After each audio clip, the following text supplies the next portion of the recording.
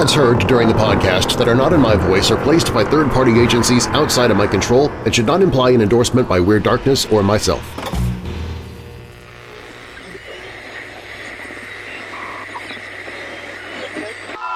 Black Museum. Affiliated stations present Escape. All of Fantasy. Inner Sanctum Mystery. Lights out. Murder at midnight. The Sealed Book presents Suspense. I am the Whistler.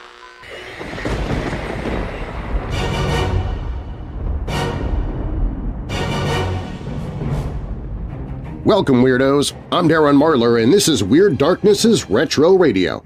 Here I have the privilege of bringing you some of the best dark, creepy, and macabre old-time radio shows ever created.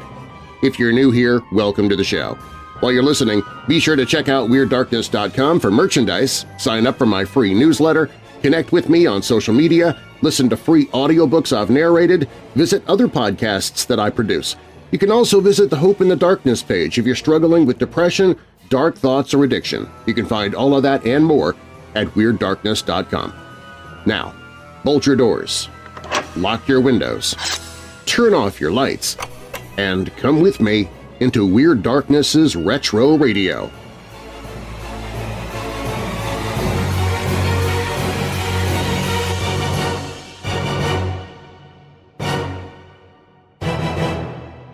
The CBS Radio Mystery Theater presents...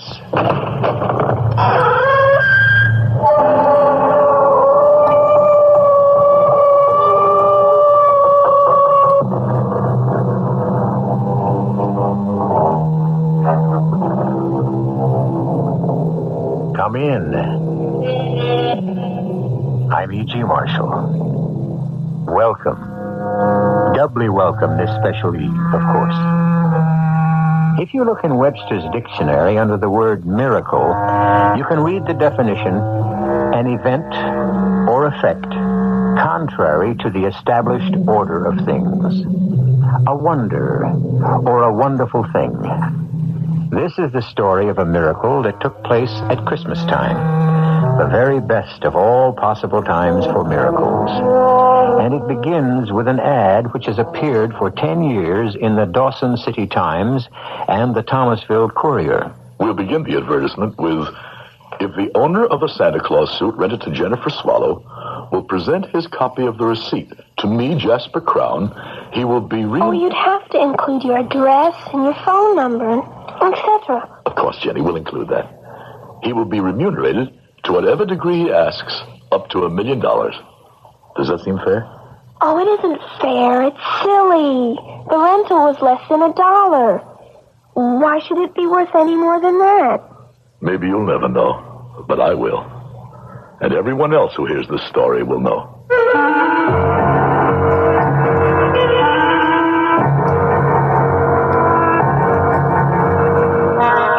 Our mystery drama, A Very Private Miracle, was written especially for the Mystery Theater by Ian Martin and stars Howard Da Silva. It is sponsored in part by Sign-Off, the sinus medicines. I'll be back shortly with Act One. Sinus flares up. I'm clogged up, headaches, my whole face hurts. Help! Send for Sign-Off. Sign-Off helps relieve your pain, helps clear congestion, ease sinus pressure and postnasal drip. Sign-Off does it all. Send for Sign-Off. And for the fastest known form of congestion relief, Sign-Off Spray. Sineoff. Sign-Off. The sinus medicines in the bright red box. Is here. For occasional use only as directed. In 1921, Dr. Banny and Dr. Best discovered that insulin prolongs life for diabetics. Their discovery has enabled countless millions of diabetics to lead almost normal, productive lives. But unfortunately, insulin does not cure diabetes. It's time to cure diabetes, and it's time we all help. If you can give help or need help, call your local American Diabetes Association. I'm Gerald Ford. I thank you. You've decided this is the year to give a fabulous fur for Christmas. Choose from one of the largest, most exciting collections in all America at York Furrier of Elmhurst. We all know there are vast differences in fur, differences in quality, styling, and price. So most people rely on the experience and reputation of the furrier for guidance in selecting the perfect gift. Perhaps that's why smart Santas have depended on York Furrier for almost half a century. York's master craftsmen have a love for their business that shows in every fur creation. York Furrier invites you to visit the wonderful world of fur and choose from over 2,000 beautiful designs, including one of the largest selections of men's furs in all America. And, of course, they offer full exchange privileges. York Furrier at 107 North York Road in Elmhurst. Now with special holiday hours. Weekdays 9 till 9, Saturday 9 till 5:30. York Furrier, the finest furrier in the world.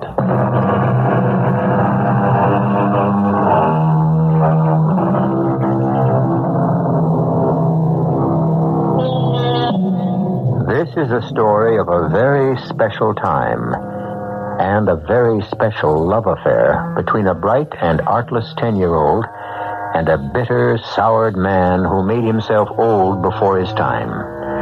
But however it ends, it begins with hate. What was that, Arthur?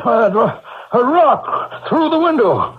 That's an ugly mob outside. Yeah, no goods, inadequates, ingrates. Because you've taken their livelihood away from them. My livelihood as well. I can't go on losing money with the mill.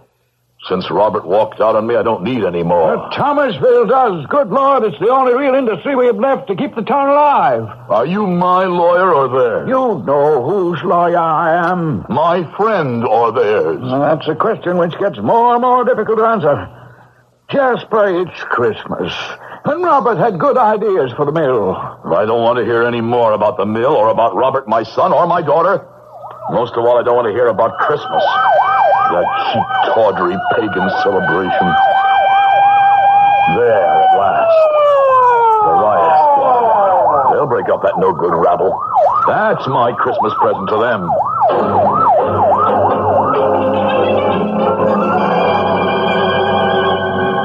Finally, the police have dispersed them. Cowards all.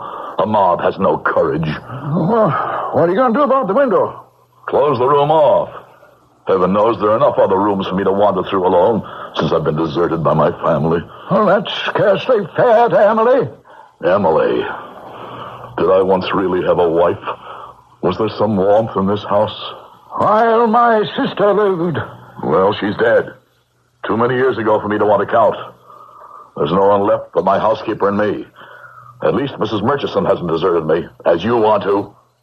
Go then, Arthur, go. It's safe now. The papers are all signed. I won't execute these till after the holiday. The day after Christmas. The day after Christmas is Sunday, so I can't do anything till Monday. Very well, but the execution is signed, sealed, and delivered. When I sell the mill, I'll be not a millionaire, but a multi-millionaire. Or do you mean that crowd of hicks the police just chased away? You think I'm frightened of them? Oh, I didn't mean physically, and I didn't mean concerned either. I mean terrified for your immortal soul. Oh, don't trouble. I'll let myself out. Oh, Mrs. Murchison, if I don't see you again before the great day, Merry Christmas. And a Merry Christmas to you, Mr. Daly. Who was on the phone, Mrs. Murchison? Oh, such good news for you, sir. It's little Mary herself. What did she want? Sure, she's still on the phone waiting to tell you herself. I have no wish to talk to my daughter. Ah, but when you hear her news... What news? Well, she wanted to tell you herself.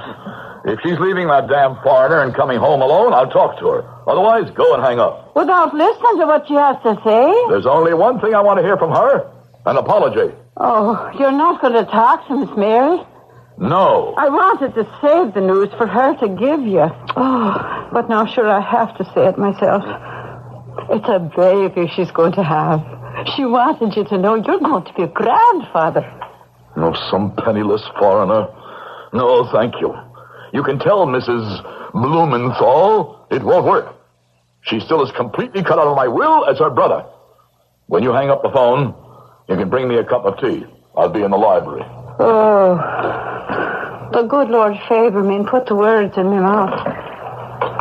Mary, sweetheart, forgive me for being gone this long. Well, that's all right, Mert, honey. Is Dad there? Well, Mother, to tell you the truth, he's after having a little bit of a lie down, and, Well, it's all right. I know what he's lying down on. Any reconciliation with me. I thought maybe the time of year and the baby. Did you tell him about the baby? well, I didn't want to. I wanted it to be your surprise, but, Okay. Forget it. I get the whole picture. Maybe I knew before I tried again. Now I know it's hopeless. Merry Christmas to you, Mert, love, anyway. And a Happy New Year. Oh, Mary, my darling. Oh, what's the use? How long can you fight? If he just wasn't so stubborn. If only Mr. Crown could forget himself and accept someone else into his heart.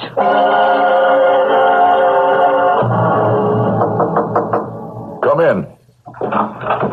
It's your tea, Mr. Crown? Oh, thanks. Just put it on the table. Yes, sir.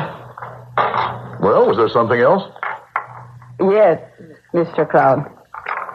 This next Christmas would be my 25th that I've served your family. Oh, in heaven's name, spare me the Christmas spirit. It's choking me. Well, it's choking some of the rest of us, too, Mr. Crown. Everyone has a limit. You're not alone in that. I've just been talking to Mary, and I've lived through a long, difficult time in your family. I'm giving my notice. Before dinner? I honestly don't care if you ever eat again, or live. I just have time to catch the next bus. I'll send someone else to clear out everything that's left of mine in this house. I want no part of it, or you, ever again. A little while later, the front doorbell rang. With Mrs. Murchison gone, Jasper was tempted not to answer it. But when it rang again, some secret urgency drew him down the long corridor. On the walk, he winced. His elbow pained him, and the arthritis in his right leg jumped and sent shivers.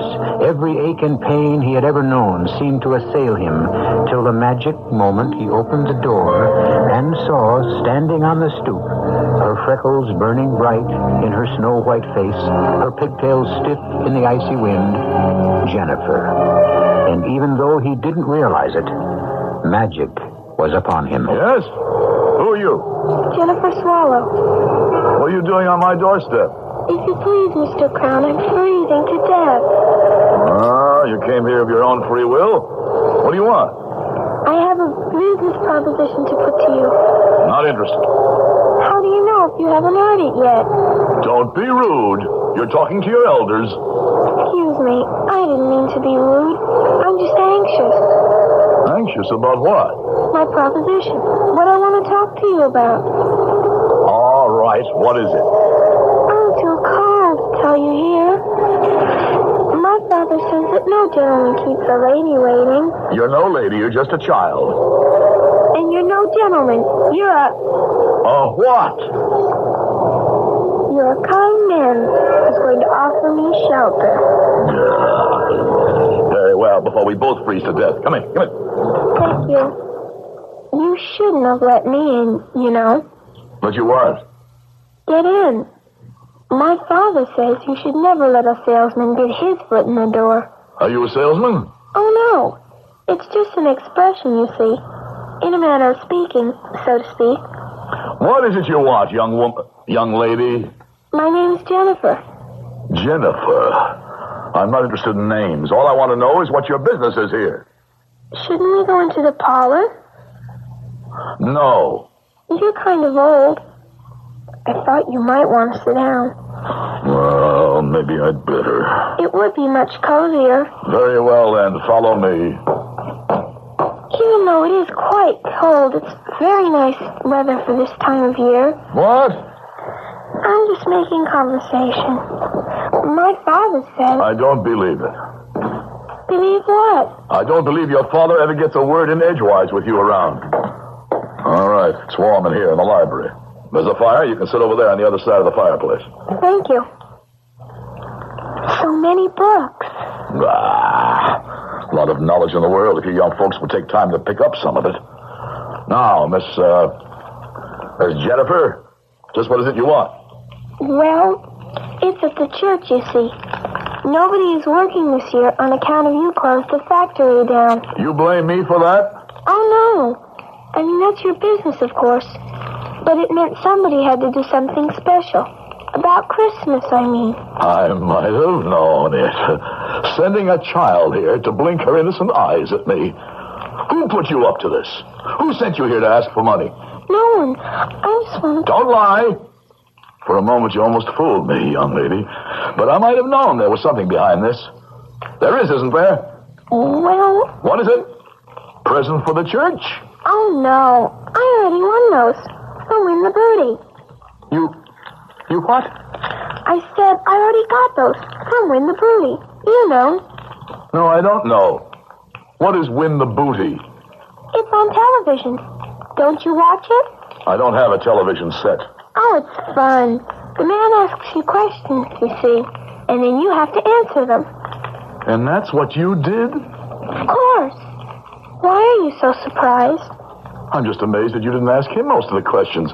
So you won some prizes, eh? Oh, scrumptious ones. So you see, we don't need you for that. You don't say. What do you need me for? Well, see, the presents are to be handed out tomorrow night at Christmas Eve. And we have no Santa Claus to do it. I wanted you for that.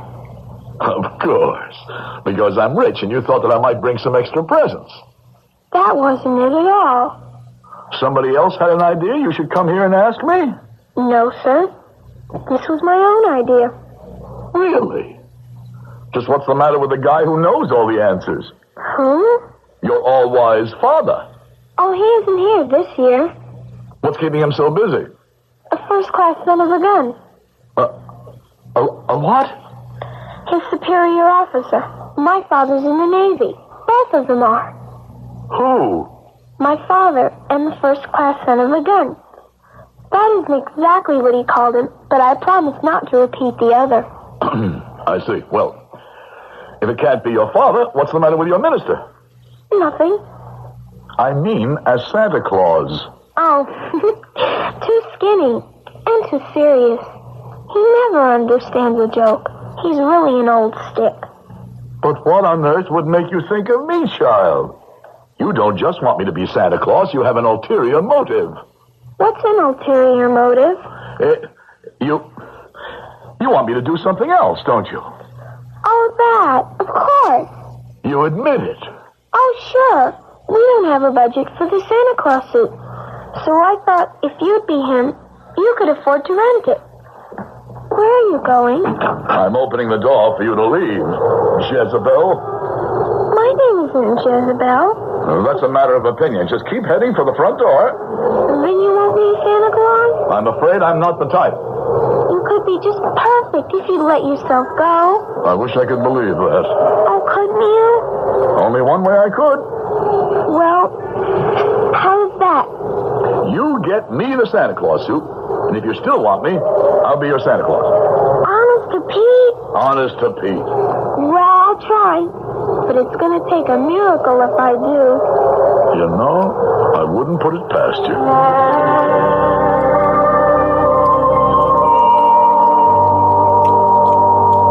Jasper Crown remained with his hand on the door. One part of him congratulating himself for having resisted that Elton charm. The child was just trying to use him and his wealth, as people always were, egged on by her elders, no doubt. But another part of him, lonely and forgotten and rusty with disuse, cried out for her return, for a miracle. I'll return shortly with Act Two. Here's a tip from your Better Business Bureau. Are you in the market for a used car? If you are, it would be wise to shop around until you get a feel for the market. It's important for you to find out if the car is covered by a warranty. A used car warranty is limited. For example, it may cover the first 1,000 miles or 30 days. Remember, however, the warranty is as good as the dealer who backs it. And you check his reliability with your local Better Business Bureau. Also, Remember that careful inspection is the key to enjoying a used car. Be sure and look for rust. Check the tires, the shock absorbers, and the operating controls. And incidentally, it's also a good idea to take a test drive. You see, by giving the car the once-over before you buy it, you're protecting yourself against a faulty purchase and a lot of headaches after you've bought it. This has been a tip from your Better Business Bureau.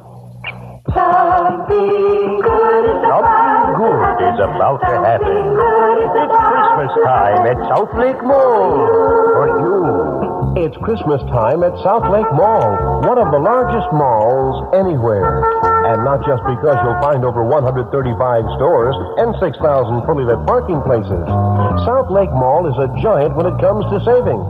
You'll find Christmas specials galore. And wait till you see the way they've decorated the mall and the stores. A Christmas wonderland.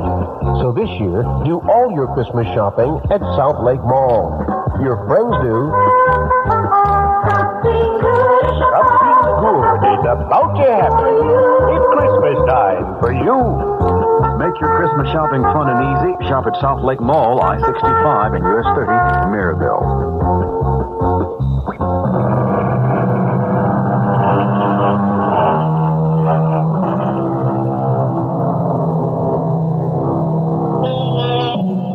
Never underestimate the power of Jennifer.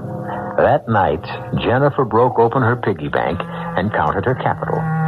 $2.23. The following morning, she bought a return trip ticket on the bus to Dawson City, which cut into her budget to the tune of $1.62. Once she got there, she set her jaw and started to comb the city. It was well after lunch when suddenly the freckles were dancing across her nose and her pigtails vibrating with delight. For there, just as she told herself there had to be, was a sign saying, Santa Claus suits for rent, dirt cheap. The proprietor was a wonderful man with a jolly round face and bristling white eyebrows and a shock of snowy white hair. As Jenny said afterwards, she almost wished he might be persuaded to come and play Santa Claus. But that's really a silly idea. He lives too far away. I beg your pardon, miss.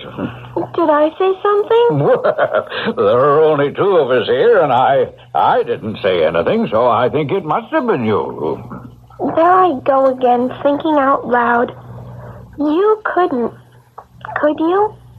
Or didn't I think that part out loud? What part? About wanting you to come and be Santa Claus in Thomasville at our church tomorrow evening. Oh, I'm afraid I couldn't. Some other people are expecting me. Oh. But I can rent you a suit, you know, a Santa Claus suit. Do you see one that you like? Well, there are so many. What's this one made of? Red velvet with ermine trim. You like it? It is nice. How much would it cost to rent it? Well, now, that's a very handsome suit and quite cheap at the normal rental of $100. $100? Too much? Oh, much too much. Well, now, how much were you thinking of? 61 cents. 61 cents, eh? Now, isn't that a coincidence? As a matter of fact, right down beneath the counter here, I may have just the thing. Yes, here we are. Now, let's see. Boots, belt, hat, pants, and a tunic. And, of course, the whiskers to go with it. And the price happens to be just right. On the nose, as the saying goes. 61 cents. It is pretty old and tattered. Yes, it is. Seen a lot of use. I have to admit it isn't in the best of repair. But it's the genuine thing. Well, it is pretty ratty. But I'll take it. After all, the price is right. And the kids who are going to see it won't notice the condition. Because to tell you the truth, these days our clothes are pretty ratty, too. All righty-o. I'll wrap it all up. And while I'm getting it ready, you can sign your name right here. What's that for? Well, I'd like to get this suit back. You might be surprised, but sometimes I have a little trouble. This way, if you shouldn't return it, anytime I want to claim it, I'll have proof that it's mine.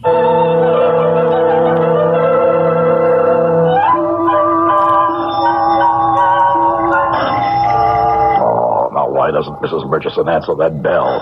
Oh, of course I forgot. She's gone. Oh, rotten tarnation. I have to answer it myself, I suppose. I'm coming, damn it, I'm coming. Oh. Well, you don't have to pull it out of its socket. Please, it's so cold. I'm freezing. Oh, it's you again, is it? Well, what is it this time? Look, I got it. Got what? The Santa Claus suit. I thought you'd be happy. Why should I be happy? Because you said. You promised. You're not going to Welsh out. Aren't you even going to invite me in? So you tricked me into a promise I should never have given. I didn't either trick you. Oh, no? Well, we'll see. Well, what are you standing out there for, child? Want us both to freeze to death in this drafty hall? Go on to the living room. I've had the window fixed. Yes, sir, Mr. Brown. Well, in you go. There's a fire here, and it's warmer. It certainly is that. Thank you. So you got the suit, huh? Yes, sir. How? That's my business. Didn't take you long to maneuver it once you found out I wouldn't fork out for it, huh? That's right, Mr. Brown. Well, sit down. Thank you. That all? Excuse me? I mean, can't catch your tongue, huh? You certainly had enough to say yesterday. Why so silent now? I'm disappointed. Why? Because you're not happy, too. About the suit, I mean. Why should I be? I don't know, Mr. Crown. But I was just sure you would be. Well, you're wrong. I'm not. I made a bargain, and I'll stick to it. You don't have to. If you don't want to. I won't hold you to it. I mean, an unhappy Santa Claus wouldn't be much good. Do you want to? Want to what? Be unhappy? No, to get out of it. I don't even know if I can get into it yet. Close your mouth. You look silly with it open. Oh, come on. The suit, the suit. Come on, let's see it. I can't help it. It is a very difficult knot. Oh, give me that stupid parcel. Stop fiddling. Can't spend all night on this. Oh, good Lord. In what ragtag did you find this flea-bitten outfit, huh? Huh? I didn't either find it. I rented it. Rented it? And just what did you pay for this threadbare collection of junk? It cost 61 cents. How much? More, when you count my bus fare from here to Dawson City. $1.62 plus 61 cents. $2.23. My whole capital. And just where did you get $2.23? It was my tree money for Christmas, but I'd rather have a Santa Claus than a tree. So I broke my piggy bank, and I hate you. Oh, stop it. Oh, stop. All right, I'll be your Santa Claus. Oh, I'll even try the suit on now if you like. Oh, if you still want me, that is. I'll be a pretty gruff Santa Claus, but... Oh, shall I try the damn thing on? Yes, please. After all, I spent the money. And something is better than nothing, isn't it? Honesty, Jasper. The startling white honesty of a child. It's what you've been looking for, grasping for. Something to believe in again. And yet, too late. Too late. You're so conscious of the age in your body, the bile in your gut, your loneliness, that rheumatic elbow, that gnawing peptic ulcer, the tight place around your heart. Or is what you fear most, your mean and tiny soul. And while Jasper thought these private thoughts, he was slowly putting on the Santa Claus suit, shaking his head at each tattered garment and worn accessory that went with it. But as he put each piece on, watching through Jenny's eyes, Each separate piece seemed to shine suddenly, as luxuriously rich and sumptuous as the velvet and ermine suit she had first seen. And the whiskers were pure white and thick and curly, and the boots were like the most expensive Moroccan leather.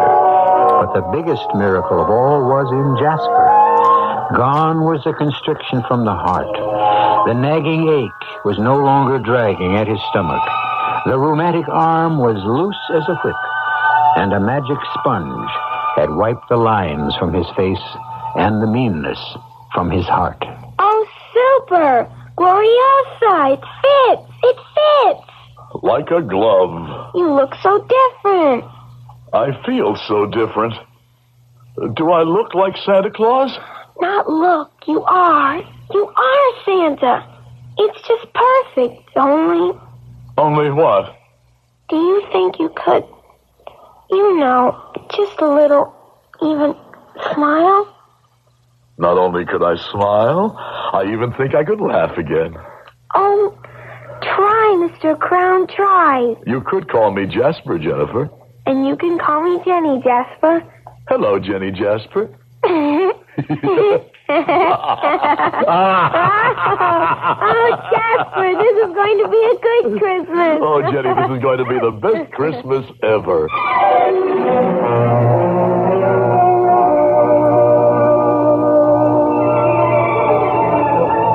Now, Mrs. Templeton, now do you think? Yes. I was just coming to tell you, my dear child, that my husband said we are just about to commence. Mr. Crown's all dressed and ready. The Reverend isn't teed off, is he? Teed off? I mean, his feathers aren't ruffled. The Reverend is a saint, my dear. A perfect saint. Why on earth should he be angry? Well, Grandmother said he always played Santa Claus. And if someone else wanted to be it, he'd be mad as a wet hen. And I said, why is a wet hen mad? And she said, because its feathers get ruffled. Your grandmother, I should say your family in general, Jenny, doesn't quite understand a man of God. The minister, my beloved George, is only too happy to welcome back a sinner and a backslider like Mr. Crown. He would sacrifice any of his little pleasures for that. Oh, which reminds me. Yes, ma'am? For some reason or other, Mr. Crown says he has to see you before he comes in. Oh, dear, I hope nothing's gone wrong. Because if Jasper's feathers are ruffled, this whole party could lay an egg. I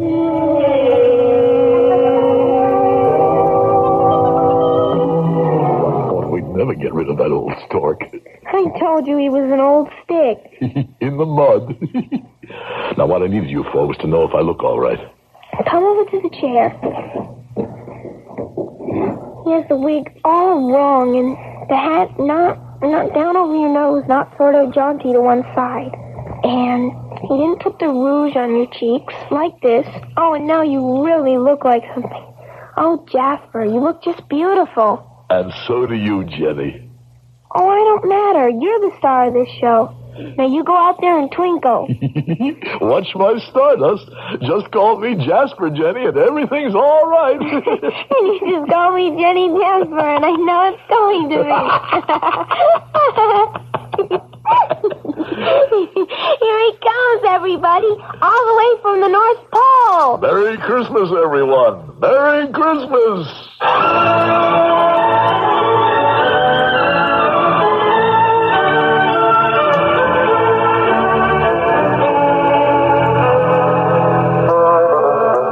There it is. We have all been witness to the regeneration of Jasper Crown. A child's drive and belief has brought him back to the precious gift of present youth and laughter. But is it a true conversion or only a momentary aberration? Is the magic of this moment in the Christmas legend, in the suit and in Jenny? What happens if he loses either or both? I'll be back shortly with Act 3. If you're a driver, if you're actually driving a car right now, consider this. 55 miles per hour saves you gasoline, and you know how much money that can cost you these days. 55 miles an hour saves you other troubles you don't need, like the worry about that car behind you with the flashing light on top. It's after somebody else. 55 also saves wear and tear on your car. But even more important than any of those things, 55 saves lives. Since 1974, when this national speed limit began, driving 55 miles an hour has been the single biggest factor in reducing highway deaths by more than 36,000 people. That's a lot of lives. So check your speedometer frequently. And remember, 55 saves lives. One of them could be you. A public service of this station, the U.S. Department of Transportation, and the Advertising Council. This is WBBM Chicago. You're invited to Northwest Federal's grand opening celebration. It's another new savings center in Elmhurst, Elk Grove, with free gifts for savers and a Hawaiian vacation sweepstakes. Stop by any Northwest Federal Savings Center, including Elmhurst, Elk Grove, and choose from over 20 terrific gifts. Free or for special low prices with a deposit of $250 or more. Our new Elmhurst Savings Center has the same convenient hours as all our Northwest Federal Savings Centers, 63 hours a week. Come celebrate our Elmhurst grand opening. You could win one of 2 free trips to Hawaii. No transaction is necessary. Void where prohibited. Entrance must be 18 years of age or older. Contest ends March 8, 1979. Register today at any Northwest Federal location, including both our new locations at Elmhurst and Elk Grove. It's Northwest Federal Savings Time, 63 hours a week. One more time. It's Northwest Federal Savings Time, 63 hours a week.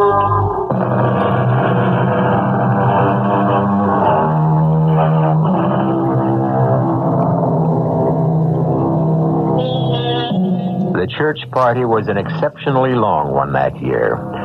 And before it was over, Jasper Crown had indeed become Santa's alter ego. Many other gifts beyond those Jenny collected on Win the Booty were distributed. All of them from Jasper's generous purse. $50,000 to the church itself. Another $50,000 to the community chest. And many smaller but not less welcome gifts. Then, with the party over, Jasper, after a long last hug with Jenny before she went home, returned to his own house. But however cold the empty old mansion might seem, Jasper, in his suit of red, was warm and glowing inside. And his first trip was to the telephone. Christmas greetings, hello? Happy Christmas, my darling daughter. Dad? Daddy? Yes, Mary. You're a miserable, old, wretched, stupid father. I can't believe it. I mean, you don't... Well, you never were stupid. And you certainly don't sound miserable, old, or wretched. Well, I'm none of those, but I was stupid. How can I make up for it to you and Leon? Make up? Oh, Daddy, I wish you could be with us for Christmas. It's a little late for that, but I have another idea. I want to buy plane tickets for you and Leon to come visit me and ring in the new year with me. Oh, Daddy. A real good new year. I just called Robert, and he and his wife are coming home with the children. He's going to start up the mill again for me. It could be a real family reunion. Daddy, I don't know what to say. Oh, say yes. Please, just say yes. Of course it's yes. Yes, yes, yes. Daddy, what happened? You sound, well, not only like yourself again, but I don't know. Like the spirit of Christmas, past and present. And future. You'll see, I hope, when you come home.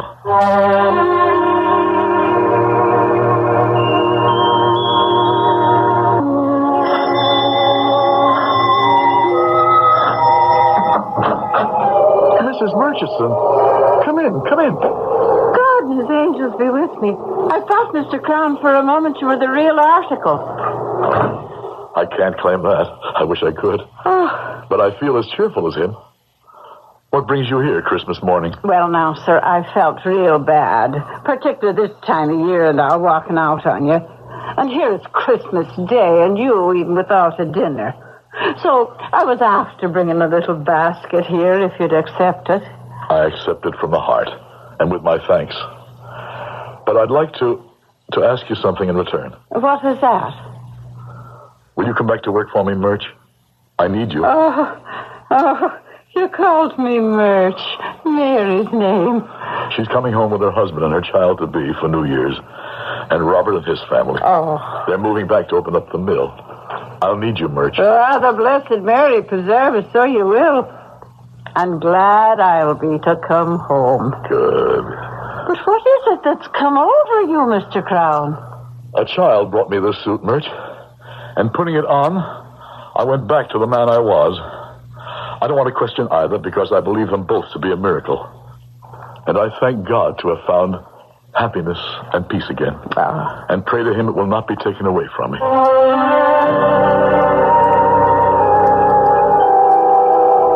But every silver lining has a cloud. Every sky a rift. The worm nestles even in the heart of a rose. Jasper could not buy his happiness this fast, if ever again. As she has been his angel, Jenny now becomes his nemesis. Good morning, Jenny. Good morning, Jasper. I didn't expect... Me to answer the door?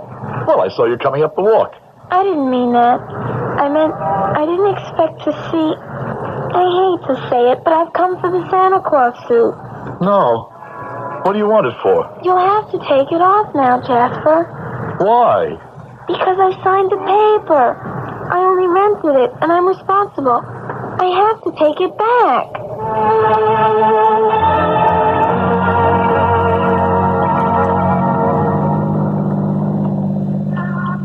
It's funny to see you out of the Santa Claus suit again, Jasper. Oh, Jenny, I feel naked.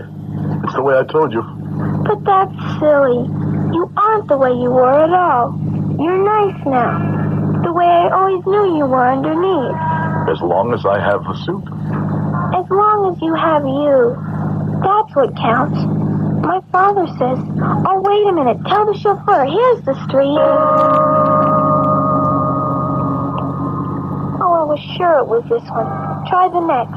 You watch one side, and I'll watch the other. You're not watching, Jenny.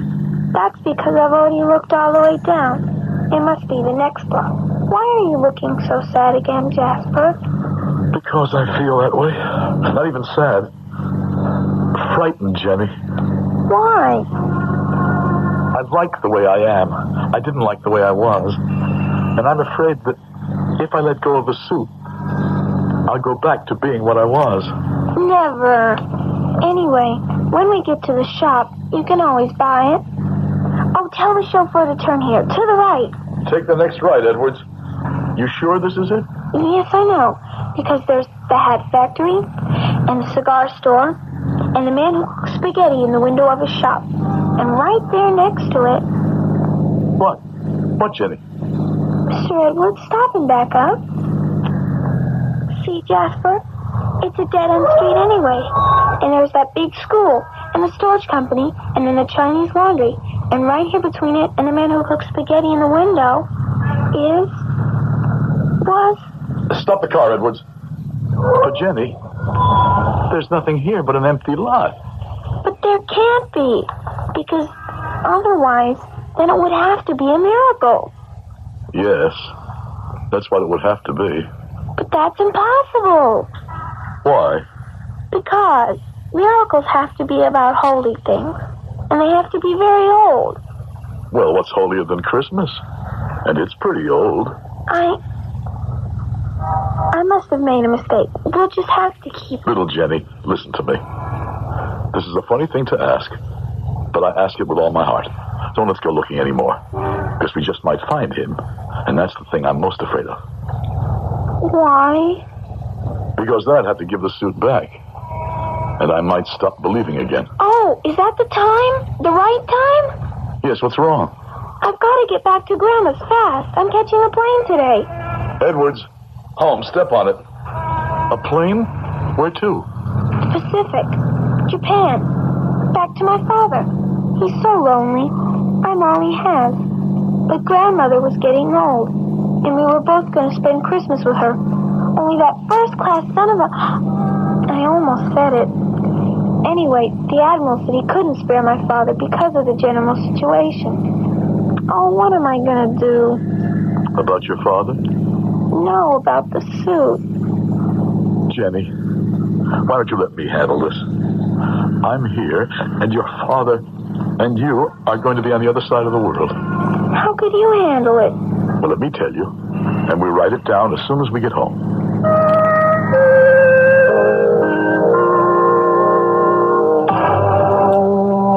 Now, here's the advertisement, Jenny. I'll read it.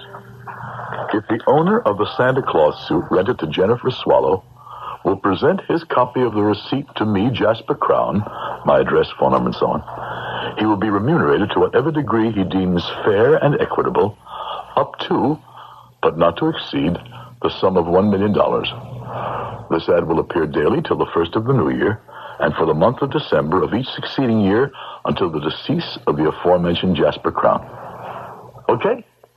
But Jasper, $1 million for that cruddy old suit? I told you, it's worth that to me. Do you have to go, Jenny? You shouldn't have to ask. You know how fathers feel about daughters. Now I do. Your own daughter is coming back to be with you. And your son, too. You'll never miss me. Oh, I will that. Don't ever mistake it. But I'm finally realizing all this fuss about a suit I thought was a key that unlocked my heart. And it wasn't the suit at all. It was you. I hate goodbyes. They're always sad. Why can't they be laughing goodbyes? Couldn't you laugh? Just a little? You said that to me once before, remember? And you laughed. I don't think anything can make me laugh now. I bet I could. Try it, Mr. Crown. Try what? That's not what you're supposed to say. What am I supposed to say? You're supposed to say, you can call me. Jasper, Jenny. And you can call me Jenny, Jasper. Hello, Jenny Jasper. Hello, Jasper, Jenny. Oh, Jasper, it's been such a good Christmas. The best ever.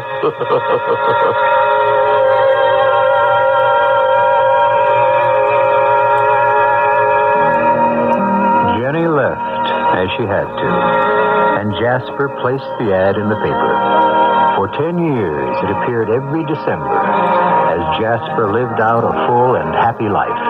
His family, grandchildren, and his mill workers filling every Christmas for him. Until early this December, when he died, peacefully and quietly in his sleep, grateful and joyful to go join his beloved wife.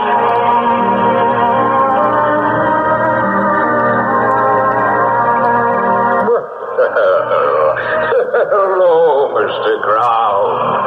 I've been proud of you these last 10 years. I've felt at peace with myself. The suit is in that rosewood box on my bureau. And here is a blank check signed. Fill in what you want. Oh, no.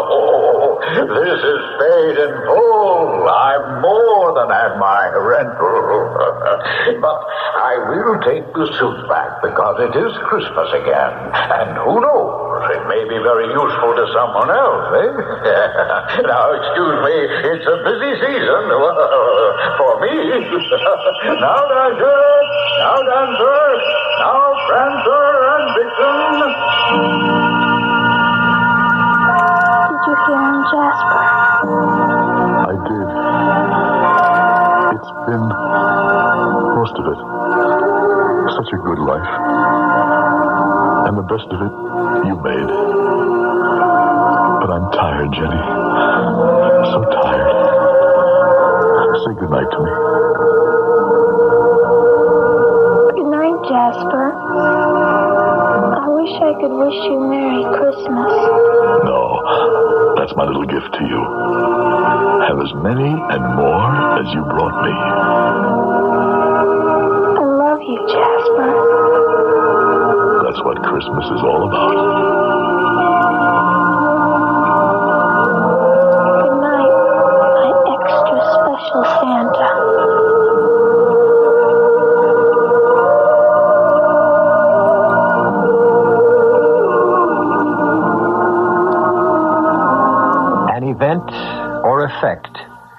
contrary to the established order of things.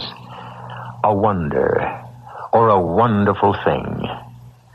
Webster's definition of a miracle. I'll be back shortly.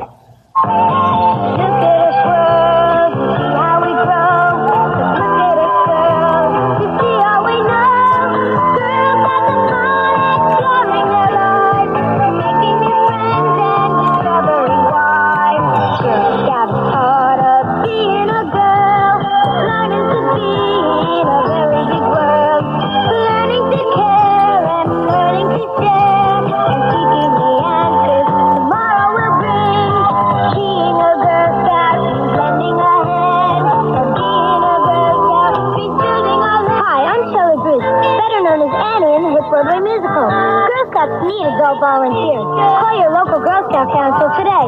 Girl Scout part of being a girl, learning to be in a very big world, learning to care and learning to share, and seeking the answers tomorrow will bring.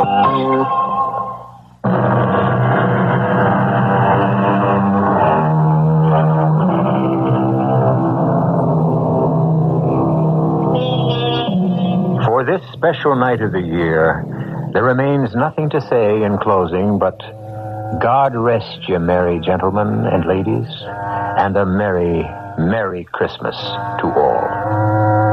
Our cast included Howard Da Silva, Jennifer Marlowe, Virginia Payne, E.V. Juster, and Ian Martin. The entire production was under the direction of Hyman Brown. And now, a preview of our next tale. You will be haunted by 3 spirits. That is the hope you mentioned. It is. I think I'd rather not. Without their visits, you have no hope but to shun the path I tread. Expect the first tomorrow, when the bell tolls 1. But couldn't I take them all at once and have it over? Expect the second on the next night at the same hour. The third, when the last stroke of 12 has ceased to vibrate on your mantle clock. And for your own sake, remember what has passed between us. Passed between us. Jacob, do not leave me yet. This is E.G. Marshall inviting you to return to our Mystery Theater for another adventure in the macabre. Until next time, pleasant dreams.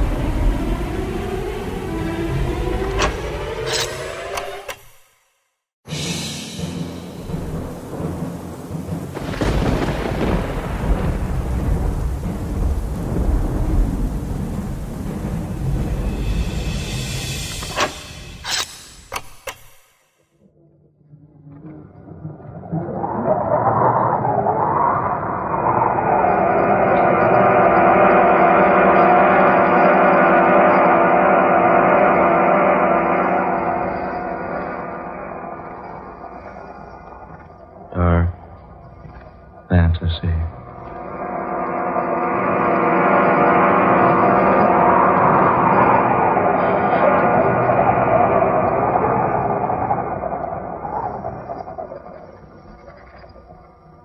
I am the Neanderthal man.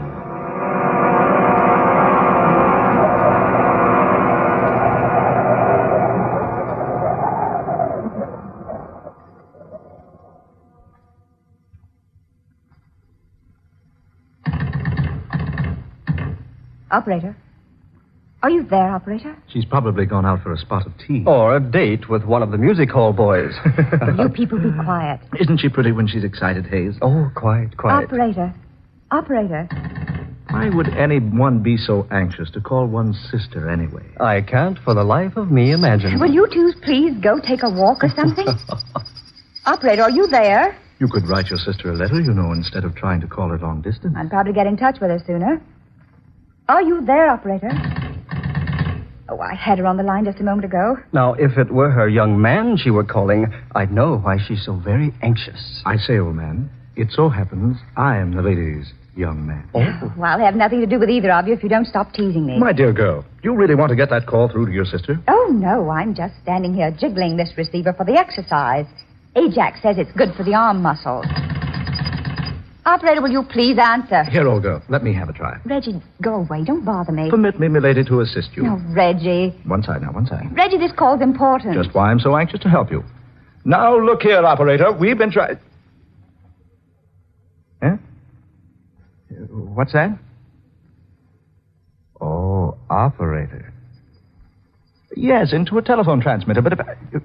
I say now, look here, my girl, if you want... Give me that receiver. But, Mandy... Are you there, operator? Yes, I wish to place a call. We were disconnected. This is Amanda Loveland. Yes, at Lookout Point. That's right, the artist colony. I wish to speak to Miss Grace Loveland, number 12, Garrett Street, London. Yes, that's right. How soon can you get through to London, please? Very well. Will you call me back? Thank you. There, you see? The damsels always come running when a gentleman calls. Oh, Reggie, save your humor for some other time, will you? I say, something wrong, old girl? I don't know. Why do you use that tone, darling? Well, look here, Amanda. Nothing wrong with your sister, is there? No, it's not that. But something's wrong. I can tell by the way you've been acting. Yes, you were certainly never in such a hurry to call Grace before. I'm anxious to know where she was today. Where she was? Yes. She was supposed to be attending a tea party in London, but... Well, I've reason to think she wasn't there. Well, so suppose she wasn't. Why should that upset you? Perhaps if I tell you, you'll understand.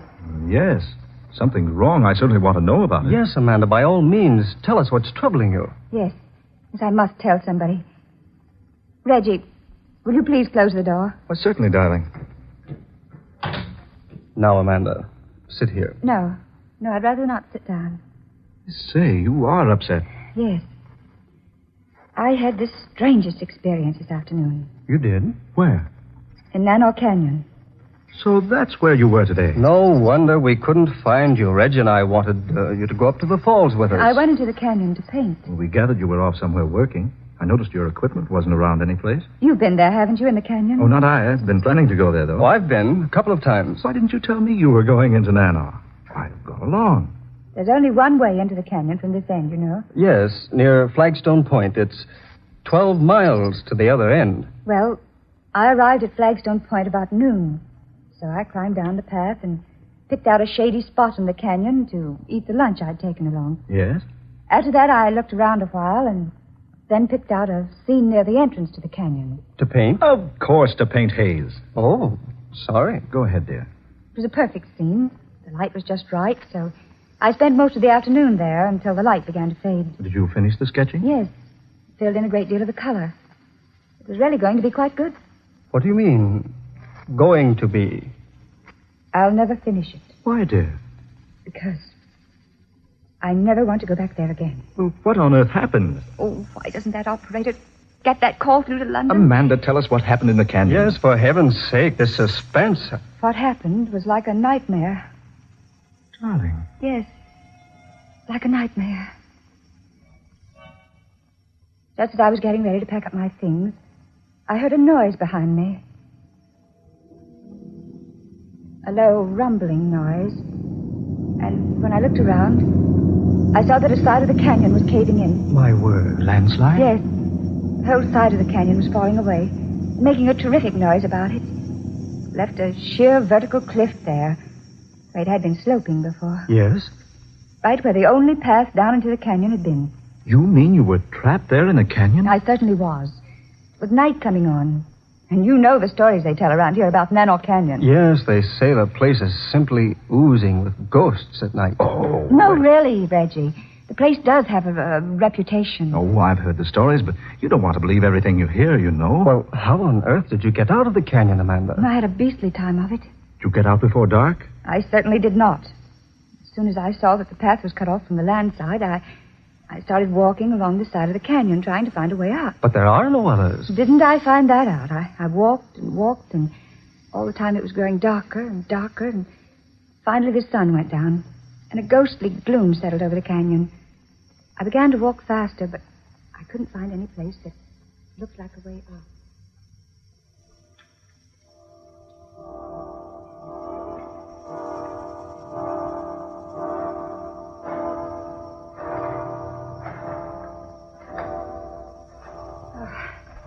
I've walked for miles. No way out of here. Oh, dear, it's so dark. All I can do is keep walking. Oh, what's that?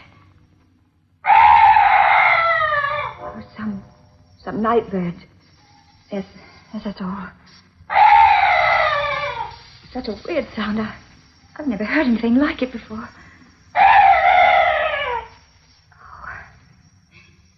Kevin, it's gone. That's strange. That bird was the only noise I've heard in this place. No other night noises at all. Good heavens! What's that up there? Light. Shining on a human figure. Am I losing my mind? It's Grace there in the light. Oh, no. Oh, no, it can't be. Grace! Grace! That is Grace standing there in that strange glow of light. Pointing. Gesturing as though trying to show me a path out of here. Yes. Yes, she is directing me out of the canyon. The light. I can see the way out. Grace! Grace, is that you? Is that you, Grace? Oh, no, don't go! Fading. The light's fading away. She's gone. There's still that strange light shining on the way out of this awful place.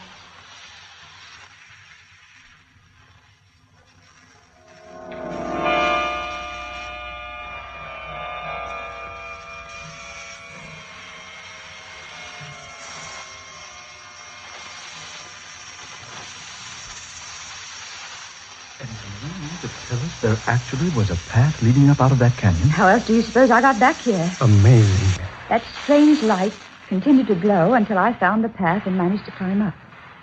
When I looked back, it was pitch dark in the canyon again. Amanda, are you certain you didn't dream all of that? Oh, for heaven's sakes, Reg. No, I don't think it was a dream. Well, what makes you say that? Oh, well, it must be London. Are you there? Yes? Yes, this is Amanda Loveland. Yes, ready for my call to London, thank you. Are you there, Grace? Oh, darling, this is Amanda. Oh, fine, thank you. Darling, have you been in London all day? Oh. Oh, no, nothing's wrong. Oh, no, don't worry, dear. Everything's all right. Yes. I may be coming to London soon. All right, darling. Take care of yourself. Goodbye, dear. Grace has been in London all day.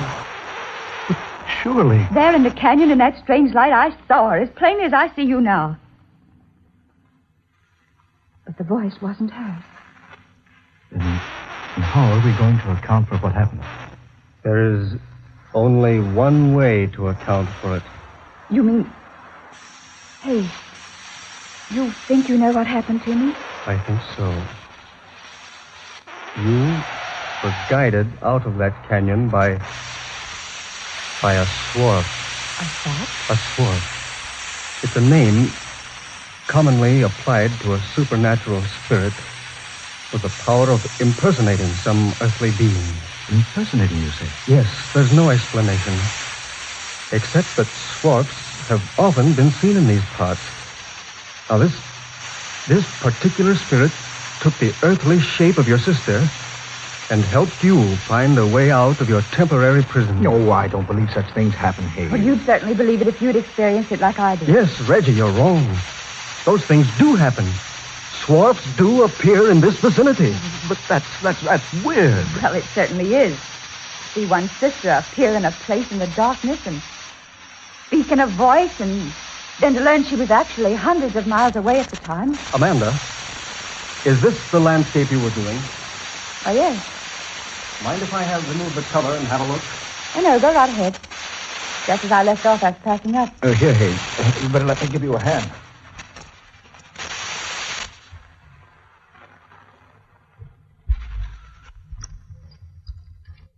If you spoil one of Amanda's paints, she'll... I say, look. Amanda, have you seen this since you left the canyon? No, I told you I haven't. Look at it. There in the right-hand corner. A strange, monstrous-looking creature lurking in the shadows. Amanda, were you conscious of the fact you were painting that fantastic creature into the picture? No, I wasn't. I hadn't even noticed it. That's very strange. Yes. Isn't it? If your perspective is correct, Amanda, that creature is about 8 feet tall. A huge, fiendish thing. But how did it ever become a part of my painting? Yes. How? Well, we'll find out. What do you mean, Hayes? We'll go down into the canyon and have a look. No, not me. Oh, I mean tomorrow, of course. When it's daylight.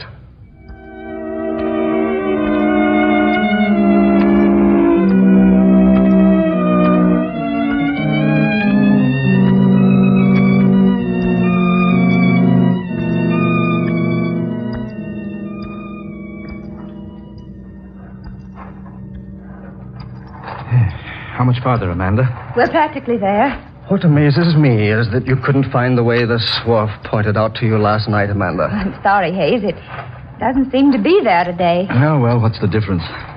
Didn't take us long to come in from the other end of the canyon on horseback. Yes, the only thing that annoys me is that we couldn't ride the animals all the way. Oh, well, the walking won't hurt you. Besides, we've only been afoot a few hundred yards. Oh, here we are. This is the spot I was painting. I set up my canvas over there on that little mound. Then, according to the sketch you made, that fearful creature was lurking about here. Reggie, look here. Bones. Human bones down there in that crevice. Oh, I say, those can't be human bones. No, they're much too large. I should say so. You're wrong, both of you. They are human bones. I've studied anatomy enough to recognize the clavicle, humerus and ulna of the human arm, and the femur and fibula of the leg there. Joe, Hayes is right. This was some gigantic prehistoric creature. Heaven knows how many years old. Could this skeleton have any connection with the ghostly figure in my painting? It could, yes.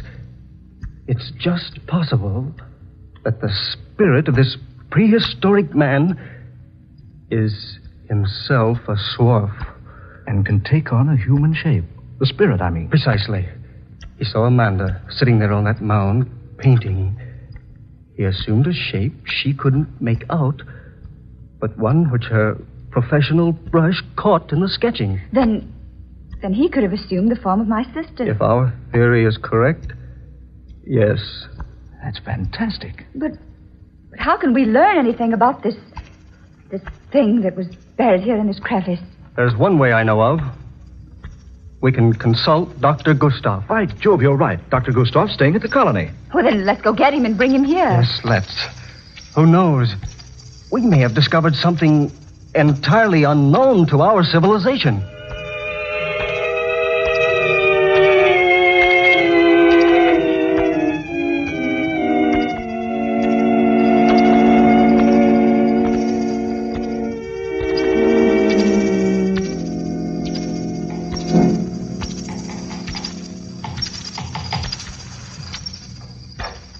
Well, Dr. Gustav?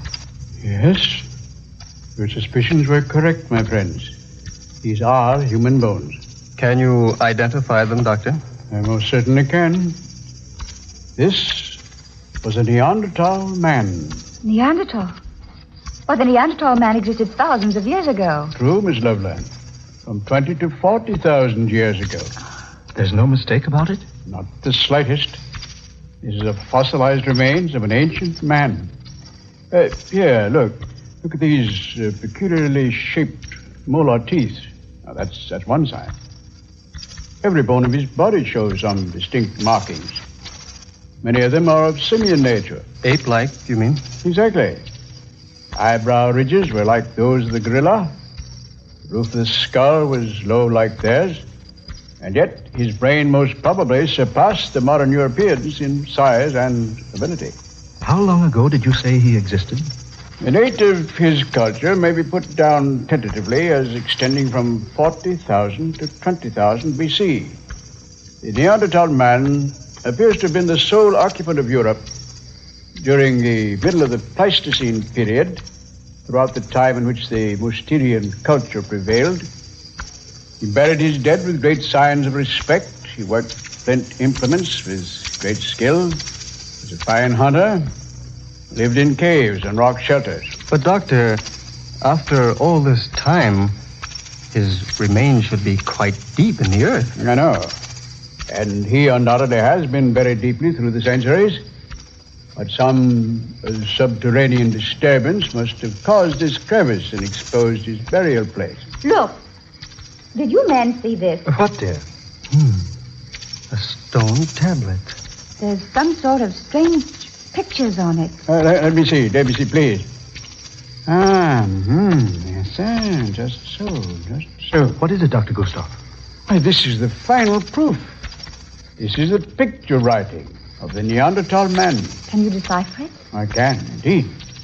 And now, let's see, this portion here, my left, that's indiscernible, but the rest of it reads, "Who moves my bones will surely die as I have died." A curse. Well, then, let's take his advice and leave him alone. Oh, not on your life, sir. Why, this is one of the most amazing finds of the century. These bones must be removed to the museum and reconstructed. But the warning on the stone tablet. Oh, nonsense, Miss Loveland, nonsense. Do you think a curse can continue to exist through 40,000 years? 400 centuries? Oh, no.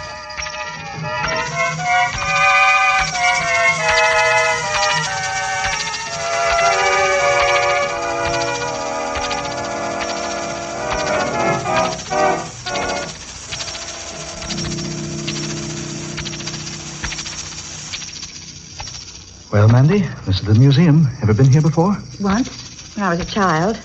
Uncle Reginald brought me. How long has it been since the Neanderthal man was brought here? Oh, at least 6 weeks. Well, Dr. Gustav said in his letter that the man had been completely reconstructed. The skeleton had been placed in a standing position in a special room. There's the room, see? Oh, yes, the sign over the door. The Neanderthal man. Let's go look before we visit the doctor, shall we? Right.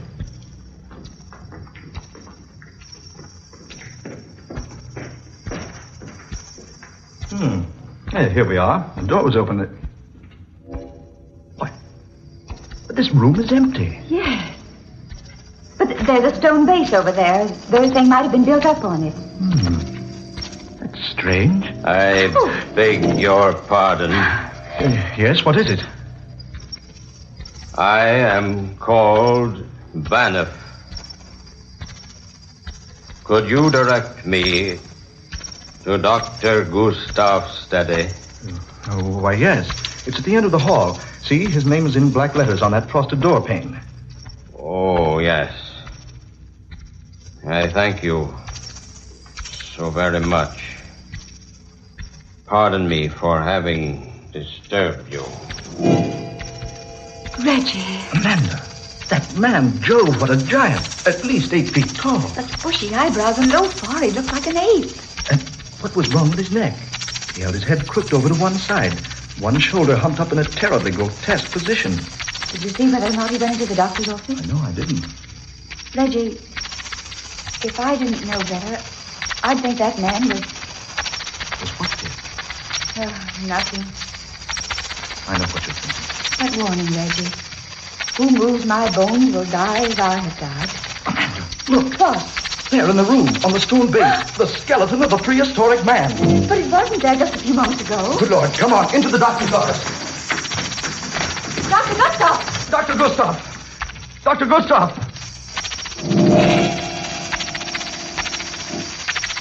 Good heavens. Oh, Reggie. What's happened to him? He's dead. Broken neck. He was sitting at his desk, writing. Writing a report on the Neanderthal man. Look. He just completed one sentence. It is my finding that the death of the Neanderthal man discovered in Nanoth Canyon was caused by a broken neck.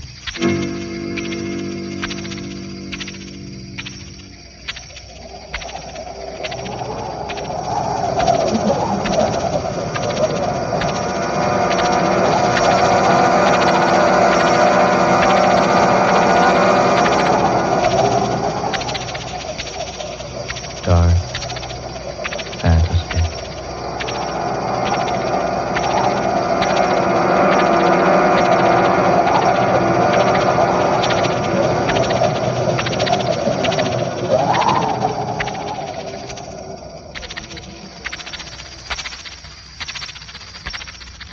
The Curse of the Neanderthal. Another original tale of dark fantasy, written by Scott Bishop. Ben Morris was heard as Reggie, Eleanor Naylor Corrin was Amanda, Murillo Schofield was Hayes, Fred Wayne played Dr. Gustav, and Darrell McAllister was Bannon. Next Friday night at the same time, we'll bring you another story of the fantastic and the unusual, created by Scott Bishop. Listen for Death from the Past, a strange, weird adventure laid in modern America with the flavor of the 19th century. The story of a businessman who was almost too honest and who found a method of paying a long-standing debt of honor, although 30 years in his grave. Dark Fantasy originates in the studios of WKY, Oklahoma City. Tom Paxton speaking. This is the National Broadcasting Company.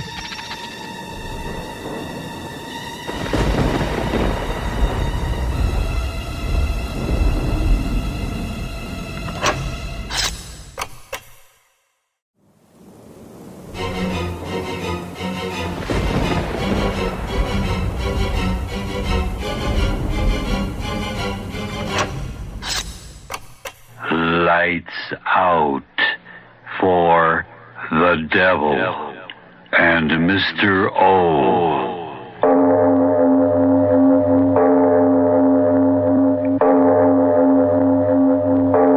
It is later than you think.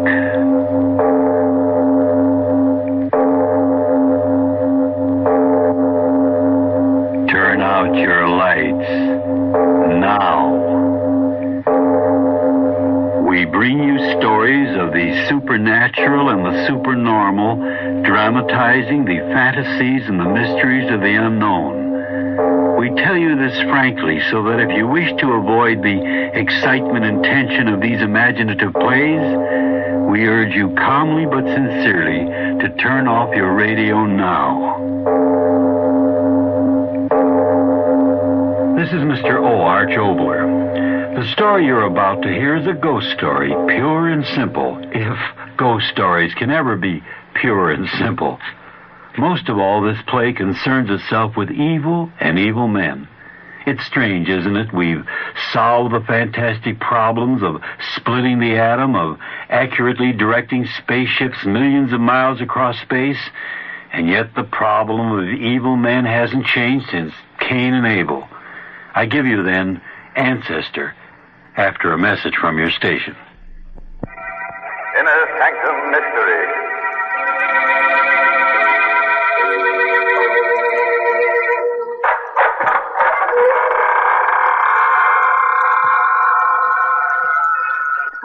Hello, this is your host, welcoming you through the squeaking door. Not for a half hour of terror, but to tell you about Radio Nostalgia Magazine. Radio Nostalgia Magazine is a must for old-time radio fans. It's the magazine with many photos and stories of old-time radio and its stars. Our current issue features a 16-page article on The Shadow. All subscribers will get a free Captain Midnight decoder badge, a Captain Midnight Flight Patrol membership, and a Flight Commander certificate from the Secret Squadron. To get your copy, send $1.50 in check or money order to Radio Nostalgia, Box 8007R, Union City, New Jersey, 07087. That's Radio Nostalgia, Box 8007R, Union City, New Jersey, zip 07087. Send now and get a free 8x10 photo of the Lone Ranger in Tonto, boys and girls. And now, if you haven't already done so, turn off your lights now and listen to Ancestor.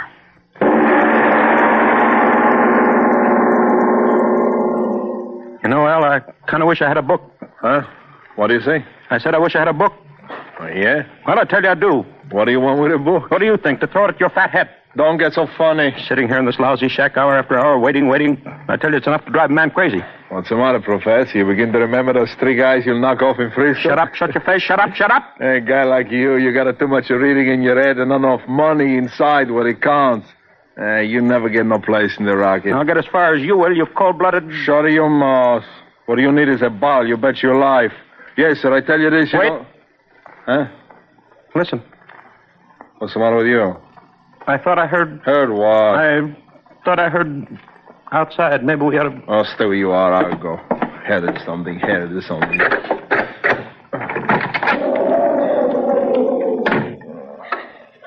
Nobody there. I thought I heard... You hear nothing, see nothing. I suppose not. You got the jitters. You're trying to give them to me, huh? I tell you, I thought I heard something. Well, stop thinking. This place is perfect hideout. Nobody know about it but you and me and Duke. Duke? When the devil's he? Don't worry, Duke will get here. But will he? What do you mean, will he? That's a lot of dough, $50,000.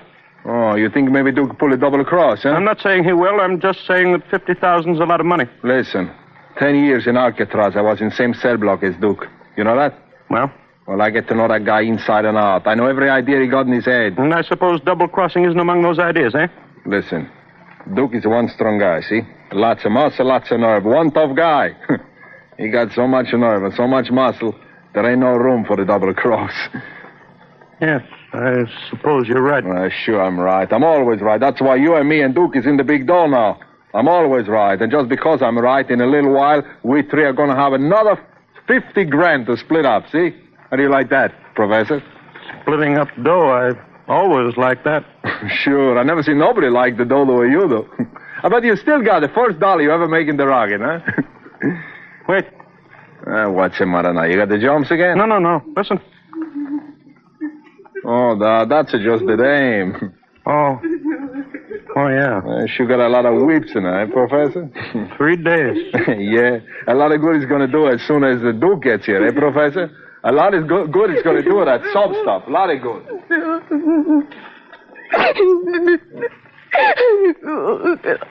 I gotta stop crying. I gotta. My eyes, day after day. How many days has it been?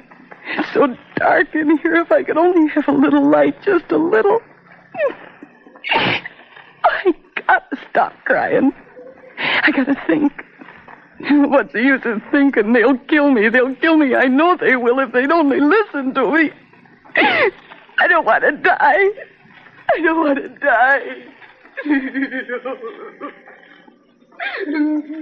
Crying. That dame's making me sick. Why doesn't she stop? Been going on like that for days. Don't worry, Professor. She stopped crying pretty soon. You bet your life. You wait till Duke gets here with a 50 grand. Yeah? And maybe he won't. Oh, what do you mean he won't? The boss said he pays 50 grand for knocking off this double-crossing dame. And 50 grand is what we're going to get. 50 grand? Yeah, and a cheap at the price. Say, if that dame blew off her mouth like she says she's going to do, the boss is going up to Alcatraz for 20 years. 50 grand for saving 20 years out of a guy's life. Plenty cheap, I bet you lie. But that dame, she's got a lot of friends. What difference that make to us? Nobody ever tied us up with the others we knock off for boss before, do they? No. You leave it to the Duke. He's one smart guy. When he finded the shack over the river, he find a gold mine. You knock him on the head, you drop him in the river, under the ground they go. They never come up again, bet you lie. Yes, that's true. They never do come up, do they? No, not in 1,000 years. The river on this ground, she runs deep and fast. Nobody we ever throw in ever come up again. Nobody.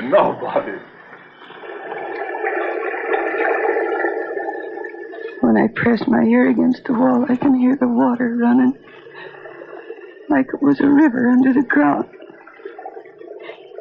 There used to be a river near the house when I was a little girl. I used to play near the water, and there was sun and light. I gotta see the light again. I gotta. How long have I been here? I never see anybody. I never hear them. Just the water running far below.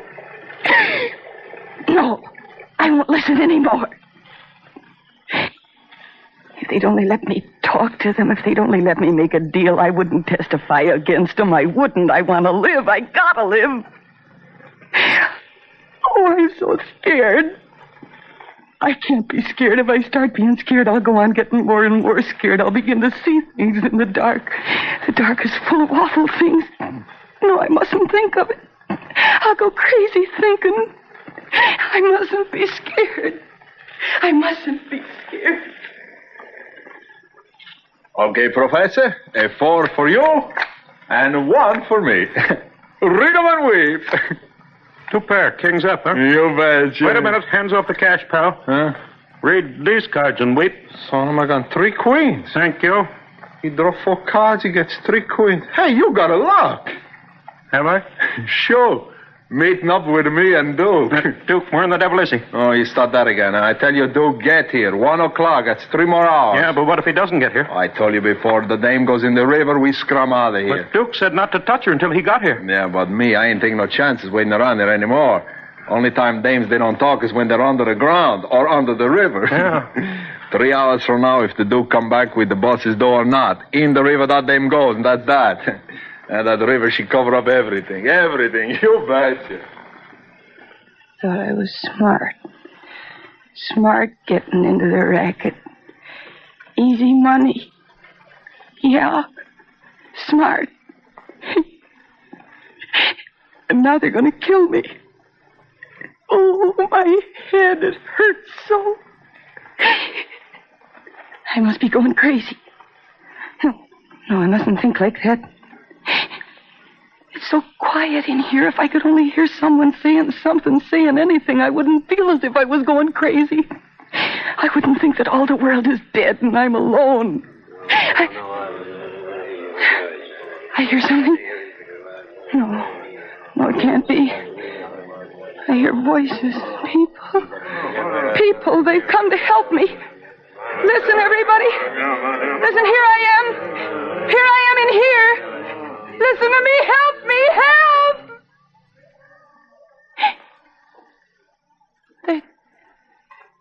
They've gone. There's nobody.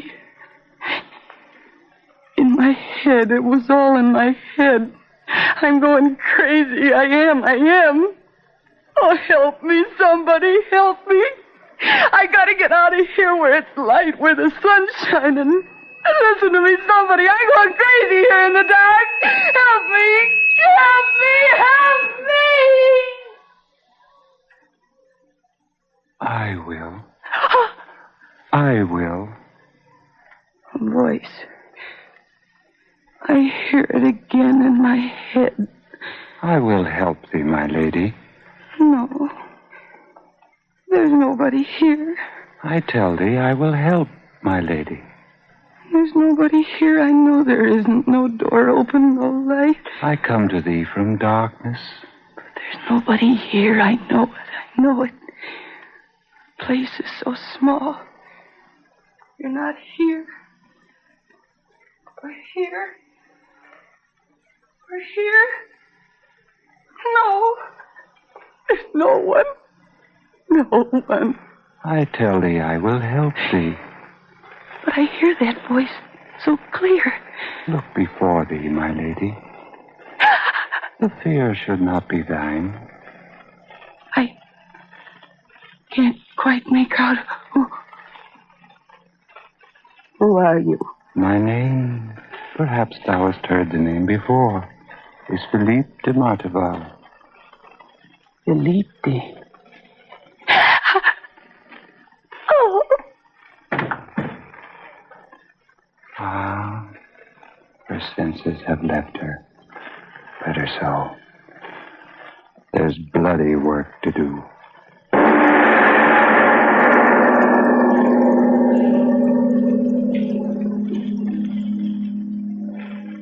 We leave our The Devil and Mr. O's story of Ancestor for a short message.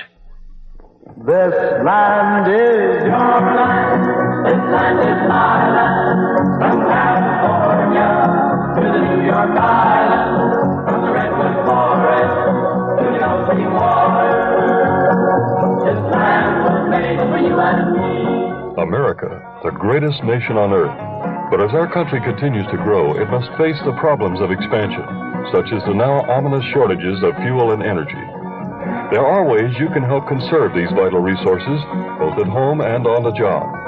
Reduce thermostat settings by 2 or 3 degrees. Shut off lights and heat in rooms not in use. And reduce the consumption of electricity in late afternoon or evening.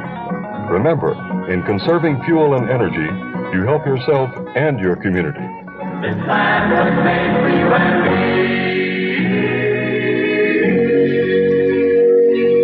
This public service message is presented by the President's Office of Emergency Preparedness and the Office of Consumer Affairs. And now, back to our The Devil and Mr. O's story of Ancestor.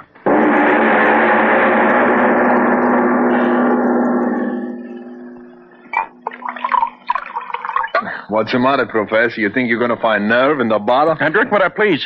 Okay. He said he'd be here by 1 o'clock. He will. It's half an hour to 1 now. So there's still a half hour. Something went wrong. I mean, there's something wrong in your head. Duke will be here. I bet you 10 grand on that. But 1 o'clock? 30 minutes from now, so shut up your face and quit squawking. You're making me sick. Now, wait, where are you going? Out to the road. Too much yelling here. Oh, wait, don't go. You greasy rat, you're running out on me. I haven't got nerve, huh?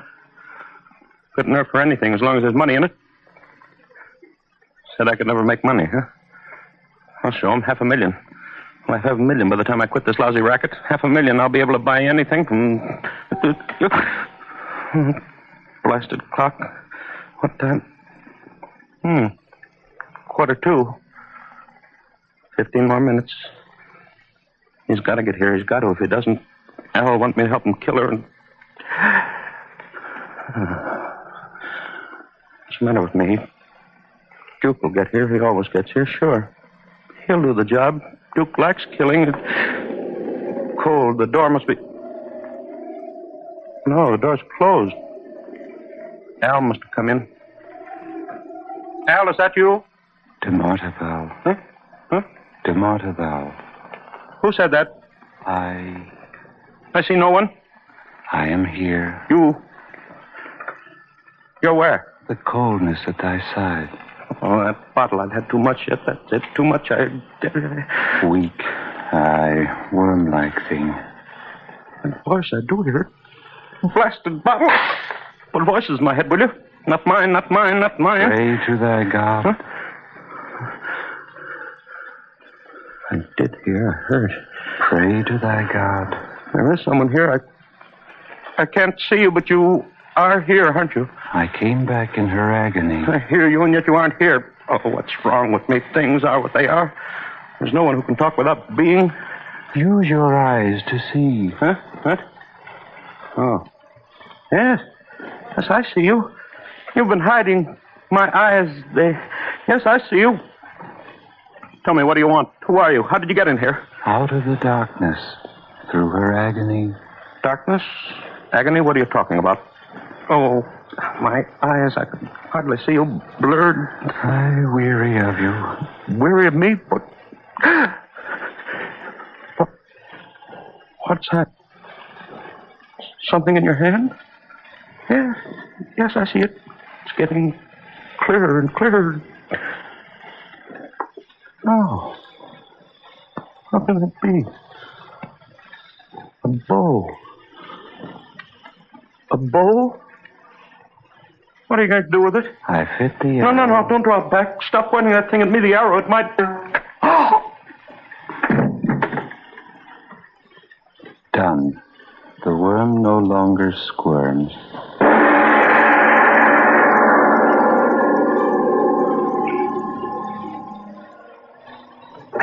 Hey, Professor, I think the Duke is coming. I begin to see the headlights of a car down the road about a mile away. Hey, Professor, what's the matter? You don't... Oh, if he ain't here, eh, Professor? In the other room, I bet you, hiding under the bed. Well, I think I'll go in and... I'm not sure what's the use. What is... Wind. The door, she's shut. What's the matter with me? Me, I don't get the jumps. I'm afraid of nothing.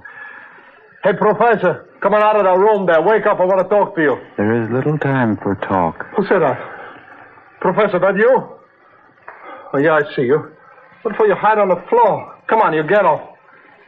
Get up or I'll kick your face in. Come on, get up. Professor, who do that to you? Neanderthal. Stand where you are. Yes. I got a gun on you. Stand still or I kill you. Yes. All right, now, wise guy. I'm going to find out what you look like.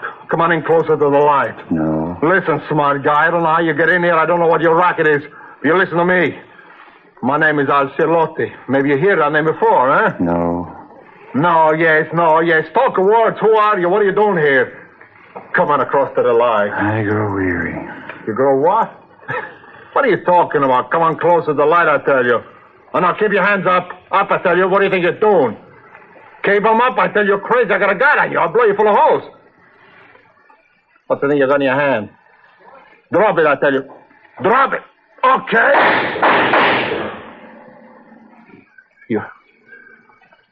You're still standing there. Meet thy God. Meet my... What's the matter with you? What do you set up for? Who are you? I get it. You got a bulletproof vest on, huh? Okay, wise guy, you ain't got no vest on your head. I'm gonna blow... No, wait. What you doing? Wait a minute. Put down that...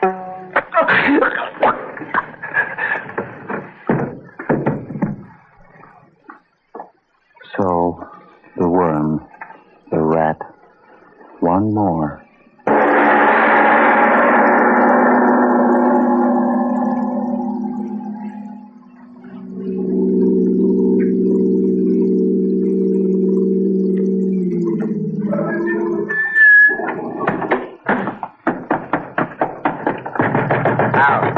Professor, open up in there. It's Duke. Open up. It's about time you guys woke up. Well, what's the matter with you guys? Why don't you put on some light? Put on some light? Yeah, that's what I said. Lights.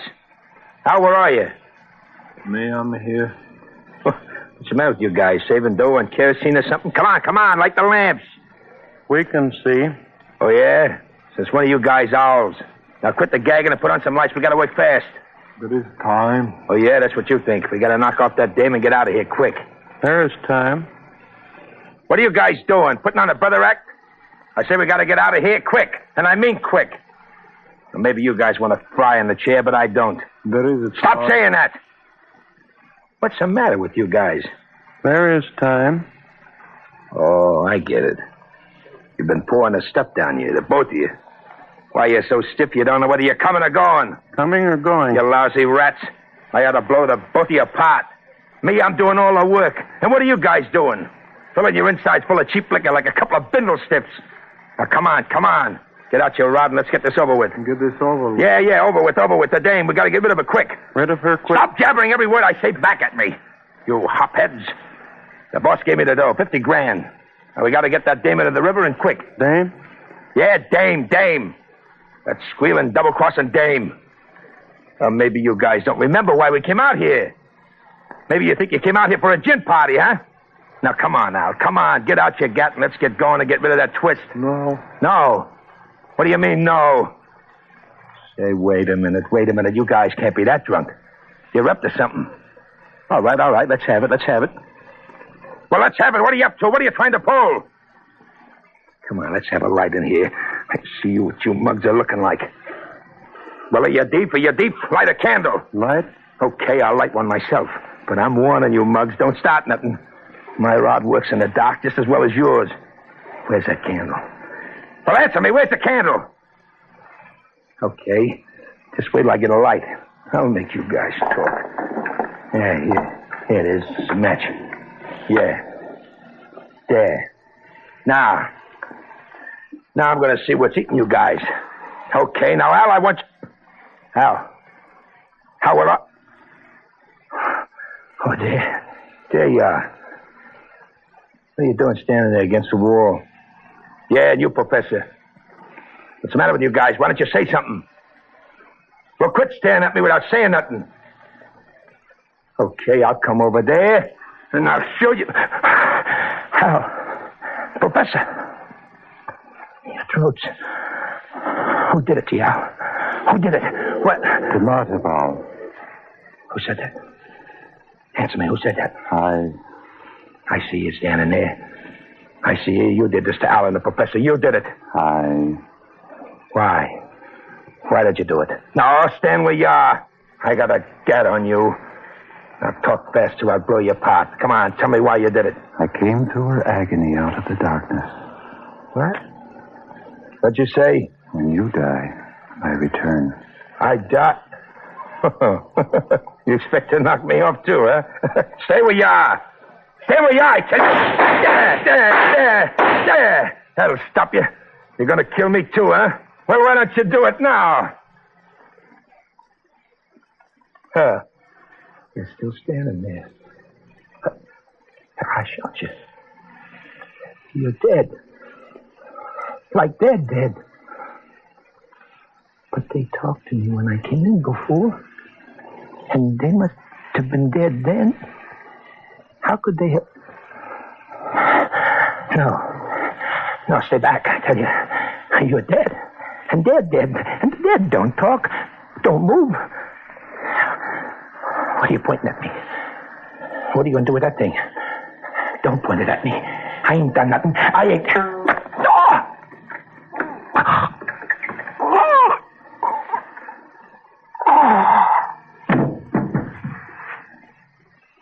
The worm, the rat, the snake. Finished.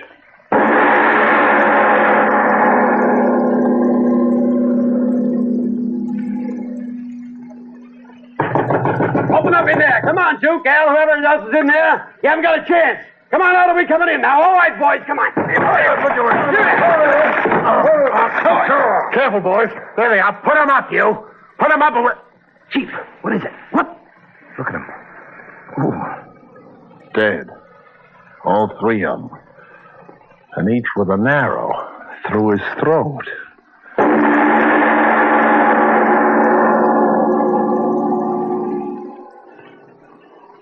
Doctor, how is she? It's all right, Mr. Martyrs. Your daughter's going to be all right. Nothing physically wrong. Thank heaven. It was most fortunate the police got there when they did. Another few hours and the horror of that darkness and her mind... Well, I repeat, it was most fortunate. But I heard through the door. You're referring to her cries. Let me assure you that it's nothing. It was nothing but hysteria, a reaction to her horrible experience, that's all. But she'll be all right, you can believe me. My poor little Ruthie. I hadn't seen her for years. And to find her again this way... Oh, Mr. Martyrs, there's something I would like to ask you if you don't mind. Not at all. What is it, Doctor? In her hysteria, your daughter kept repeating a name. I've been wondering whether you can think of any reason for her saying it. Name? Name? What name? She kept saying it over and over again. I'm not quite sure, but I think it was... Yes, it was Philippe de Martival. Philippe de Martival? Yes. Could he have had anything to do with what took place? Oh, no, of course not. Philippe de Martival was an ancestor of mine, lived back in the days of the Norman conquest, over 850 years ago. Oh, no. He had nothing to do with all this.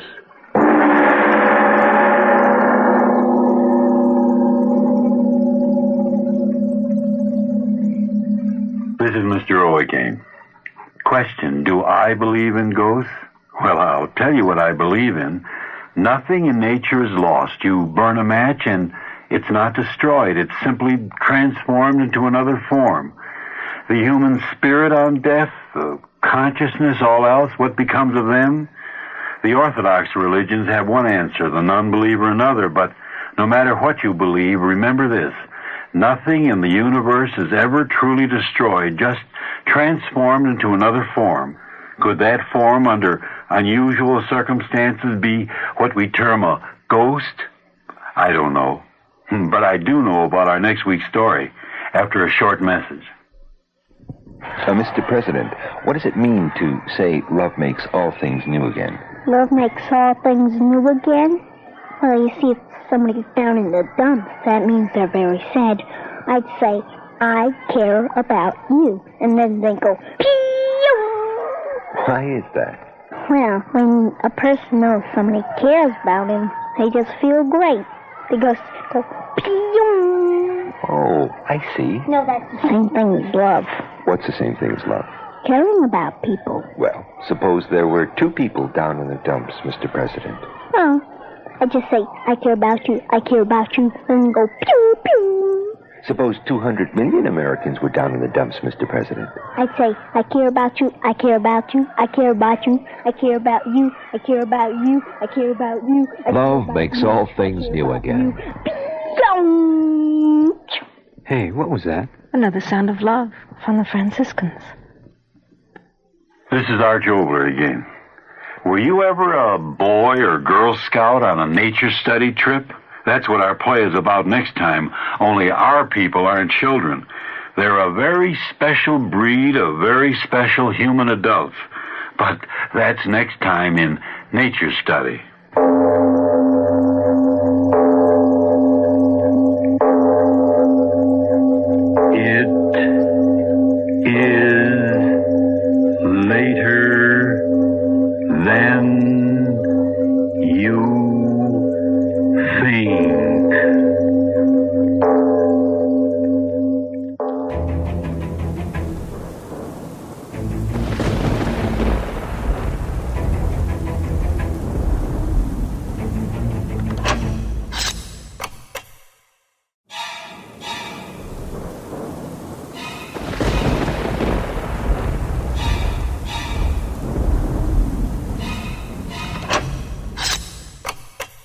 Adventures in time and space, told in future tense.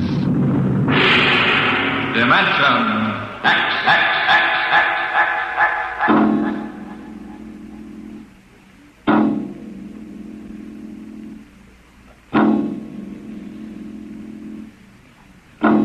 Time is an interesting phenomenon. A ticking clock, the running sands of an hourglass, all these have captured the imagination of men. But time is more. It exists now, and then, and in the future. Suppose we are in the year 1950. Coexistent in time may be worlds we have never seen, the worlds of the past and of the future.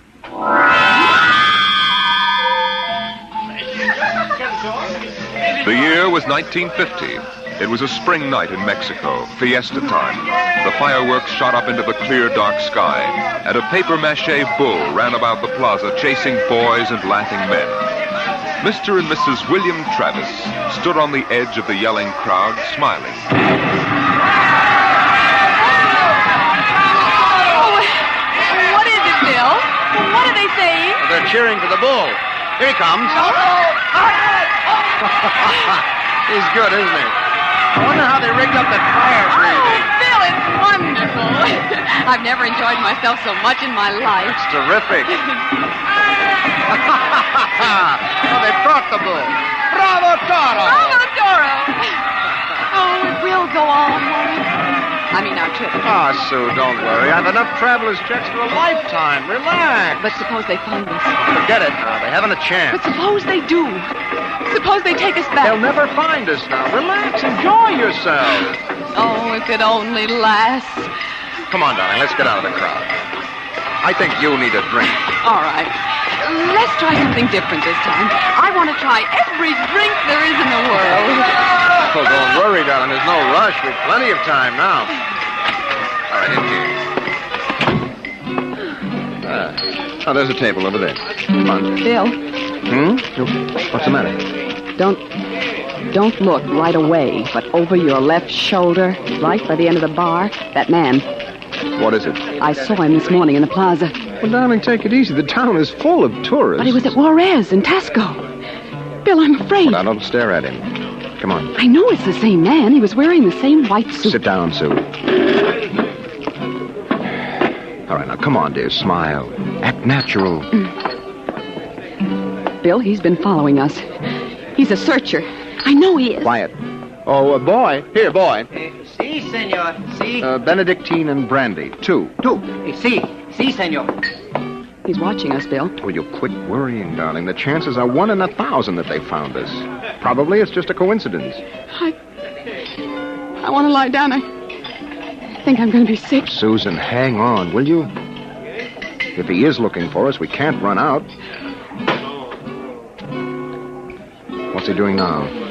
He stopped our waiter. He's asking him something. He may just want a drink. Bill, I can't stand it. I've got to go upstairs and lie down. All right. As soon as we finish our drinks. What's he doing now? Well, he's nodding at me, as if he knows me. And he's smiling. Bill, he's coming over here. Now, watch yourself. We've got to go right on in front of him. So if he is what we think he is, he won't suspect. I couldn't. We've got to. Now, come on. So I said to David, Dave, that's ridiculous. You know that a thing as that is never going to take place. Kristen. What? You did not pull up your pants leg when you sat down. Oh, well, I'm afraid you have the wrong person. My name isn't Chrysler. Kristen. No, well, I'm William Travis. I don't see what my pants leg has got to do with it. Mind if I sit down? Well, yes, Everyone nowadays pulls up his pants leg when he sits down. Like this. Keeps the trousers from bagging at the knees. But, of course, if you're not used to this style of clothing... Now, see here. We don't know you. We don't... I'm sorry. I thought I knew you. Look, this is our table. If you don't mind... You see, I'm looking for two friends of mine. A man and his wife, very much like you. The man is an atomic scientist. The wife, a bacteriologist. Very important people. They work on government business. Just what are you talking about? When I find my friends, going to take them home with me. Look here, Mr. Sims. That will do for now. All right, Sims. I understand that you thought you knew us. But you can see you're mistaken. Now, if you'll excuse us, my wife and I were just going up to our room. We have to make an early start in the morning. Going for a trip? Up Acapulco, perhaps?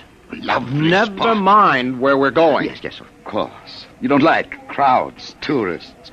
Probably like to get off the beaten path. You know, I've got a vacation folder here that might interest you. Please, Bill, let's go. Oh, wait, Sue. It's put out by an outfit that calls itself Travel in Time Incorporated. Travel in time? Yes, they've come up with a rather intriguing idea. Would you like to actually witness the burning of Rome? Sail with Columbus in 1492 on his voyage of discovery to America? Meet Cleopatra? Then why not take your vacation in time as well as in place?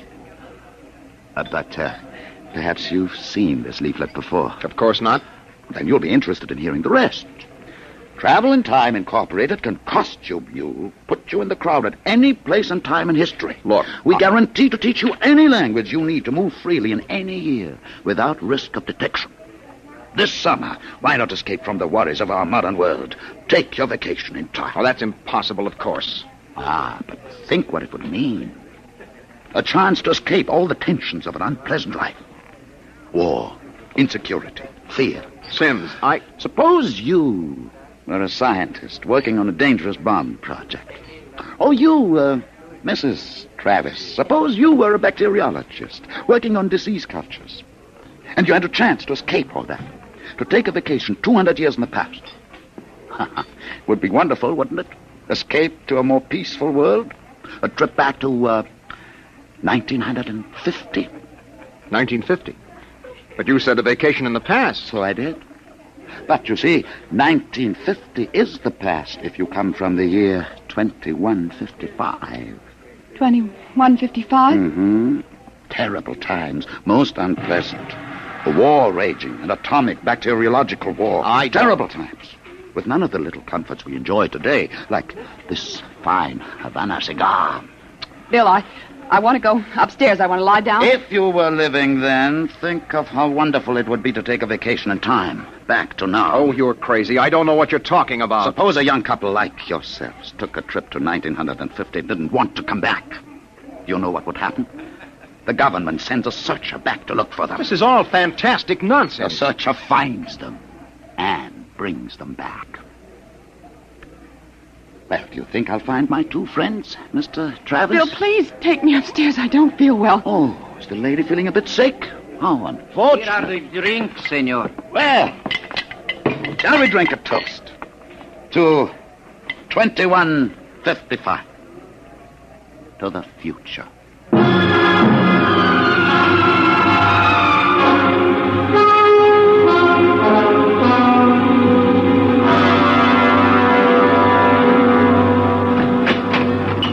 Inside, quick. Bill, what are you doing? Shoving a chair into the doorknob. He knows. He has been following us. Bill, he's a searcher. You keep quiet, Sue. I want to think. Bill, take us back. That isn't over yet. Oh, I've got a headache. I'll get you an aspirin. What will they do to us? I don't know what they'll do to us. Something slipped. Something must have slipped. But we were so careful. Well, the searchers are trained to watch for detail. Things like not pulling up my trousers. That started him thinking. There's a man who isn't used to ancient clothes. Could kill myself for giving it away. No. It was my walk. These high heels. Careful now, Ken. Here. Thank you. Bill, I won't go back. I won't go on filling tubes with typhoid and bubonic plague. Now, take it easy, Sue. There must be some way. We don't have to go back to 2155, do we? The nerve of that Sim sitting there looking us up and down like animals smoking those stinking cigars. That's how I first noticed him at Tasco. He had 4 bottles of liqueurs and a pile of chocolate. Yes, well, he still hasn't gotten over that first greedy hunger. We've got to look out for that, Sue. It's the sure sign of somebody from the future, trying to make up for a lifetime of shortages by stuffing themselves sick. Remember our first night? Bill, I can't stand it. We've got to get out of here. What are you doing? Packing. Getting the suitcases out. That's no use, Sue. What do you mean? We can get to Acapulco by morning. Don't you think he's watching us? We could get away. No, we've got to sit tight. We've got to wait right here for a break. I don't know what, but something has got to break. Darling, I'm afraid. No. Maybe he isn't sure of us yet. Maybe we can still figure out some way to escape. Come on now. We better try to get some sleep.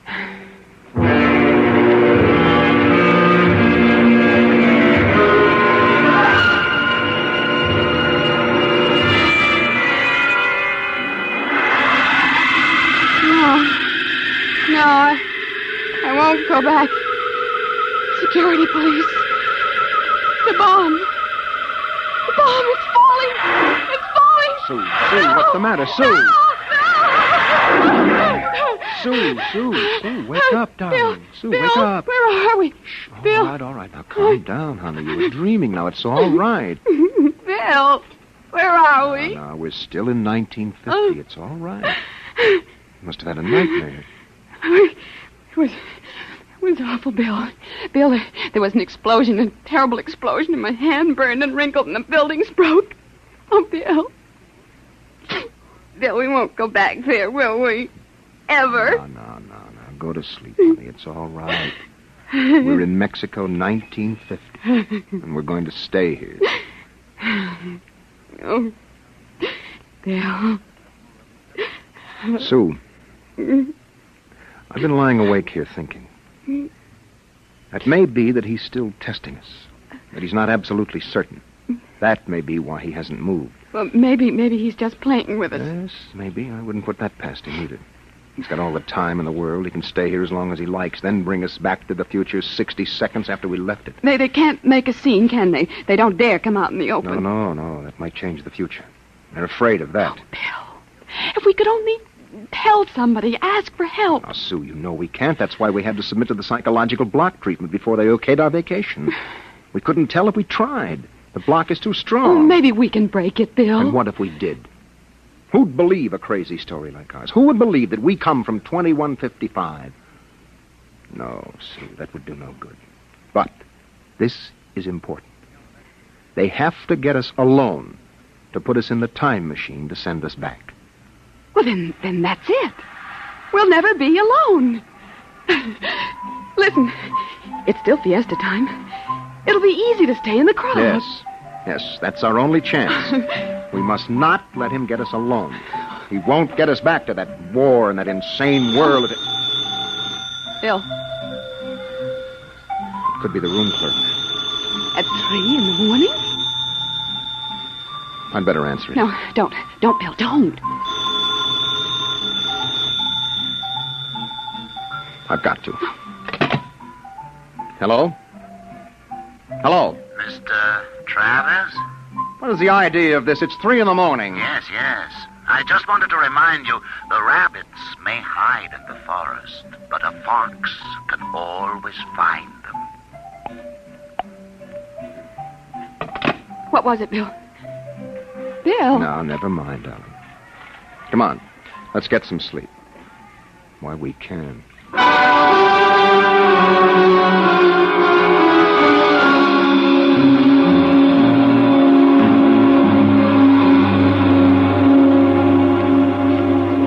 Buenos dias, senor. Good morning, Senor Gomez. I trust you are spending pleasant days in my hotel. Fiesta time is the best. Oh, it's been lovely. Your special table is all ready for breakfast. Oh, fine. Where blazes is the hotel? Hey, you, Buster, where's the hotel in this godforsaken sinkhole? What is all that racket? Great excitement, very great. All right, what is it? They come with 4 trucks and innumerable automobiles. A motion picture company from Hollywood. Oh, what are they doing down here? They make pictures of our fiesta for the backgrounds. Oh, yes. We have a very beautiful town. Beautiful. Yes, very beautiful. That fat man, the one with the most colorful shirt, he is the chief, the director. Oh, yes. The manager. Where's the manager of this adobe flea bag? Coming, senor, coming. You will excuse me. Oh, I hope the table is satisfactory. Coming, senor, coming. Sue, this is a break. That movie company will draw crowds, and that helps us. But when can we leave, Bill? Well, not today. He'd be sure then. It'd be easy to catch us above on the road. We better stay and try to lull Sims. Okay, kids, end of the line. Chow! Get it up, Buster. Lay out the pepper. I gotta know something. There's Sims, Bill. Across the dining room. Well, we can't do anything now, not with these actors coming in. Okay, follow me, kiddies. Hey, Glory, you sit next to Papa. Hey, Max, make sure nobody monkeys with the trucks and the gear. Right, Shane? Do we have to eat at this crummy joint, Joe? Cheer up, sweetie. Your mere presence makes this chasins and the truck rolled into one. Not this early in the morning, Joe. I couldn't stand it. Oh, yes. Everything happy, you want, don't that is on the dear Look, old Susan. expense account. Maybe I could hire 2 of them. I could say it was a joke. Oh, why? We could dress them in our clothes, have them drive off in our car sometime when Sims couldn't see their faces. Where would that get us? Well, with him off on their trail, we might make it to Mexico City. It'd take years to find us there. Bill, that movie man's coming over here. Oh, excuse me. You folks are Americans, aren't you? Yes, that's right. Boy, am I glad to see you. Yeah, I'm so sick of hearing Spanish I could kiss you. Hey, come on over and eat with us, huh? Oh, well, I don't think we should intrude. Come on. Misery loves company. I'm Misery, and that's the company. We're from Hollywood. Yes, so I understand. Yeah, and boy, would I like to be there now. We're down here for some preliminary shots on some Technicolor clam bake, you know. Real turkey, stinkeroo. Oh, that's too bad. But we've got an expense account. Oh, that's a lovely thing. I'm Joe Melton. I'm the unit director. Oh, well, I'm William Travis. This is my wife, Susan. Hi. Mutual. Oh, come over, kids. Join the party. Cheer us up. Only no tamales. I burned out 3 kidneys on tamales since I came over the border. Hey, am I funny? Oh, wonderful. Oh, come on over. Hey, Kitty. Yeah? I got new blood here, brother. Oh! Just a moment, Mr. Travis. I thought you might be breakfasting with me. Alone. Sorry. Oh, no. I got him first, Mac. You want to join us? No. I've already ordered. Mr. Travis, I think you'd better talk with me now. Hey, is this guy giving you trouble? It's all right. Well, you say the word. I'll have Max pitch him out on his ear. No. It's all right. We'll be right over, Mr. Melton. Oh, Bill. We'll talk to Mr. Sims. Mr. Melton, sort of keep an eye on us, huh? After all, you found us first. Yeah, sure. Well, come on over soon, kids. Sit down, Mr. Travis. I hope you slept well. Did you? I'm not used to spring mattresses. But there are compensations. I stayed up half the night trying new cigarettes and foods. A whole new spectrum of sensation. Well, what are you talking about? Still acting, huh? But it's no use. You can't stay in crowds all the time. I'll get you alone soon enough. I'm immensely patient. Let's come to the point. It took me a month to trace you down and be sure of you. Now, if you come with me quietly, I might be able to get you off with no punishment. If you agree to go back to work on the bacteria bomb. We don't know what you're talking about. Stop it. Use your intelligence. You know we can't let you get away with this escape. Other people in the year 2155 might get the same idea and do the same. We need people. To fight your war. Bill. It's all right, Susan. We can talk on his terms now. He's got us. We can't escape. At last. Really, you've both been incredibly romantic. Running away from your responsibilities. Running away from horror. Nonsense. Only a war. Only? With half the world dead, the other half dying? Yes. But we can't have you escaping here while we drop off a cliff. Dying people love to know that others died with them. Hey, kids, break it up. We're waiting on you. The longer you keep me waiting, the harder it will go on you. What do you mean? We need you on that bomb project. Return now and no torture. Torture? Yes. You see, later we'll force you to work. And after you finish the bomb, we'll try a number of complicated new devices on you. Bill. As you say, you can't escape. We have all the time in the world. Here in 1950. Sims, I'll make a deal with you. I'll come back now if my wife stays here alive, safe, away from that war. No, Bill, Keep quiet, Sue. Well, Sims, you need me for that bomb. You can duplicate her work. It exceeds my authority. But all right. Meet me in the plaza in 10 minutes. I'll pick you up in the car. Good. We'll drive out into the country to some deserted spot, and I'll have the time travel machine pick us up. Bill, I won't let you. Don't argue, Sue. It's settled. Good. I'll meet you in the plaza in 10 minutes. Your wife may stay here as long as she wishes. All right, Sims. It's a deal. Don't try anything now, Travis. I know when I'm licked. We just want a few minutes to say goodbye. I'll be seeing you then. Bill, I won't let you do it. I won't let you. Please, Susan. I'm going to tell the truth. I'm going to get help. You can't. The psychological block It's won't... our last chance, Bill. Hey, aren't you two going to join us? I thought Mr. Melton, I've got something to tell you, and you've got to believe me. Sue, it won't work. You've got to try. Go ahead, kids. Spill it. You've got to understand. You see, we really... Bill, my head. I can't think. My you head. need a my bromo, head. honey. It can't work, Sue. Now, the block is too strong. Come on, we'd better get the car. Hey, someone's crying now. Breakfast, no time for people to cry. Now, what in the world could a good-looking kid like you find to cry about?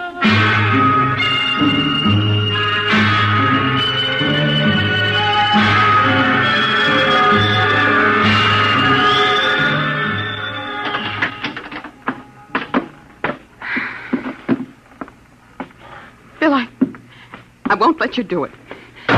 Don't make it harder, I'll Susan. let me go back with you. We'll get through some way. You think I'm going to let you go back to that war?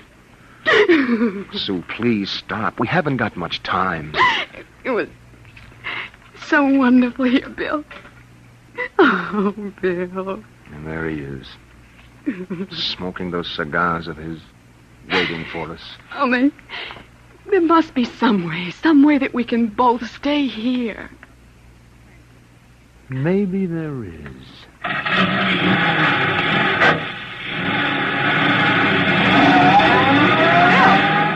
Bill, what are you going to do? Hang on, Sue, and duck when I tell you. No! No, Bill, you're heading right for him. Not going to get either of us now. Oh! Down, Sue, down!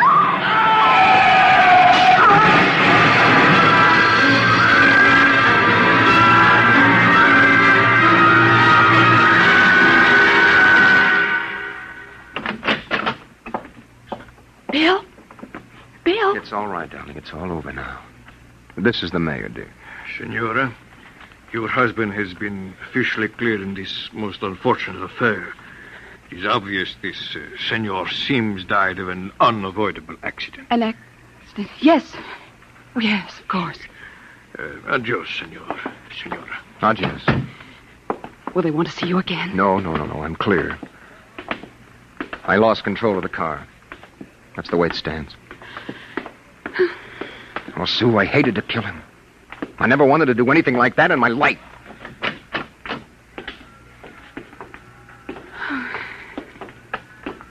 Where will we go now?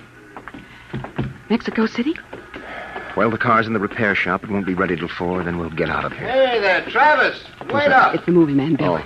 He was very good to me when they had you in there. Oh?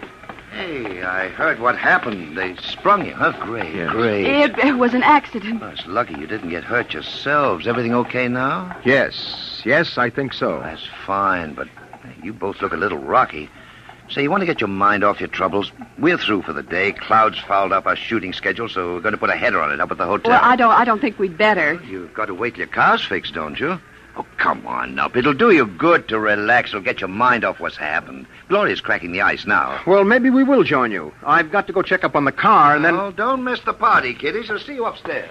Bill, I don't think we... Oh, come on, honey. We've got the break now. Sims is dead. Before they can put another searcher on our trail, we'll have time to make a clean getaway. Bill, I'm so tired. No, and what you need is a little excitement. We rate a celebration, honey. Well, I guess it would be nice to unwind. Sure. We'll go up to Melton's room, have a couple of drinks and a few laughs. Honey, it's all over. We can relax.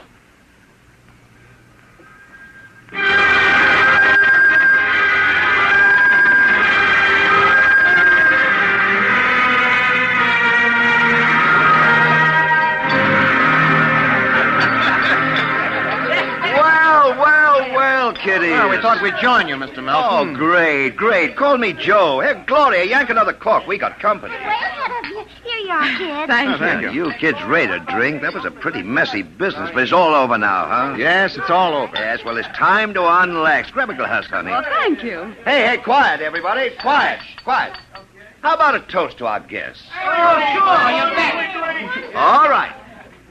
To a very beautiful lady, lovely enough for the movies. Why, thank you. No, I'm not kidding. That's why I came over to you in the first place. I might even give you a test. Oh. No, I mean it, honey. You're pretty nice.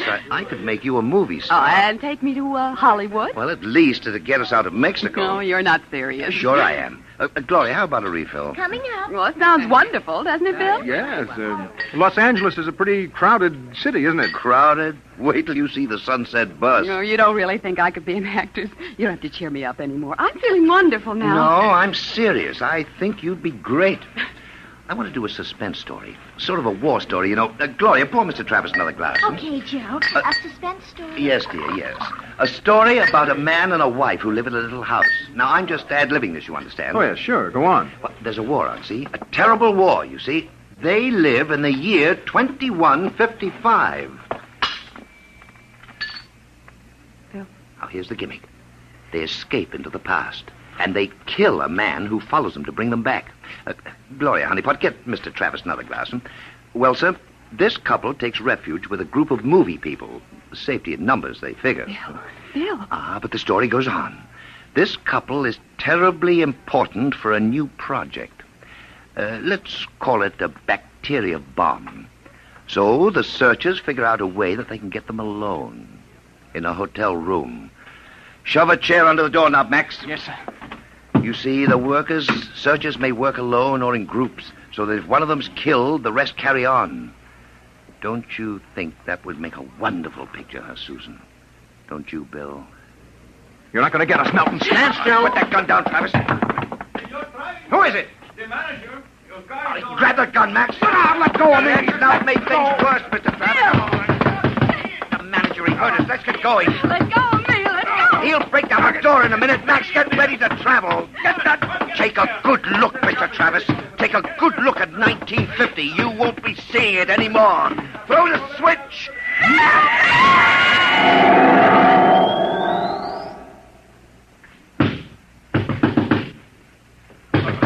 All right, Juan. Break down the door. Where are they? I was at the door. I heard them inside. They're gone. The windows. No, the iron bars are undisturbed. What happened to them, Juan? They just disappeared, all of them. Nuestro Padre Cielo. All right, Juan. Pray later. Senor, I think you'd better send for the priest and holy water. Later, Juan. Hey, that just disappeared. Look here in the closet. See? Hey, bottles, hundreds of bottles. Chartreuse, cognac, absinthe, tequila, Turkish cigarettes, and boxes of pure Havana cigars. But these crazy Americanos. Why should anyone leave all this behind? Juan, never question providence. There is enough here to last us both for a month. Juan, I think we can look forward to a most happy future.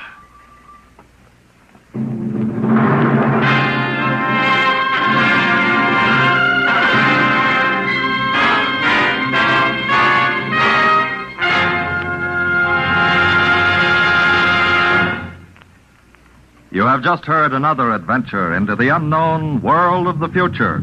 The world of Dimension X.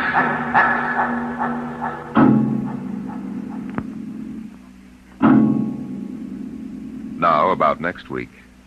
Suppose that you were a private detective, and into your office walked a strange-looking client. Would you believe him if he told you that there was a Martian embassy hidden somewhere in New York, where spies from the Martian planet were preparing for the invasion of Earth?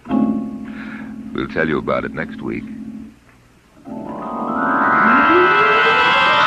Tonight's adventure in Dimension X was the Ray Bradbury story To the Future, as adapted for radio by Ernest Kenoy.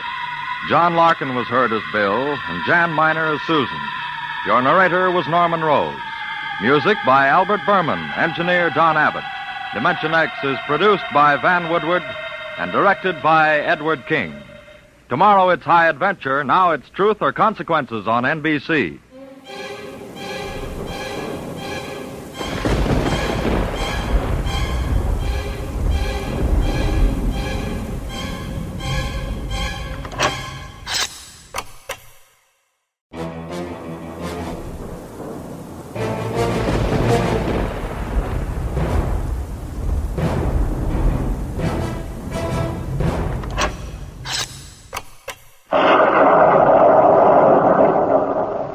Strange Dr. Weird.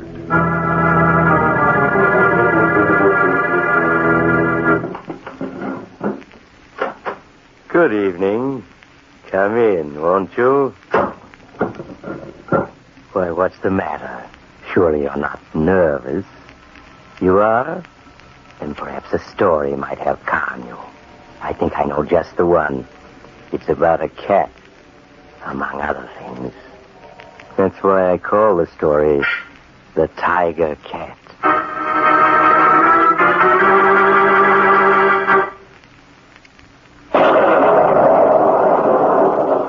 My story, The Tiger Cat, begins in a little homemade laboratory in a great gloomy old house in the suburbs. Young Professor Carl Emery is bending over a cage containing a huge rabbit when the laboratory door opens. Carl, have you seen Ronna, Madame Elsa's cat? She's disappeared and Madame Elsa's worried. What? Oh, it's you, Laura. No, I haven't seen Ronna. Oh, Carl, how are your experiments coming? I get so little chance to see you to ask you about them. I'm getting close, Laura. Look in this cage. That's a rabbit. Why, it's as big as a dog. It weighs 40 pounds and it's still growing. My vitamin injections have done that. Then your growth serum's a success. No, not quite. But I will succeed yet. If I can keep my experiments a secret from Madame Elsa. If she knew what I was doing, she'd throw me out of the house. Oh, that crazy idea of hers. That when people die, their souls go into animals. It's insane. It's the age-old theory of reincarnation, but she believes it, absolutely. Then she mustn't find out, that's all. Because once your growth serum is perfected... It'll revolutionize farming. Rabbits as big as horses, chickens as big as ostriches. Why, think how the world's food supply will be increased. And I'll be famous, rich. Then we can admit we're married. Oh, Carl, it's so hard pretending to Madame Elsa that I'm just a maid, that I have no interest in you, her brilliant protege. I know, darling. And it may take months, even years, before my experiments are finished. I know she's left me this house and some money in her will. All our problems would be solved if she'd only die. Oh, so that's how you repay my generosity, is it, Carl? By wishing me dead? Madame Elsa. Yes, Carl. I came in looking for Anna. So you've been deceiving me all these months. Madame Elsa, listen. Get out of this house at once, do you hear? Both of you. Leave this instant. But my animals, my experiments... I said get out. You disobeyed me. Nothing here is yours. I paid for it all. So get out. Get out. Get out. Catch her, Laura. My medicine. She's having a heart attack. Carl, get her medicine. It's in her room. No, I won't get her. But, Carl, she'll die unless you do. Yes, she must die. To solve our problems is the perfect answer. But let her down gently. All right, Carl. My medicine. You're trying to kill me. You're murderers, both of you. Another few seconds and it'll be all over. Yes, but you won't escape. You hear? I'll return. And...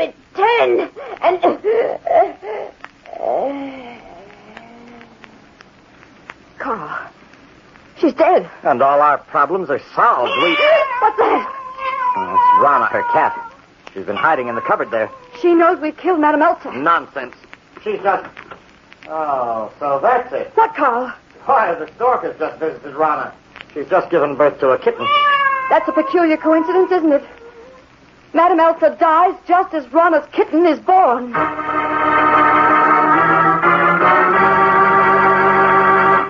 Our story will continue in a moment.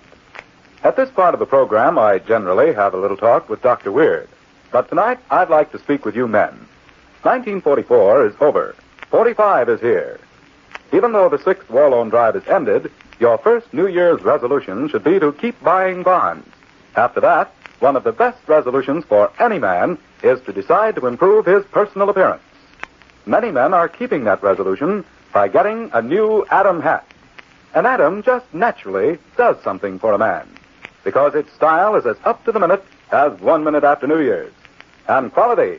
Mister, there's no beating the quality in an Adam, with its genuine all-fur felt and careful workmanship.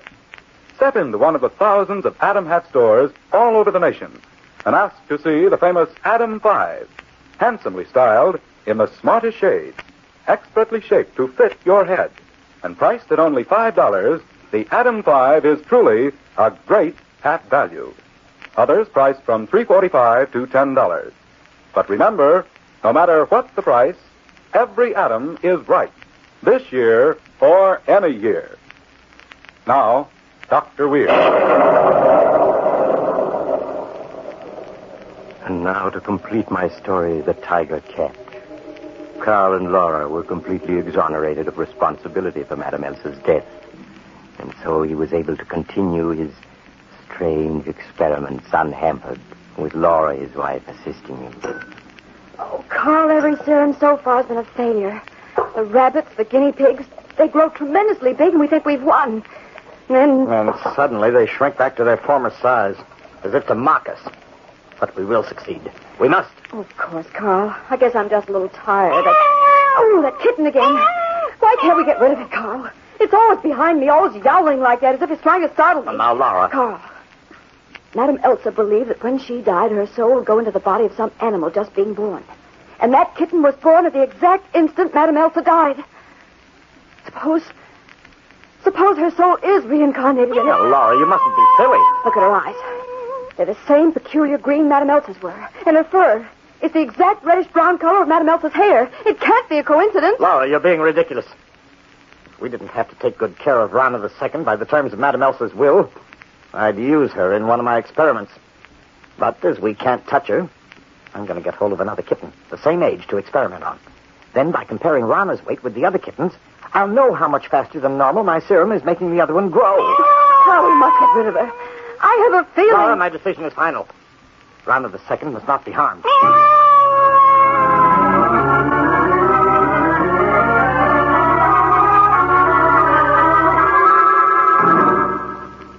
Laura, look. It's only a month since I injected my serum into this kitten, and she's already twice as big as Rana. I'm going to call her Tigress. At the rate she's growing, she'll soon be one. Oh, it's wonderful, Carl, but can't we get rid of Rana now, please? For heaven's sake, Laura, are you still harping on Rana? Why, she's just a kitten, perfectly harmless. I tell you, she sits and watches me as if she hated me. As if she were just waiting for the right moment to be revenged on both of us. See? She knows we're talking about her. Laura, if your nerves don't improve soon, I'll have to send you to Bermuda for a rest. Oh, I'm sorry, Carl. I'll try not to be upset. Oh, that's better. I'm going to give Tigress here another injection. And I predict that in one more month, Tigress will be bigger than any house cat ever seen before on this earth.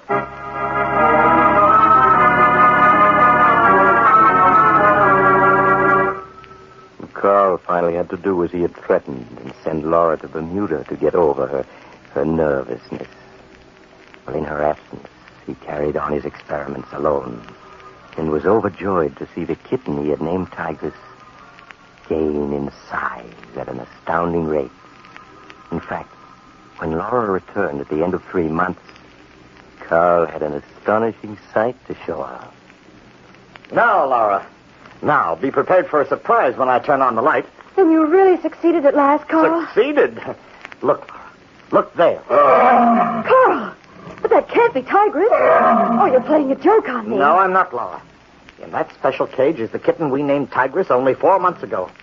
Now she weighs 200 pounds and looks and sounds just as fierce as any wild tiger in the jungles of India. I can't believe it. Look, you see how small Rana looks standing there beside Tigress' cage? Oh, she's trying to get out. No, she's not. She's just playing with Rana. She and Rana have become great friends. Rana spends most of her time beside that cage. And I believe that they really talk together. Listen. But they are talking to each other. And Carl, look. Rana is pawing at the bolt that keeps the cage shut. So she's trying to open it. Oh, now, Laura, Rana's just playing the way a cat will. Why, I've seen her pawing at that bolt dozens of times. But suppose she did slide it back and the cage came open. Tigress could kill us both. I tell you, Rana's just playing. Carl, no. Rana is trying to slide that bolt back. Laura, am I going to have to send you away? Carl, look. She's done it. Rana pushed the bolt back. Tigress' cage is unlocked. And Tigress is coming out. Quick, I have a revolver in the library. Come on.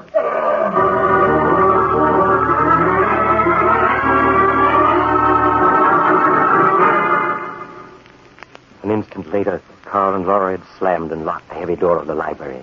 And outside it, Tigress roared in baffled rage. She's trying to get in. She's going to kill us. Rana deliberately opened that cage so Tigress could kill us. She had a plan all along. I'll shoot through the door. That'll drive her away. Oh, you just made her more angry. Oh, she's getting in. She's going to kill us. Look out. Oh.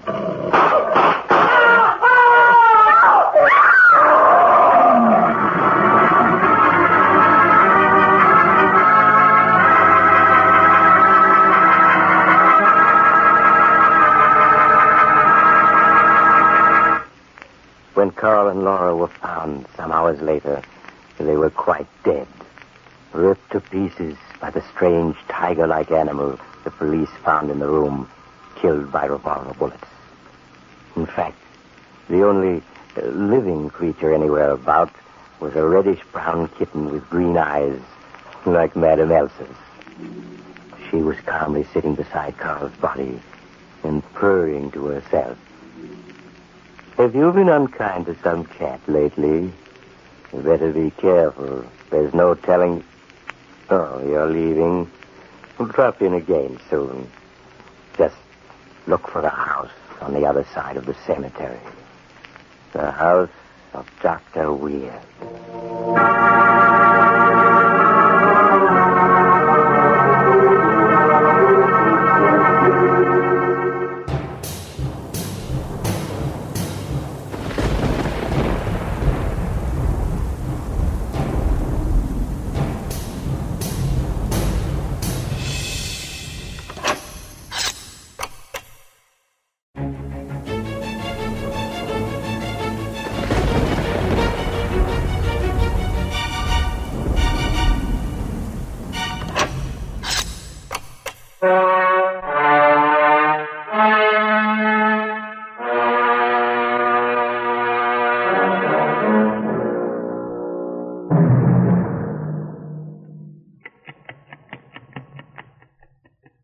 Time, the silent herald of life and death, success or failure, the unseen force that measures man's destiny, reaching its most fateful moment as it slowly strikes the 11th hour.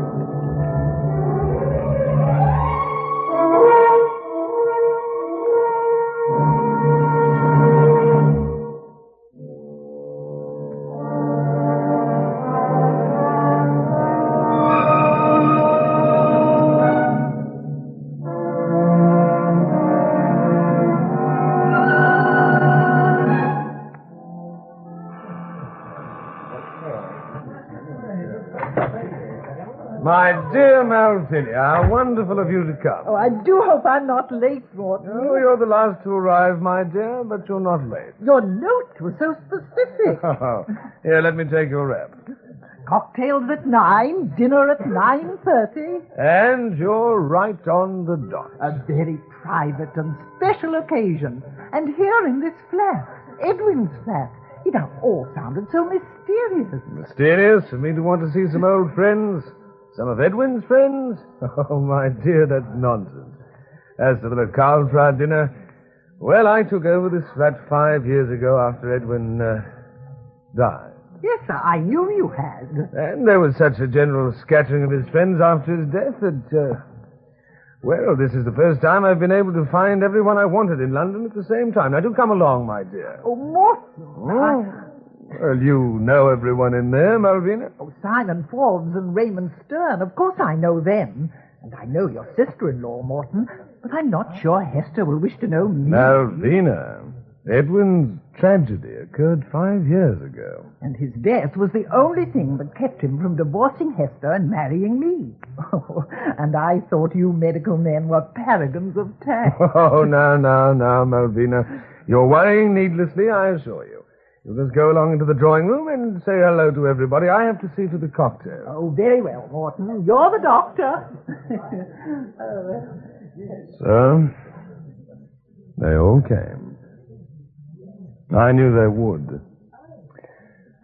Well, the actors are here. The stage is set. Now we'll let the play begin.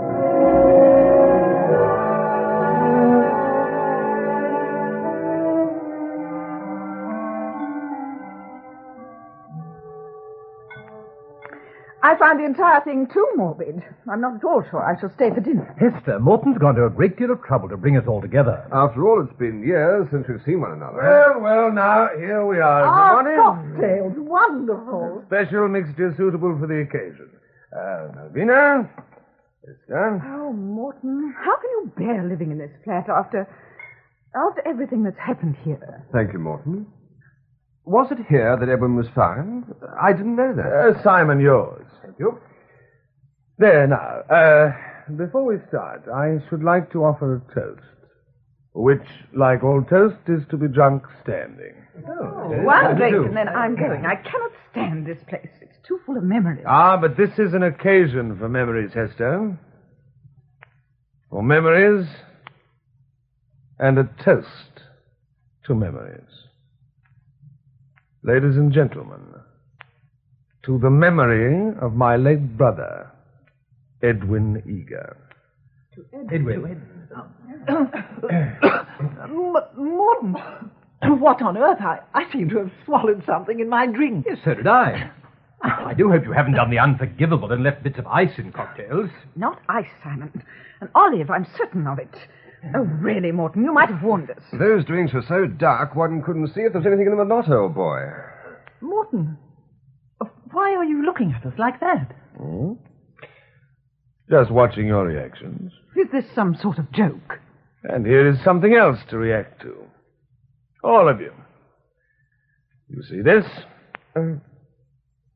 A door key. Exactly. What about it? This. I take the key over to the window, so. Open the window thus. And toss the key out. Then I close the window, so. And there you are. Are you sure you're feeling all right, Morton? Living in this flat must have cracked your nerves, Morton. As it's beginning to crack mine. Under the circumstances, I'm sure you won't mind If you go, Hester? Yes, I don't want I'm to. afraid you can't go. None of you can go. Now, see here, Morton. If this is your idea of a joke... Oh, it's no joke. The key I threw out the window locked the only door into this flat. I don't understand. Why would you do a silly thing like that, old man? To keep you all here for 2 hours. Incommunicado, as it were. You see, the telephone has been disconnected. The flat, as you know, is atop an office building, empty after the Chars have left it at 9 p.m.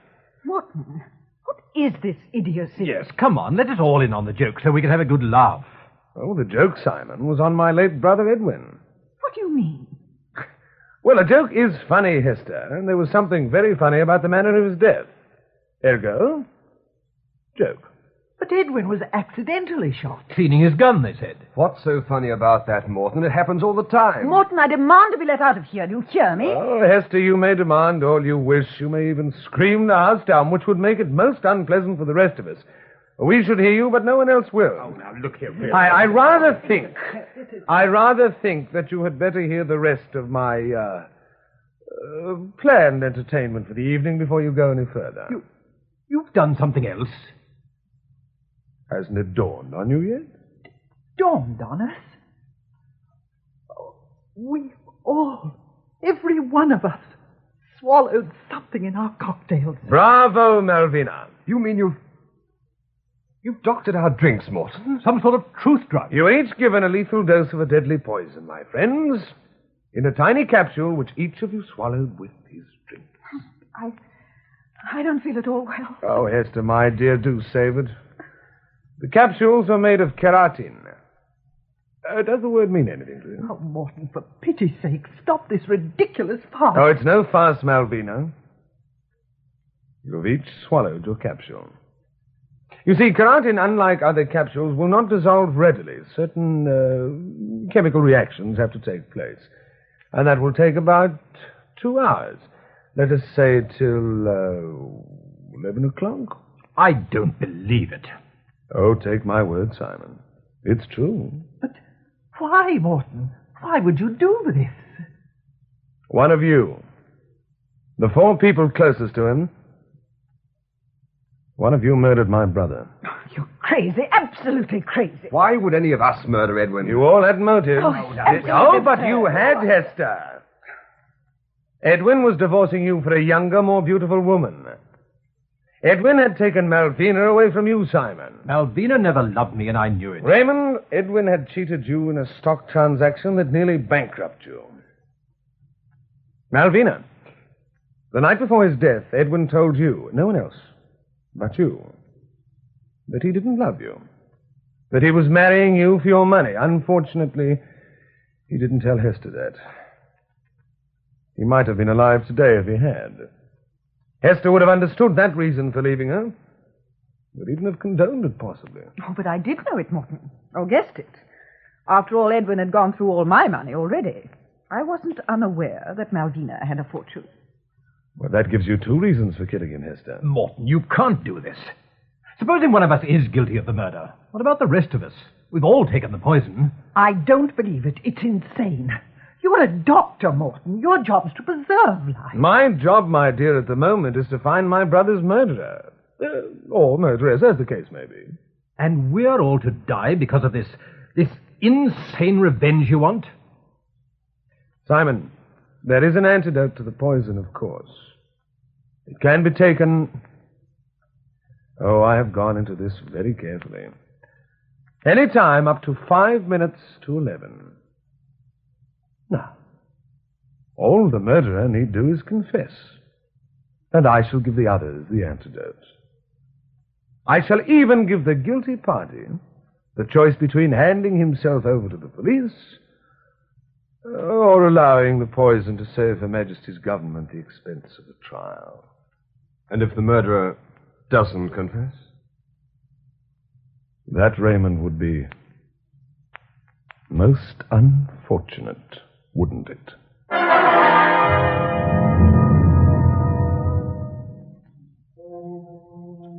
Raymond, over here. Yes, Simon. If we both jumped him, Morton, I mean, got him down and held him, forced him to tell us where the antidote is... Well, gentlemen, plotting against me, deciding that it might be an idea to jump me and force me to tell you where the antidote is? Morton, I beg of you, stop this insanity. Ah, yes. That was what you were doing, wasn't it? Oh, yes, I have only to look at your faces to know. Gentlemen, do let me remind you. I was in a prison camp during the war. Nothing they ever did to me could make me tell them anything they wanted to know. And my jailers, may I remind you, had 10 times more facilities for making people talk than you have. The time, gentlemen, is 9:28.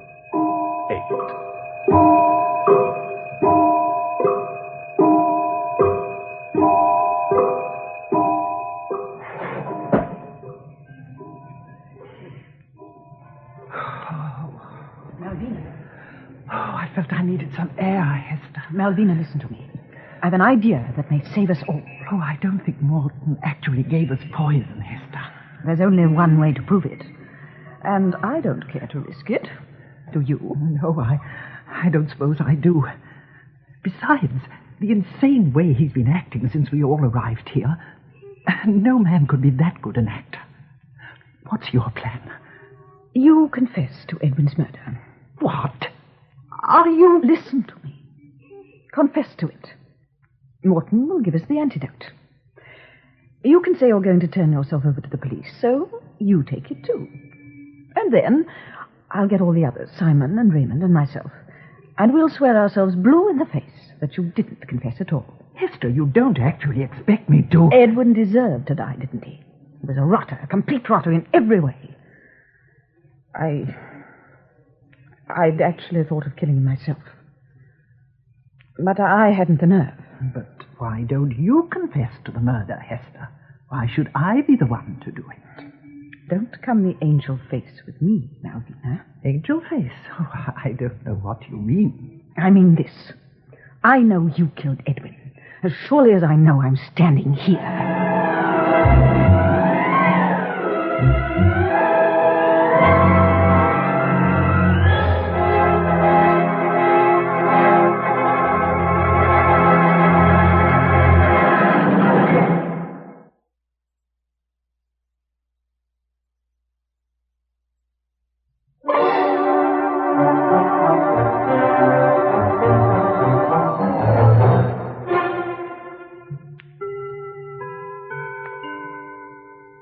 Well, ladies and gentlemen, you have exactly 55 minutes left to live. Unless, of course, my brother's murderer wishes to confess now. Morton, there must be some way of reaching you, some way of making you see that you can't do this. I can, Malvina, and I have. But why? What purpose does it serve? Edwin was no good, Morton. He's harmed every one of us here in this room. He was a libertine. A thief. A womanizer. He was my brother. But if you're so sure he was murdered... I know it. I can prove it. Then why not go to the police? Do you think I haven't tried? Do you think they'd listen to me? The police put Edwin's death down as accidental death, remember? But if you prove, Morton... Look here, we'd all help you, wouldn't we? Yes. Ah, you'd all help me, would you? Including the murderer? Have you some proof that it was one of us, Morton? I know it was. You four were the only 4 people he knew and trusted. You didn't see him after his death like I did. And that is, only one of you saw him. The murderer. Saw him? The look on his face. Complete and utter shock and disbelief. The look that crossed his face when the last person in the world he expected pointed the gun at him. The last thought that crossed his mind was shock and disbelief. Then the murderer pulled the trigger. Oh, that proves nothing, Morton. The police agree with you, Hester. They said the look came from the sudden discharge of the gun as he was cleaning it. And why couldn't it have? Simon, you obviously know nothing about forensic medicine. If he were cleaning a gun that went off, Edwin wouldn't even have heard the shot that killed him. The bullet would have entered his brain before his face could register the sound of the shot. And that's all the proof you have? Naturally not. Then tell us the rest of it. Well, no. No, I think we'll leave the murderer to do that. Well, if no one confesses, Morton, you'll be a murderer. 4 times over. Besides, how do we know that you didn't kill Edwin yourself? As if anyone did. You'd no more cause to love him than any of the rest of us. Admittedly. When Hester said Edwin had harmed every person in this room, she included me. Oh, what had he done to you, Morton? He married Hester. What? No, I never said anything, Hester. Not to you nor to Edwin. But I fell in love with you when I first met you. By then it was too late. Poor Morton. Thank you, Malvina. But like everything else, love passes. But all these years, Morton, you've said nothing all this time. Why should he have? That would have given him an A1 motive for murdering Edwin. How do we know you didn't? How do we know you're not just trying to shift the blame onto someone else? By poisoning 4 other people when literally no one suspected until tonight that Edwin's death was not accidental? No, you wouldn't do that. Oh, it's all so beastly unfair. Who cares how Edwin died? He deserved to die. He did indeed. So it would seem. Then let sleeping dogs lie, Morton. I can't, Malvina. Whatever sort of person my brother was, he was my brother. I don't see him the way you saw him just before he died, when everything, including his soul, had gone wrong. I see him the way he was when he was a boy, when we were so very close that... And the boy Edwin was is the boy I want revenged.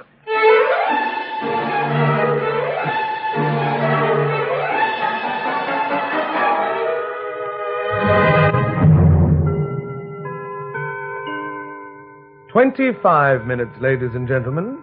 Malvina. Hester! Tell him. You must tell him. If you don't, then I shall. Tell him what? Hester, how can you? Because I know you killed Edwin, and I'm not going to die to protect you. Now listen to me, all of you. A while ago, I went to Malvina. I begged her to save us all by confessing. She protested, but I know she was guilty. I decided to say no more about it then, to give her a chance to confess in her own way. But I didn't do it. You were here the night Edwin was shot. No, I wasn't. I was somewhere else. I told them at the time I was... Oh, I don't remember now. It was 5 years ago. Yes, I have it. You stayed at home watching television. That's it. You were here, Malvina. I know. I saw you. Oh, that's interesting, Hester. You told the police. That I'd gone to a film, I know. But I knew Malvina was coming here. I wanted to plead with her to give Edwin up. After all he did to you, tossing you aside like an old glove? I loved him. I couldn't help myself. I hated myself. But I loved him. I waited downstairs outside the building. Malvina arrived, and I tried to call out to her. But my voice was frozen in my throat. I couldn't move. I couldn't bring myself to throw myself at her feet as I'd planned. She went on upstairs, and the chance was lost. Well, Malvina? I'd come to break it off with Edwin, Morton. I came up to the flat. I rang. I kept ringing, but he didn't open the door. So then I came downstairs again. Did she, Hester? I don't know. By then, I was just walking around in a daze, trying to accept the fact that I'd lost Edwin, not being able to... Or at least that is your story. It's true, I didn't kill him, nor did I.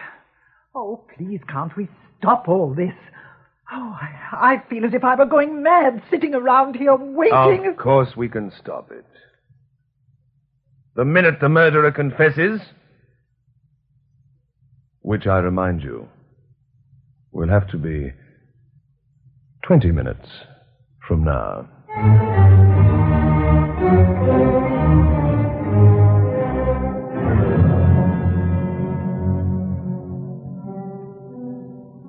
Ladies and gentlemen, you have precisely 11 minutes.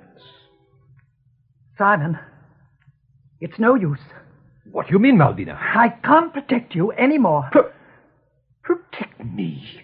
Why, you... I saw you here the night Edwin died. That's not true. I was... You were playing billiards at the club, or at least you were at the club. Fortunately, you never needed to substantiate your alibi once Edwin's death was marked accidental. But you were at the club because I talked with members who saw you. But he came here. I saw him. When Edwin didn't answer the door, I turned away. I started down the stairs. You didn't take the lift? Oh, the lift was bringing someone up here just as I reached the stairs. I stayed because I thought it might be Edwin coming home. But it was Simon. Why didn't you speak to him? Oh, I was too upset. I didn't want to see anyone. Because you just killed Edwin. No, I didn't. Well, Simon? Malvina did see me. My story is the same as hers. I came to see Edwin to plead with him to let Malvina go. But I rang and rang, and there was no answer. I took the lift back downstairs again. That's all. Any more light to be shed on the case? Well,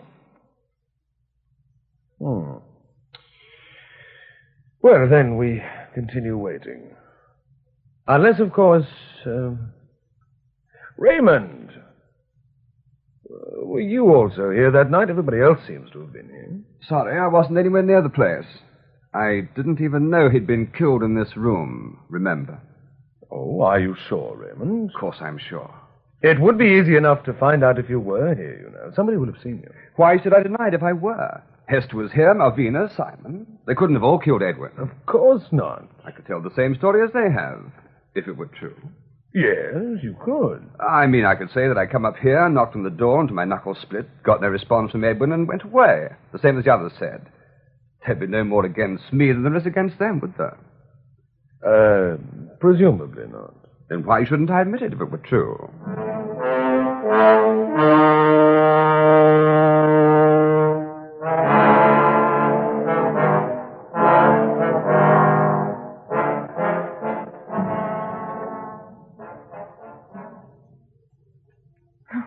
Please, Morton, please, you must. It's gone 5 minutes to 11, Morton. For heaven's sake, man, give us the antidote. You can't just sit there and watch us die. Well, Raymond, can I? Why ask me? Because, Raymond, you killed Edwin. What? You're crazy. Oh, no, I'm not. You told me you killed him. I told you I wasn't anywhere near this place. You'd an appointment to see my brother that night, Raymond. For what reason, it isn't important. But he wanted to be undisturbed, so he plugged up the electric doorbell with a wad of paper, which I found when I came home and discovered his body. I called the police, went into the kitchen for a drink, saw the wad of paper, and removed it. That was why Simon and Malvina got no response to their ringing of the bell. But that doesn't You said I could say I'd come up here and knocked on the door till my knuckles split. That was just a figure of speech. And yet the others specified that they rang the bell. Even in telling the story you might have told, according to you, you betrayed the fact that you knew the doorbell was stopped up. Therefore, Edwin expected you. But he did not expect you to kill him. Raymond, is this true? If it is, man, say so. Save the rest of us. 11 o'clock. The capsules will have dissolved by now. Raymond, help us. It may not be too late. Yes, I did it, Morton. I'll give us all the antidote, and I'll take my chances at my trial. Morton, please, the antidote. Malvina. Simon. Hester. Even you, Raymond. Oh, Morton, this is no time for making speeches. I can feel the poison working on me already. Can you, Hester? How strange. Why, what do you mean? Well, there was no poison in the capsules, my dear. The capsules were empty.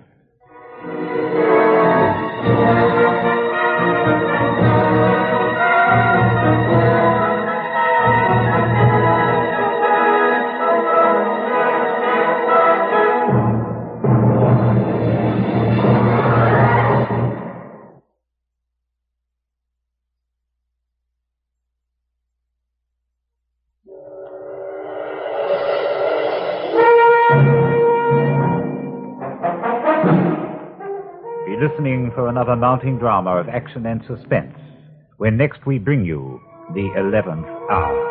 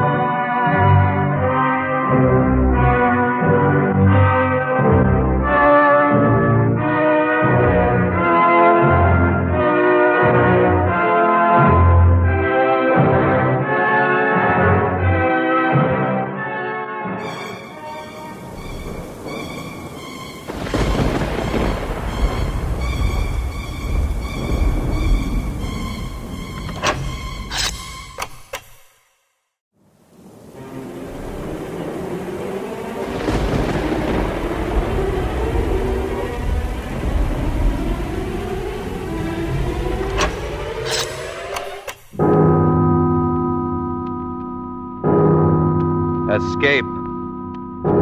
Escape tonight to Paris of 500 years ago.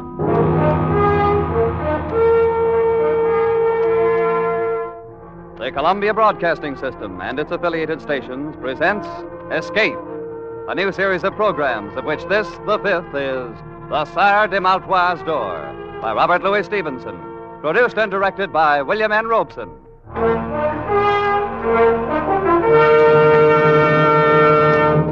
The pen of Robert Louis Stevenson has been an avenue of escape for 3 generations.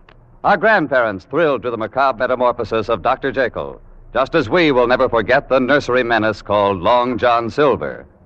Tonight we escape with Robert Louis Stevenson down another avenue, which leads to Paris in 1429, and the amazing adventure of the Sire de Maletroit's Door.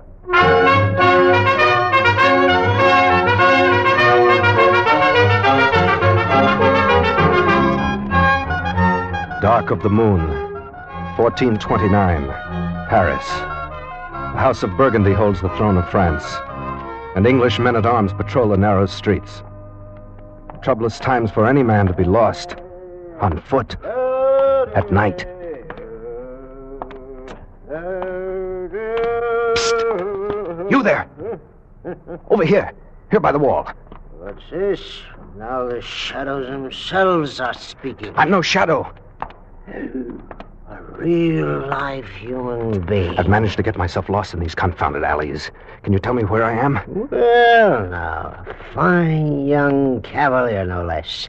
And he's lost. I'm trying to find the Beau-Sant Inn.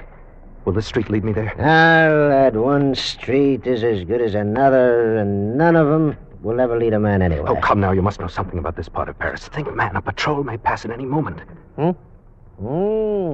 You're wanted, then. I have a safe conduct pass from the captain of the garrison. Safe conduct, he says. And to find what a good that'll do you here in the dark of the night. Well, you're certainly not helping my chances any. No, lad. The only safe conduct you have is that sword is swinging at your side. Wait, quiet. A patrol. They're coming this way. I'm inclined to think you're right. I've got to run for it. Tell them nothing. Well, I should tell what to whom. Wait! Halt! Someone's there. Speak up. Who are you? Speak up, is it? And you a blundering pack of 2-day grenadiers that walk like a herd of cattle such as me? Speak up. That served with the mad Prince Charlie himself. May he rest in peace. An old campaigner, eh? Hey, where you from, soldier? Fontainebleau, from a smarter outfit in bivouac than the likes of you in quarters. A bit in the scuffs, eh, man? Seen anybody about, old-timer? Naught but shadows and tankards of ale. Fine French cavalier who departed hence without a by your leave just now. Where'd he go? Oh, who knows? Perhaps he went one way, maybe the other. Though I think it was the other there. All right, men. Arms. French Cavalier, eh? We'll have him like a fowl in a spit. Spread out. Cover the street. Keep an eye out. Don't let it slip away between you.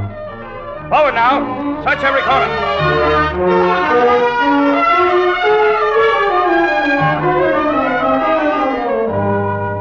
Oh, the fool. The drunken fool. I'm for it now, all right. Ah, this cross street. There's a bare chance they'll pass it by. If I can only get through here. Oh, no. Oh, no. It's a dead end, unless this leads... No, it's only the door to a house. Caught like a rat in a trap.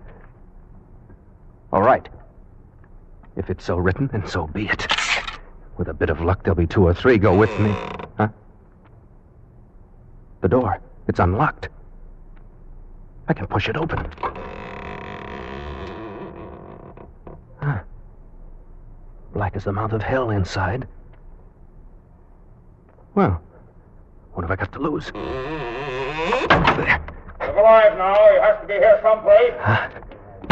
Here, not that door, you dog! Can't you see the crest above it? He's not here. He's gone. Ah, that he has. Didn't come in here after all. All right, back to the corner. He's a sly one for sure. That was close. Too close. Now to get out of here and no one in the house will ever be the wiser. Huh? What's this? The door's locked. Oh, it's a trap. But why? Why would such a thing be done? I came in here by chance, 1 chance against 1,000,000. Wait. The light. Somewhere inside the house.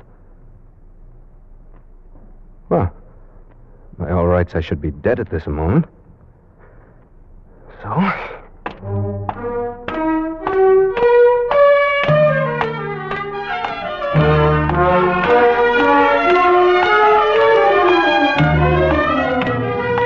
Come in, young man. I've been expecting you all evening. I fear you must be mistaken, sir. My visit is quite unexpected for both of us. That's good. That's very good. For the both of us, you say. Well, no matter. You're here. That's the main point. Take a seat, my boy. Put yourself at ease. We'll arrange our little affairs presently. Well, there seems to be some misunderstanding. You see, your door was standing at... Oh, the door. That was a little piece of ingenuity. Don't you agree? So you must know that I had no intention of intruding without an invitation. Without an invitation, is it? Well, we old people are used to such reluctance. When it touches our honor, we cast about until we find some way of overcoming it. And so, my boy, invitation or not, you are, believe me, most welcome. I hope you'll pardon my saying it, but I haven't the slightest idea what you're talking about. Oh, so that's it, dead to rights but still pretending, eh? You're a clever rogue. Sir, right. My name is Denis de Beaulieu. I am not a guest in your house by my own choice, and I am not accustomed to being Nor is the house of Maletroit accustomed to certain things, of which you well know. Maletroit? I should have expected better treatment at the hands of one of the most honored families of France. Honored indeed, until you, Monsieur de Beaulieu, took it upon yourself to dishonor us. Sire de Maletroit, I have attempted to explain that I took a stand before your door to fight off a patrol which I'd encountered in the street. I assure you I had no slight intention of forcing myself Since it seems impossible for you to converse with any degree of reason, may I bid you good night? Sir, if you have your right wits, then you're insulting me grossly. And if not, I have no desire to spend further time with a lunatic. You young fool. Thinking to get away so easily. No power on earth can make me stay here any longer, even if I'm forced to hack that door of yours to pieces. I me. And now, will you please sit down, my dear nephew? Nephew? You lie in your teeth. I said sit down. You think for a minute that I made a little contrivance for the door and stopped short with that? If you want to be bound hand and foot until your bones crack inside of you, then get up. Try to get away. But if you'd rather stay a free young buck, agreeably conversing with an old gentleman, sit where you are in peace. You mean, then, I'm a prisoner here? I stated the facts. Draw your own conclusion. Ah, Père François, come in, come in. Thank you, Messiah. Tell me, how is she? A little better frame of mind, I hope? She is more resigned, at least, Messiah. Well, now, isn't she hard to please? A likely stripling such as this, well-born, and her own choice. What more would the jade dwarf have, If you'll pardon, the situation is not usual for a young damsel. It is somewhat trying to her blushes. Trying, is it? Ha! She should have thought of that before the dance began. She called the turns, and now she'll do the paying. At the risk of being presumptuous, may I ask who she is? Ha! You hear that, Père François? Monsieur de Beaulieu wishes to know who she is. I heard, Messiah. I am pleased that you find my most casual remark so amusing. So, you'd like to know who she is. Very well. After all, you really should know, young fella. It's only fitting for you to be introduced properly. Come along. I'll take you into she, all right. Why, that's the reason I planned the whole thing. You stubborn young scoundrelly blackguard.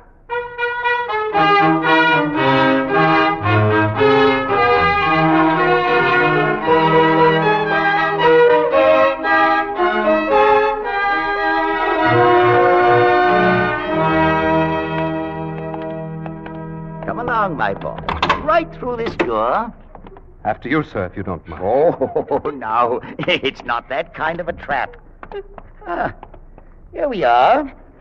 How are you, my dear? Oh, please, Uncle. Please have some pity on me. Pity? But I do a great deal more than you've shown for the name of Maletroit. Come now, up off your knees and look at the friend I brought you. It's good to be devout, but it is also necessary to be polite. I have no understanding how you can be so vicious. Oh, that's very unkind. And now, Monsieur de Beaulieu, since we've decided to keep up this farce, allow me to present my niece, Blanche de Maletroit. For such an inhuman thing, surely heaven itself...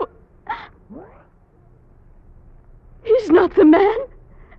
My uncle, this is not the man. Expected you to say as much, my dear. Is it so unfortunate you couldn't remember his name? But it's true. I swear by the Blessed Virgin, I do not know this man. Never laid eyes on him before. Please, sir, tell him. Tell him we've never seen each other before. For myself, at any rate, I've never had that pleasure.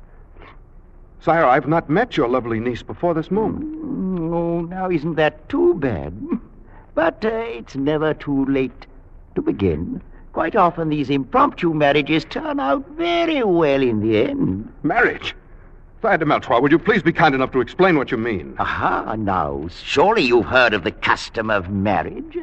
It's quite widely practiced. At least, sir, I've never heard before of such a maniac as I perceive you to be. And I've no intention of marrying anyone. Then may I ask what were your intentions, my boy? Oh, well, no matter now. Père François is looking forward to performing the nuptial rites. Oh, he's quite properly ordained, you know. So, shall we say, in 2 hours? Meanwhile, I suggest you become better acquainted. Wait! Uncle, you can't be in earnest. I swear to you I'll kill myself before I'll be forced on this young man. Forced? Oh, come now, my dear Blanche. Is it possible that you think I'm lying? That you still believe this is the man? Frankly, I do. Well, then you're wrong. I refuse utterly even to consider Enough, my dear. You took it upon yourself to dishonor the name of our family. You forfeited all right whatsoever to question my designs. I consider it a duty to see that you're married with as little delay as possible. Out of the goodness of my heart, I've attempted to find the man of your choice. And I believe I've done so. But if not, then I care not one jackstraw. Is that perfectly clear? It's clear, sir, that you're a madman. Perhaps, my dear nephew. I'm not your nephew, nor will I be. I'd sooner die 1,000 times. Oh, such a fury against the inevitable. But at any rate, you'll have 2 hours to compose your differences. Père François, bring the clock. Very well, Messiah. Thank you. Place it there. This, Monsieur de Beaulieu, is another of my little contrivances, and one that is hardly less ingenious than my door. Messiah, your accomplishments are of no interest to me whatsoever. Oh, I think you'll find this one most interesting. You will notice that the upper container is filled with water, In exactly 2 hours, all of the water will have dripped into the lower vessel, and at that time, I shall return. Remove the plug, Père Francois. Clever, isn't it? Well, genius is so rarely appreciated. And now I'm quite sure you'd sooner carry on your interview without an audience.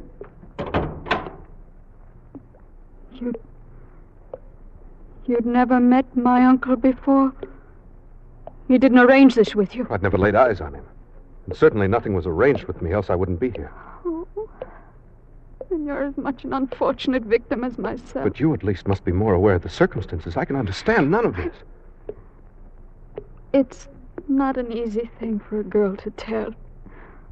Whatever you may think of me now, I fear you shall think the worse when I've finished.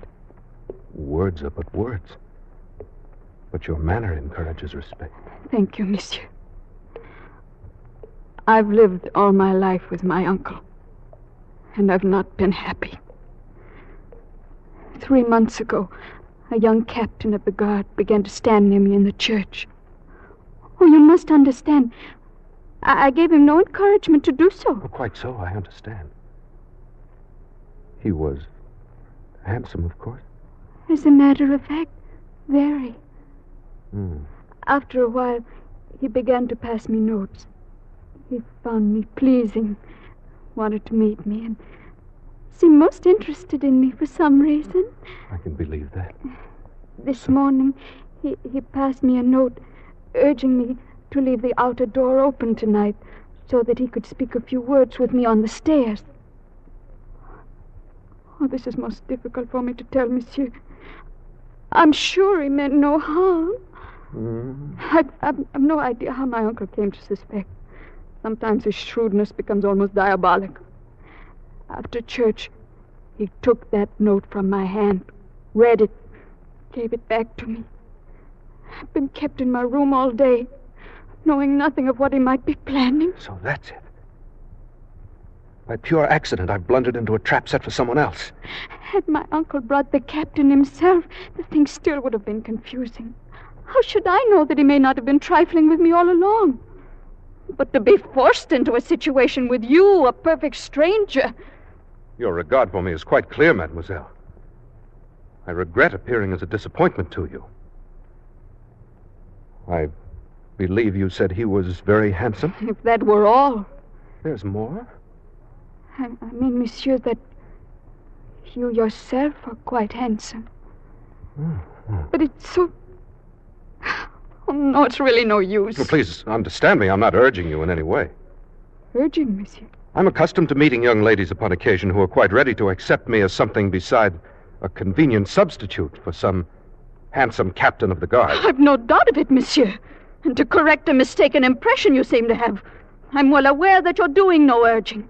And were you to do so, I should neither listen to nor give it any consideration whatsoever. It's well that we both understand one another. Quite so. And that being the case, Mademoiselle de Maletroit, I wonder if you'll be good enough to conduct me to your uncle. With the greatest of pleasure, monsieur. I've no doubt but what this little matter can be settled very quickly, and with as much honor as possible to everybody concerned.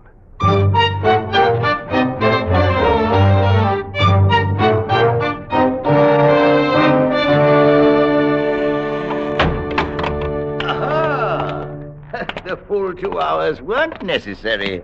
Already harmonious accord rises triumphant. On the contrary side, de Maletroit, your assumption is entirely false. Oh, what a pity. Well, Père Francois, there's nothing to it. We'll simply have to wait a while longer. As you say, Messiah. I fear it may be much longer than you think. In fact, forever. That's a very long time indeed.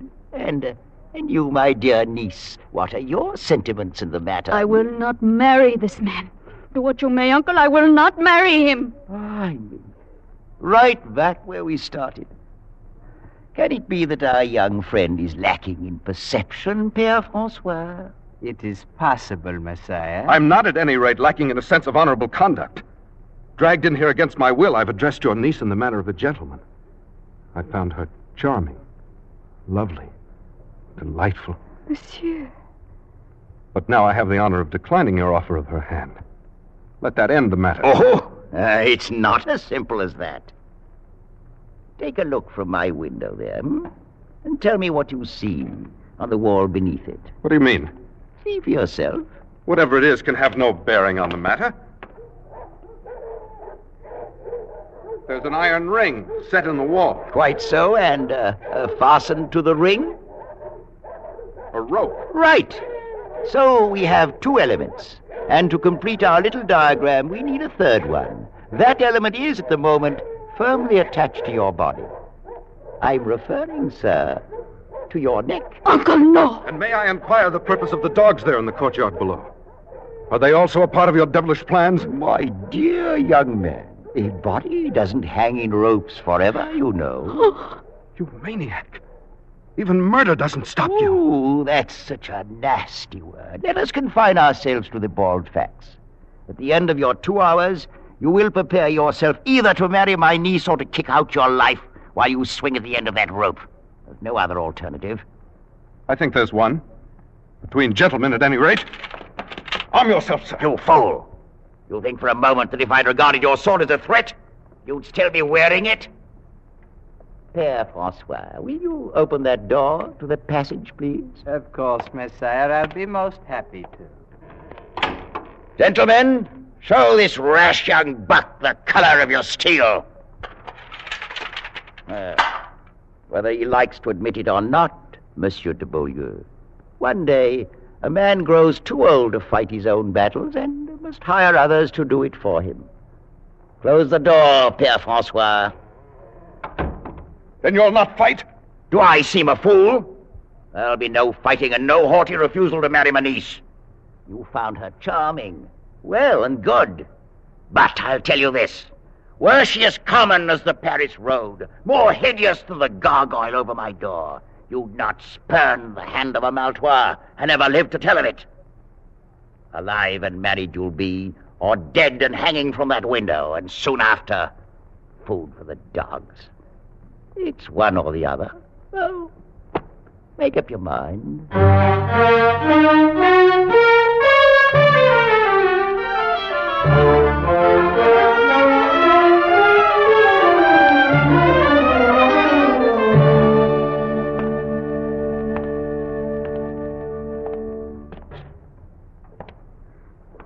Please, Monsieur de Beaulieu, why do you not sit down? Your concern is most gratifying, mademoiselle. But since I have such a short time to live, I doubt that I'll grow very tired. If the time be short, then why do we waste it in formal speeches? As you will. Listen to him. Drip, drip, drip of that devilish clock like an artery opened and life's blood itself dripping away. I've sat here and thought until my whole mind's in a great whirl. Please, you really shouldn't trouble yourself so much. I can't bear to have you slain for my sake. Monsieur de Beaulieu, I will marry you gladly. You must think, then, that I stand very much in fear of death. Oh, no. I've had reason to see that you're no coward. I've asked for no pity. If a thing has to be, then that's the end of it. Oh, sir, you misunderstood me. Why, the great nobility with which you faced my uncle should have removed all question about your bravery had such doubts existed. That is most kind of you to say so. Not, of course, that anyone could raise such questions once they'd seen you. Death's another incident. That's all. Oh, but life's a better one. You'll agree, then? I'm afraid you underrate the difficulty. What your generosity offers me, my pride prevents accepting. In this moment of noble feeling toward me, aren't you forgetting what you already owe to someone else? Monsieur! He never really mattered. Mademoiselle, my very life's the forfeit here. One I'll pay gladly if it be of service to a lady, but to tell me it's for something that never really mattered. Please don't be so cruel. Cruel, you forget. I'm the one who's going to die, not you. I've not forgotten, monsieur. Yes. You'll enjoy tomorrow's sun like any other days. And tomorrow night, perhaps you'll see him again. And of course, I'll be forgotten. Oh, no, never. But it's all a man can expect when he's born into the world, death at last. And some piece of ironic misfortune. Oh, don't say those things. I can't bear it. Oh, if I've said anything to wound you, I'm sorry. It was for your own sake, not mine. Thank you. Please. It's a bitter thing, my dear, to see you in such distress that giving my life itself for you can't help it. I'm sorry. I'll try to be braver. Is there no way at all in which I can serve you? Either now or afterwards? Only by letting me think of you as a friend for the brief time that's left to us. By forgetting for the moment that I'm an awkward intruder thrown here by circumstance. That's all. And afterward? What does it matter? The closer you come to it, the clearer you see that death's no more than a dark and dusty corner where a man climbs into his tomb and shuts the door after himself. Oh, monsieur. I've only a few friends now. And once I'm dead, I've no doubt that I'll have none. You forget Blanche de Maletroit. You're very sweet. Any young man in France would be glad to trade places with me and die for you. You value the small service I do you far beyond its worth. I'll not have you thinking so meanly of yourself. Look at me. Would you say that I am beautiful? I think the most beautiful girl I've ever seen. I'm glad of that. Tell me, is there a man in France who can say he's been asked in marriage by a beautiful maiden, asked from her own lips, and refused her to her face? Oh, no. I know you're a man and half despise such a triumph. But any woman knows more of what's precious in love. But remember, you asked me out of the pity of your heart, not for love. Are you so sure of that? Must I bear my very soul like a merchant showcase? You're very good. As good as you're beautiful. I'll not forget it for the time that's left me. Very well. I, too, have a pride of my own. If you turn back now from your word, I'd no more marry you than I would any stranger off the street. It's a small love that shies at a little pride. The dawn's starting to break. Yes. My uncle and his men would come here any moment. What shall we say to him? Anything you will.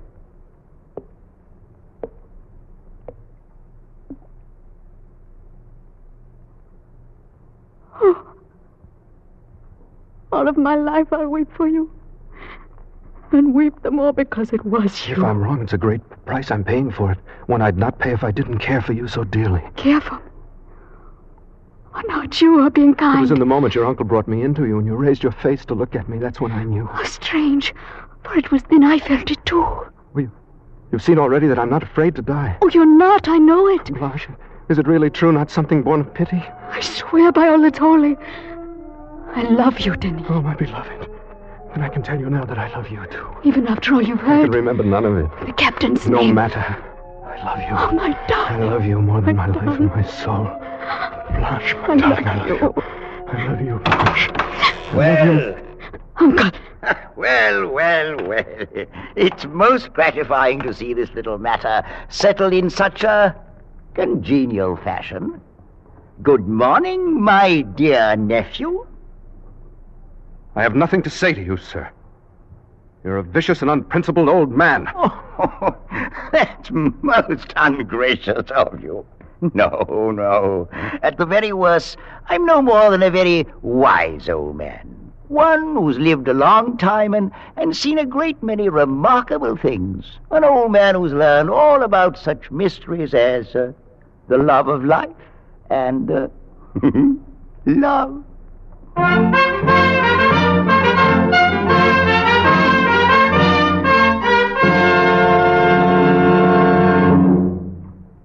The Sire de Maltroit's Door by Robert Louis Stevenson was adapted for radio by Les Crutchfield and produced and directed by William N. Robeson, with Elliot Lewis as Denis, Peggy Weber as Blanche, and Ramsey Hill as the Sire de Maltroit. The special musical score was conceived and conducted by Cy Fewer.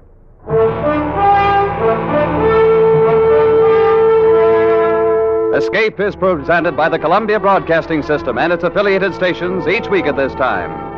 Next week, we invite you to escape to Egypt of 3,500 years ago with Arthur Conan Doyle's fascinating tale of the Ring of Thoth. And so good night until next week at this time, when again it will be time to escape.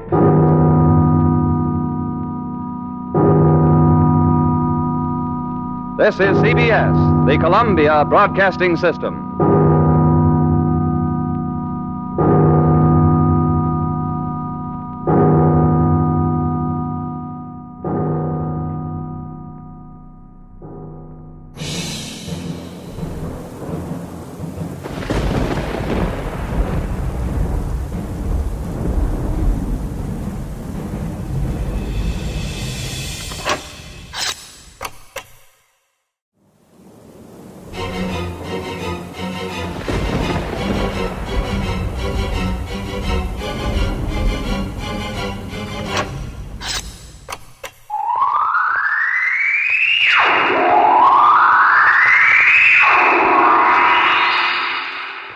Now step into the incredible, amazing future as we go exploring tomorrow.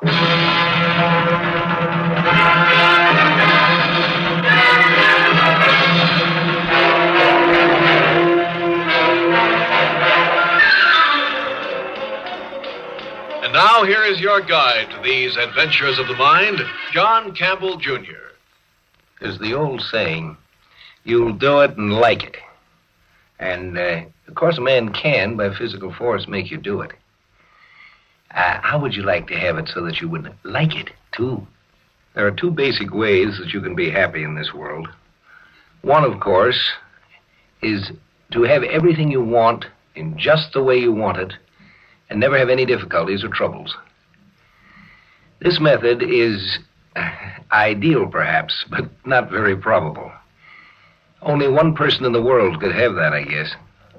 The other method, for absolute, complete happiness, would be to like anything that you got, no matter what it was.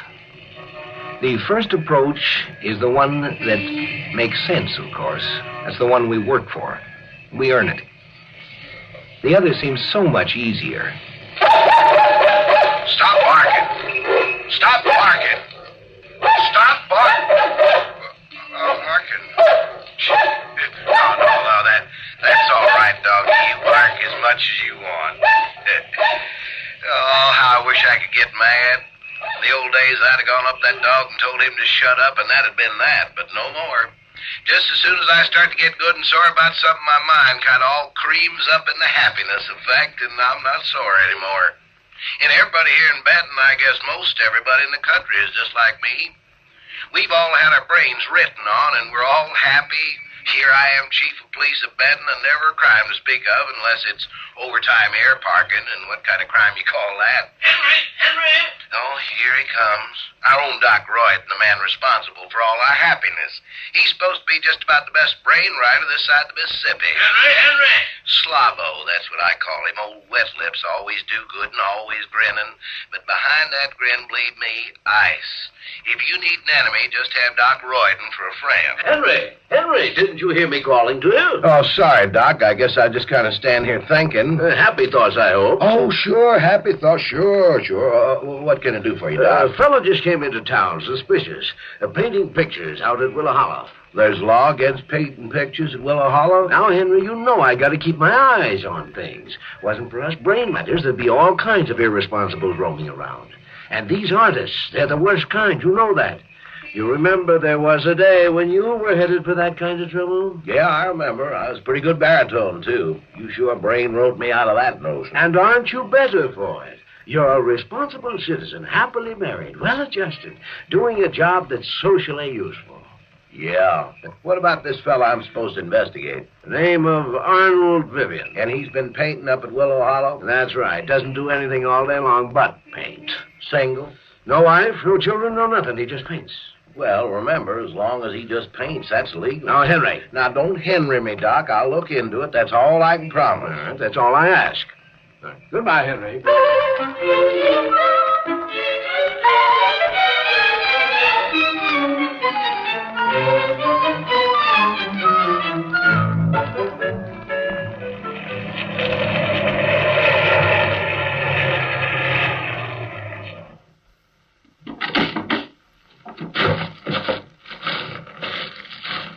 Yeah, that's a mighty pretty landscape you're painting.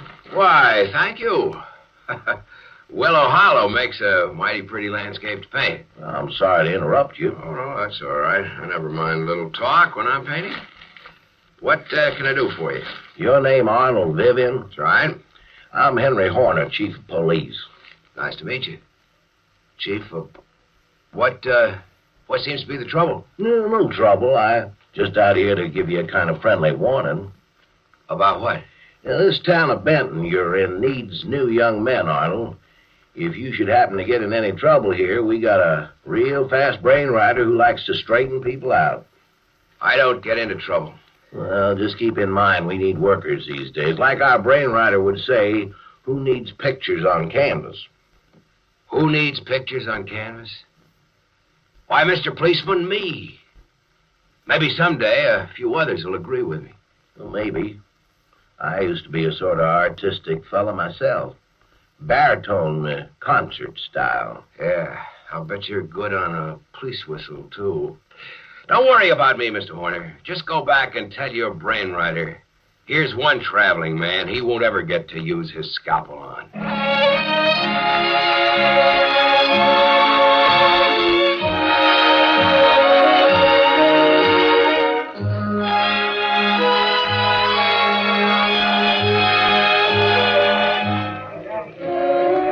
Every Saturday night, Benton has a dance. I usually don't go near it myself because since the brain writing, everybody's pretty well adjusted and ain't any police-type trouble.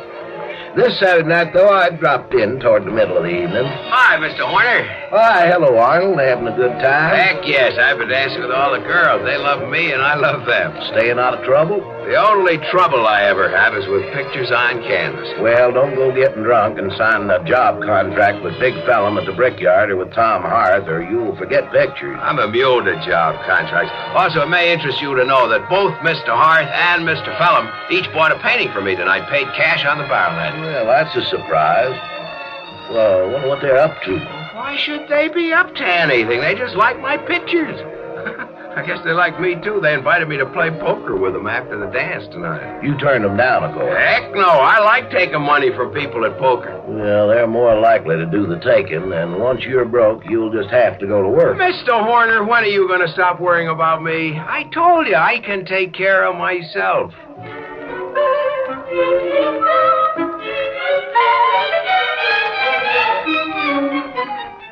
And he could, too. When the poker game broke up about 3 a.m., he was the winner. Everybody was griping, all except Doc Royden, who sat there, his close-set eyes glittering behind thick spectacles. Imagine him taking me for $30. Imagine. Yeah, he knows people, he knows cards, he knows women. You're not going to brainwrite that boy. You want to bet, Henry? You just want to make a little bet.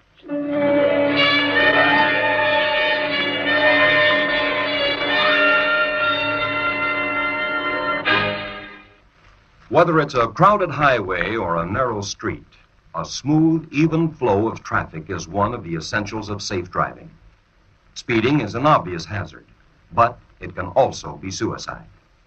Slowpoke driving is dangerous, too, because it causes rear-end collisions and tempts other motorists into taking deadly chances in passing. The eccentric behavior of the lane switcher, the driver who weaves in and out, often is the cause behind frightful smash-ups. So don't be a cause, and don't be a victim. Arrive alive. There are two difficulties with the happiness idea. One of them is that actually we need to earn happiness to enjoy it. but we don't really want to work for it. The drug addict has happiness that he doesn't have to work for, really. The other difficulty is happiness in whose terms? Many times, the other fellow figures that you ought to be happy with what he's giving you. That's Sire. Henry, wake up and scoot over to Tony Holland's shack on the edge of the holler. What's the matter, Doc? There's been a crime. Get over here as fast as you can. Somebody's got to keep an eye on our citizens at the police force. Now, wait a minute. Well, it's a good thing I was out this way. Where's Tony? I gave him a sleep injection. Poor fella, he was bashed on the head and all his savings were stolen. $302. So can't you wake him up so he can tell me himself? No need. I got all the information you'll want. Who does he think did it? He doesn't know, but I've got a good idea. Yeah, like who? Well, let's eliminate it. Couldn't have been a passing tramp. Since brainwriting, there aren't any. And if you can't say it was anyone in town, they're all adjusted and wouldn't commit no crimes. So? Might be somebody around who wanders in the holler in the daytime, poking around and pretending to be what he ain't. Well, it wasn't Arnold Vivian. How do you know? Because he's not that stupid. He knows he'd be the most likely suspect. Maybe you just better check up on him, Henry. Doc, you're the brainwriter. They called you in after the maladjusted guy's been caught, but I'm the cop. I run my investigations the way I want, and I'm not going to build a case against Arnold Vivian. What are you going to do? You write on brains. Try reading one.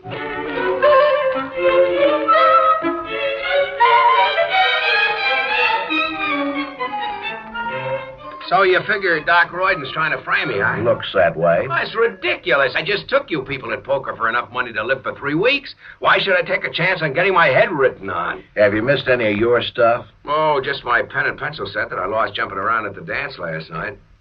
Hey, wait a minute. That'd make a fine clue, wouldn't it, at the scene of the crime? It sure would. Well, was it found over there? Not yet, but it will be. That's not important, though. What is important is this. Tony Holland has one peculiarity. He marks $20 bills. Figures he can follow how the money goes around town that way. Now, you don't draw any money from the local bank or in salary, so you just better not have any local $20 bills marked by Tony. Hey, whose side are you on? I used to sing baritone, remember? Police, I like you. Artist, I kind of like you, too. Henry, look what we found at Tony's. Look here. Yeah, I know. You found a clue, a pen or a pencil, or both. We know all about it, Doc. Arnold, I better run you in, at least until we can investigate further. It'll look better. Why, certainly. No trouble at all, Mr. Horner. Glad to come along. I pressed for a hearing right away, figuring that Arnold could be cleared and then leave town. He figured the same, that it wasn't healthy to hang around a place that needed new talent so bad. The hearing went real fine. From the start, I testified that Arnold had been fast asleep at the time the crime was committed, and I swore that the pen and pencil had been planted in Tony's house.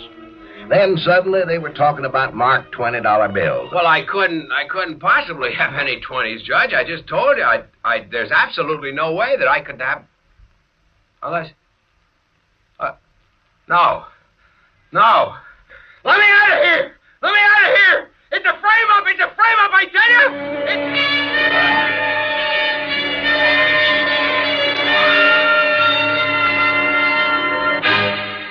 There is no tool that is either good or evil. There's nothing that in itself is good or bad. It's the way it's used. Logic is a wonderful thing, of great value to man and his progress. But in this trial here, you've seen what can be done with logic when someone is out to prove what he wants to prove and is not in the slightest interested in getting the truth. Just one thing I want to say. I've seen a lot of raw deals, but the way you have it here with the singing cop to set it up is the slickest I ever saw. You win.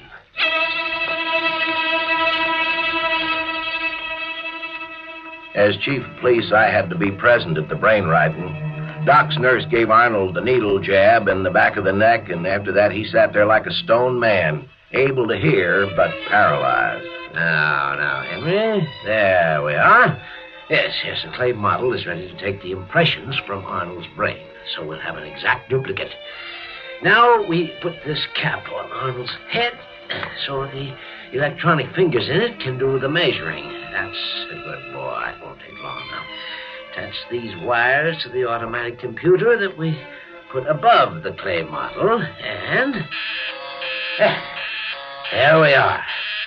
An exact model of Arnold's brain. All right, let's take a look. Oh, me, oh, my. There's a brain that needs writing. All right. Look here, you see that? Decayed memory spots. Artistic imagination, decayed sensory impressions, quite useless in an adjusted society. Now, we just take the scalpel and start doing away with these 6 synapses in the brain model, substituting good ones. Isn't that what we do, Henry? Yeah, that's what we do, all right. You erase the bad ones and carve some good ones, and then when his own brain gets the impression, the guy's adjusted from then on. Everybody does what they should, and they don't need no religion, no morals, no psychology, nothing. Just brain right, and the world's work gets done. Now, Henry, you always miss the most important part. After I get rid of the illogical synapses, I do one spatial cut with my stylus. There, I'm doing it now. And that's the happiness effect. Then your adjusted man not only does what he ought to, he's happy about it.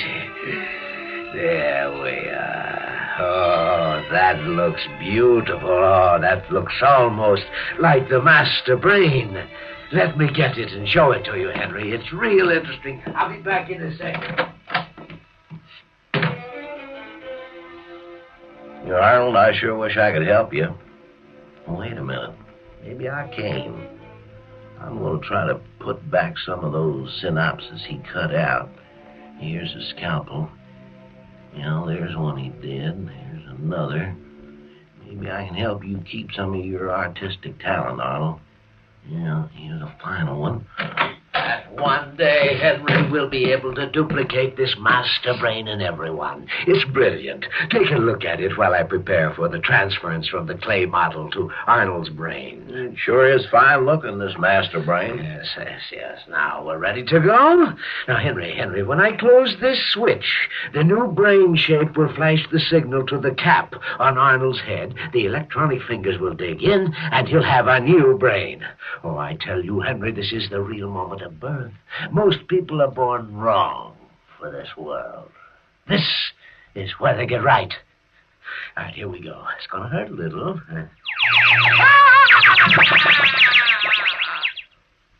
Well, Henry, we did it. We created a useful citizen. Well, 6 months went by, and it looked as if Doc was right. Arnold took a job, settled down, and got himself married, and then... Henry, have you seen that picture exhibition up at the town hall? Picture exhibition? No, Doc. What's it about? Arnold, Vivian, the sneak. Pictures of me, holding me up to ridicule. I'll be the laughingstock of this town. You've got to stop it. Well, there's nothing illegal about pictures, Doc, but come on, let's take a look.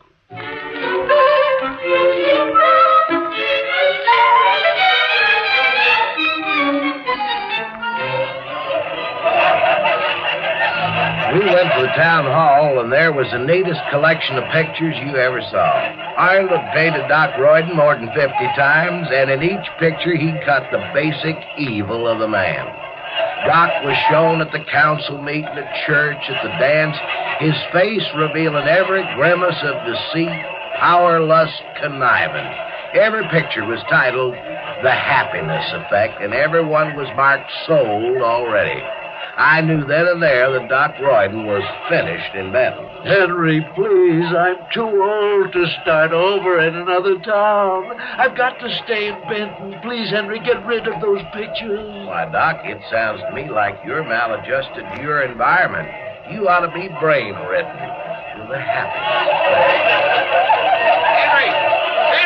Henry, man, I've been looking all over for you. I wanted to tell you thanks for using Doc's scalpel to save a piece of my talent. Why, it was a pleasure, Arnold. Thanks to you for giving us back a little human dignity.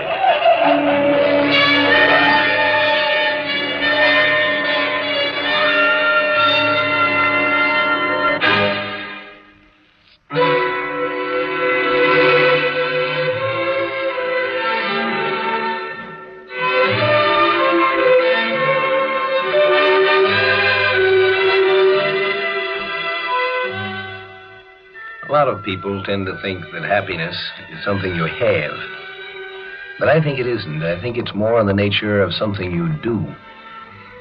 You know, the founders of our country were no fools.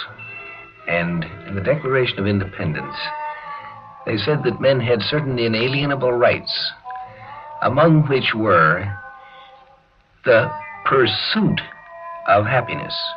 No man has ever declared that happiness itself is a right of man. The pursuit of happiness is. It's worth working for.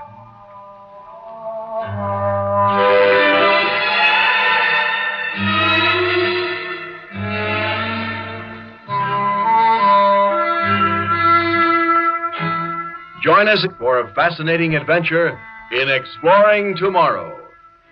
Heard in our cast tonight were Mason Adams, Charlie Holmes, and Lawson Zerbe. Script was taken from a story by Raymond Banks. Produced and directed by Sanford Marshall here in New York. Bill Maher speaking.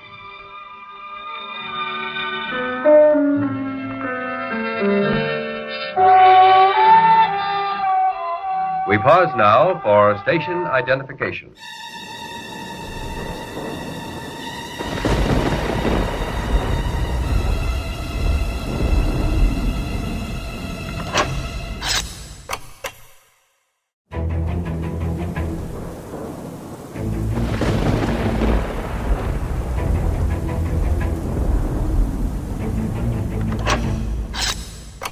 This is 5 After the Hour by Les Weinrott.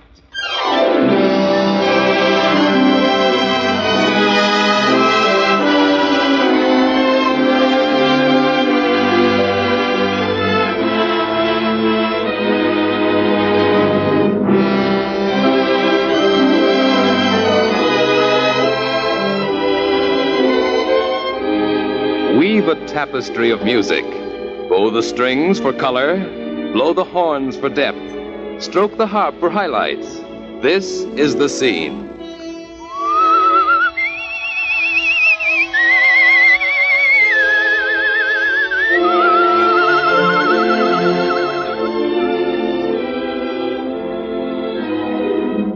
Music for 5 After the Hour is the original composition of Frank Smith, and the orchestra is under the direction of Caesar Petrillo.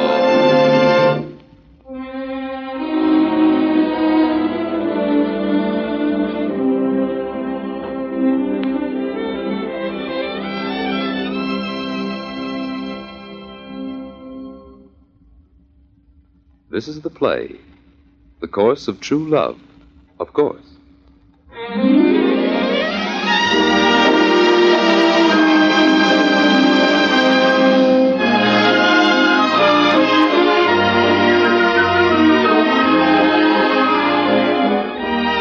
This is not where you would expect to hear music such as this, for these notes comprise a love song. And this is a newspaper office, the office of a great metropolitan daily. To be specific, the classified advertising department of that newspaper. You know, the department where you advertise for your lost watch, where hopefuls seek 4 walls and a roof over their heads, where you find a job or a slightly used set of dishes.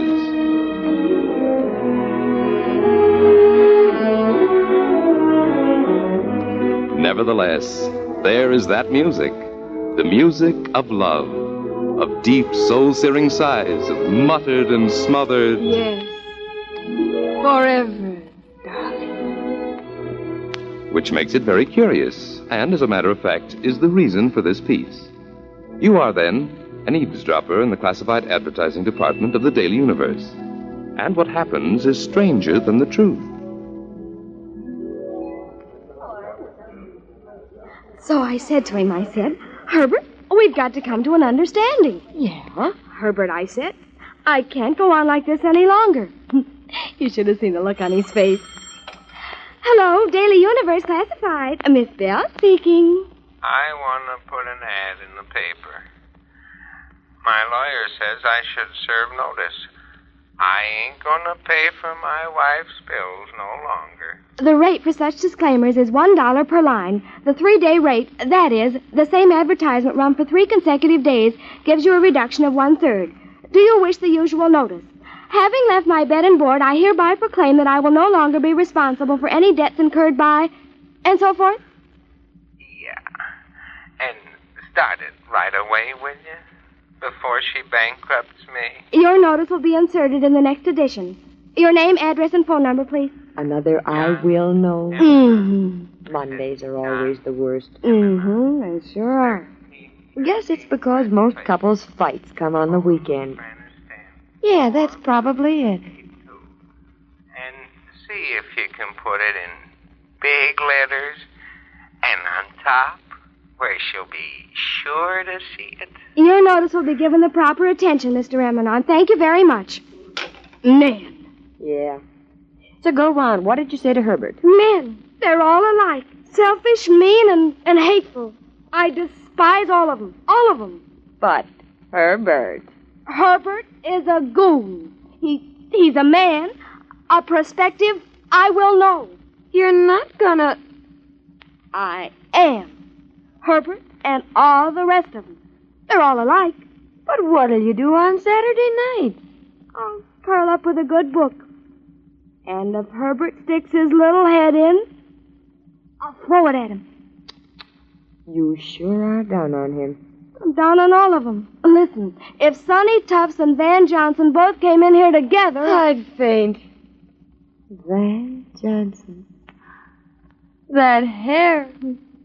Herbert has no hair to speak of. And if he had as much as Harpo Marx, I'd still feel the same. He must have done something terrible. I don't wish to discuss it. The subject is closed. Herbert and all the rest of them. Did I say Van Johnson? Look. Oh, my phone, darn, I never classified, Miss Ford speaking.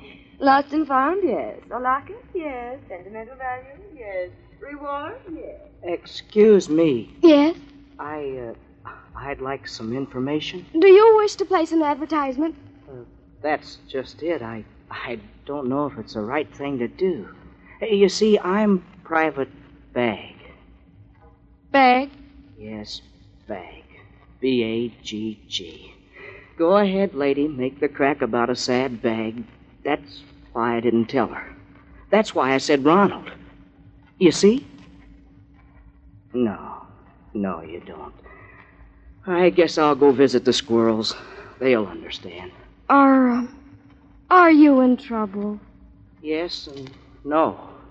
Yes, I'm in sort of trouble. No, the trouble doesn't make sense. Neither do I guess. My first name is Ronald. I was afraid it'd sound like that. If you can tell me the nature of the advertisement you wish to place, perhaps I couldn't hear. You couldn't... no, of course not. I couldn't what? I mean, if you could have a Coke with me or something. It's really very mixed up. I'll meet you down at the drugstore in 10 minutes. I have a relief then. You will? Oh, swell. Gosh, that's wonderful. The drugstore? Yeah. Downstairs. Oh, that's right. Oh, I don't know how to think. All men are goons. You hate them. They're selfish and mean. Ha. Oh, so boyish. And wistful. And I had to get caught with a lost and found.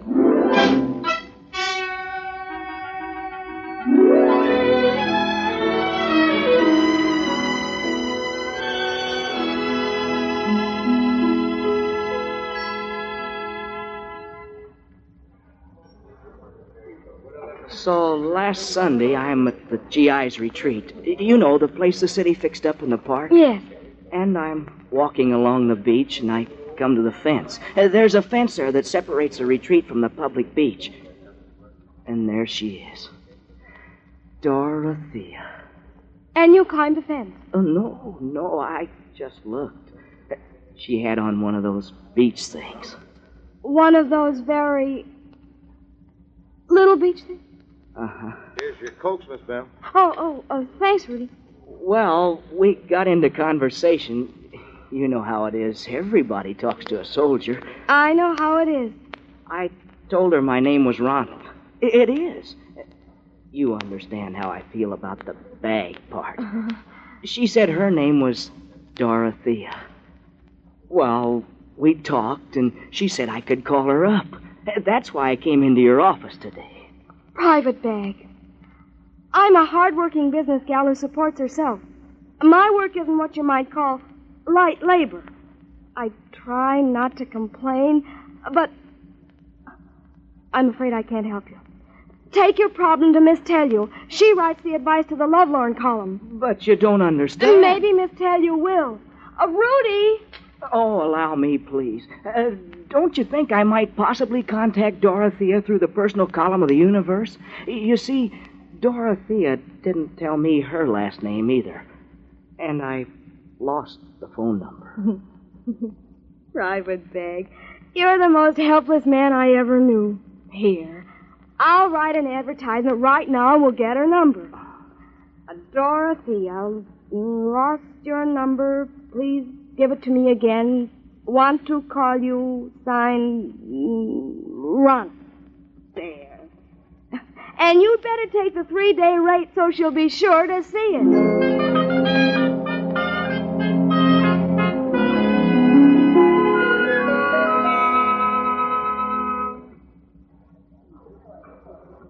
So, I said I'd write the ad, and I did. And Private Bag is a goon, even if he is good-looking. And I'm sorry you didn't draw him. I'm not. I suppose he isn't good-looking. He could be a dreamboat. I met Dorothea. When? How? She came up right after you and he went out. Listen, Ronald, why didn't you call? I'm disappointed. You sounded so sincere. Signed, Dorothea. Oh, you dope. Why didn't you hold her or send her down to the drugstore? How did I know you weren't shopping? Besides, she took the 3-day rate.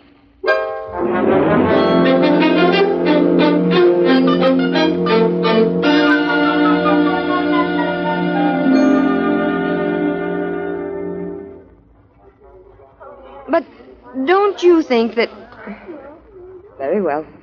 I will run the advertisement just as you have given it to me. No, I'm sorry, but I cannot withdraw your first advertisement. Well, it has 2 more days to run. You paid for it on the 3-day rate, and you have 2 more insertions coming. Very well, I will read your advertisement back. Ronald, if my telephone number meant no more to you than that, forget the whole thing. I have signed Dorothea.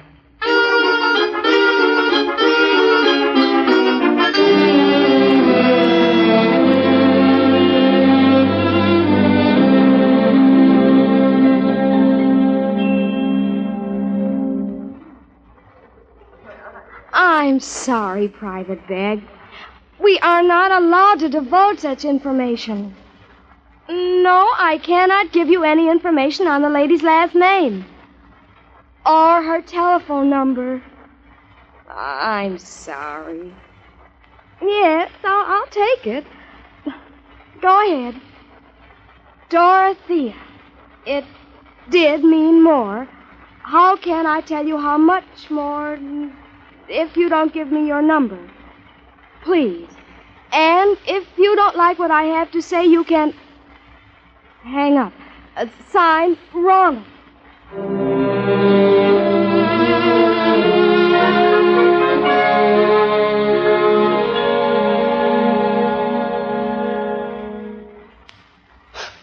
I want to run an ad.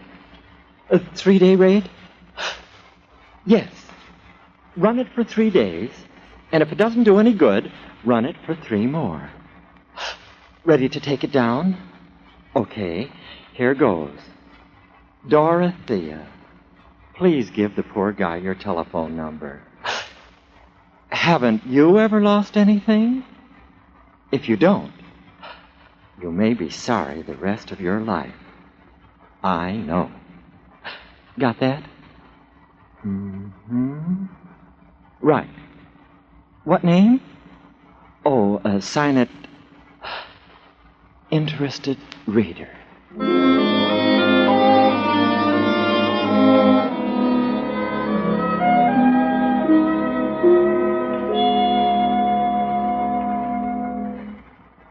Yes, it might be well to run the notice for 3 days. Very well. Are you ready? Ronald, do not feel badly. This young woman would probably not be good for you in the long run. It is said they understand but little who understand only what can be explained. There. Do you have it? Very well. Sign it, one who understands.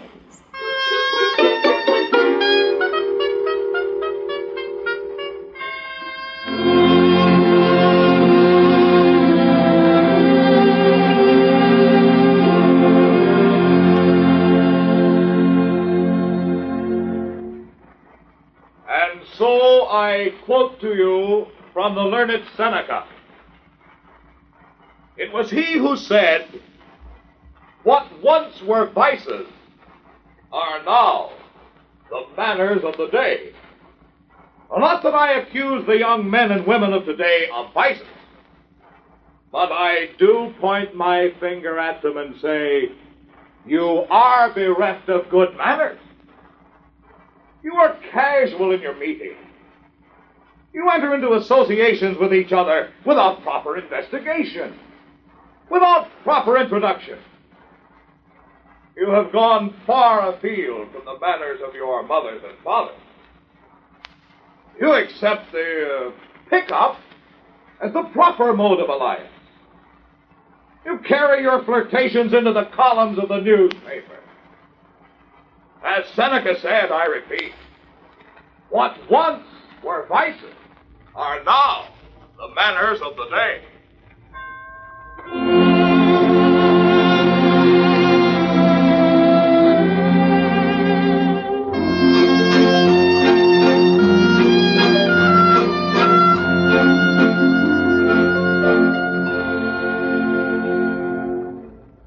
Remind me to call the White House. Also the Cable Beaver broke. And then tell Irving to hold the presses and get ready to replate the editorial page.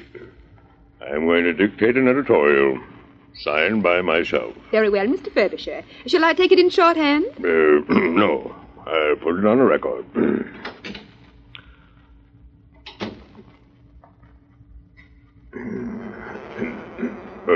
Notes off the publisher's cuff. Put it in caps. Now, subhead. America need not worry about its youth. This nation was founded by young people, by husky, vigorous young people. America needed strong backs, facile minds, to win an empire from a wilderness. Paragraph. Some self-appointed critics of our youth of today are throwing up their hands in great alarm over the casualness of our young people's manners. Paragraph. We who came up the hard way, we who sprung from the people, know that fancy manners never created an empire. We who are the shirt sleeves of America know that the manners of the silk hats are only a shoddy covering for their sins. Paragraph. If it is a sin for a boy and a girl to strike up an acquaintance in a casual manner, then our nation is indeed in dire danger. Paragraph. But we who pioneered America know our forefathers had no time for fancy-dan mannerisms while they were clearing the forests, fighting the Indians, breaking the soil. Paragraph. This observer has no fears for America's future. This observer believes in America's future. This observer believes in America's youth. And put that end in caps. And in the hasty manners of American youth, let's win the war first. And worry about our manners after that. And now, have Camargo knock off a cartoon showing A boy and a girl. Make boy a soldier. Holding hands and facing the sun. And have him label the sun America's future. And put this caption over the cartoon. Don't worry about pickups.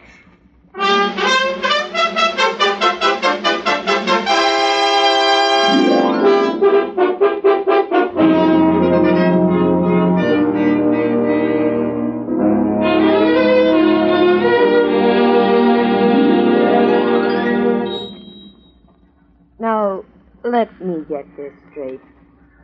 You want to run what kind of an ad? Remember Mr. Eminem?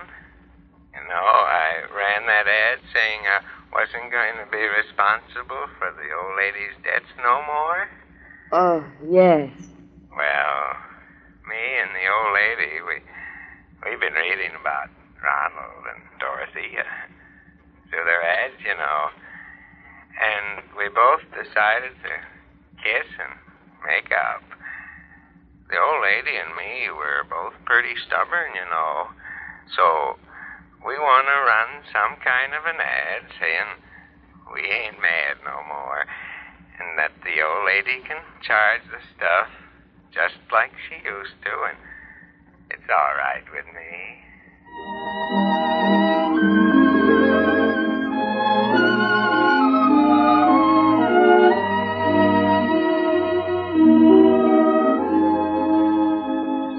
Dorothea, Yes, Ronald? this is nice, isn't it? Yes, it sure is. I sure wanted to see you. Mm-hmm. This sure is swell. Mm-hmm. Sure is. Well, I gotta be getting back to camp. Mm-hmm. And before I go, I want to say, Yes? this sure is wonderful.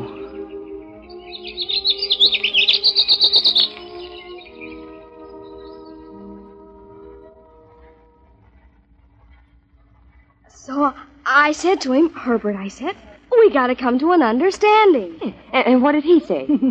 Well, here. He turns to me, and he gives me that Clark Gable grin. You know, the crooked mouth stuff. Mm-hmm. Hello, Daily Universe Classified, Miss Bell speaking. Hello, Miss Bell. This is Ronald, a private bag. Yes, Private Bag. Oh, it's him. Now we'll find out. I just called up to thank you. Oh, that's all right. Then you did see Dorothy. Oh, sure, I saw her. How is she? How is everything? Oh, she's fine. It was very nice. Yeah, real nice. What's cook? Real nice? Yeah, real nice. And I sure want to thank you. Oh, that's all right. And Miss Bell. Yes? I'm popping with curiosity. Miss Bell, I'd like to put another ad in the paper. Could I give it to you over the phone and come down and pay for it tomorrow? It's kind of important. Of course, Private Bag. Do you know what you want to say? Oh, yes, I have it all written out. Just a minute till I find the envelope. He's going to run another ad. Brother, is that Dorothea a tough nut to crack? She's playing it smart. I don't understand. What don't you Here understand? it is, Miss Bell. You ready? Go ahead, Private Bag. If the young lady wearing the white bathing suit with the red dots who talked with a soldier last Sunday at the fence at the GI retreat will answer this ad, giving her phone number, the soldier will call her. He is very anxious. That's it, Miss Bell. And, Miss Bell, if you don't mind, sign it Clark. That's my middle name.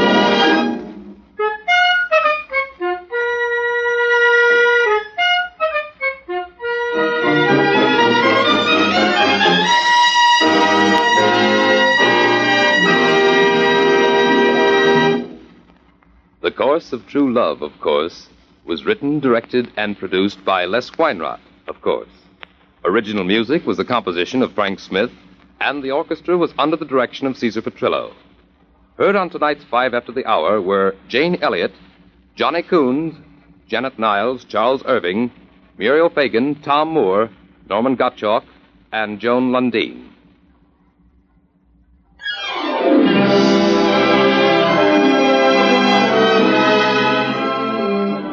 Five After the Hour originates in the studios of WBBM, the Wrigley Building, Chicago, and will be heard next Wednesday night at this same time.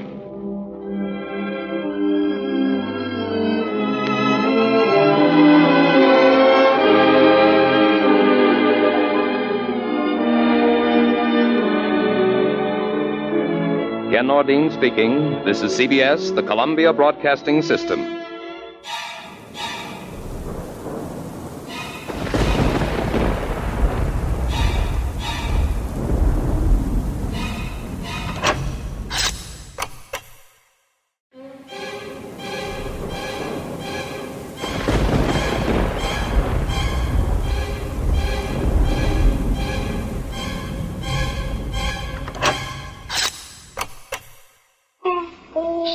Mikey, it's time to listen to Future Tense. What? Entertainment for the entire family produced right here in Kalamazoo.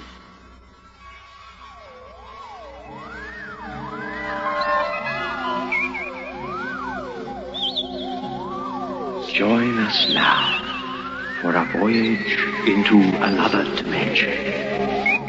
A journey into a realm as infinite and limitless as time itself. Our destination, the farthest reaches of the imagination. WMUK Special Projects presents Future Tense.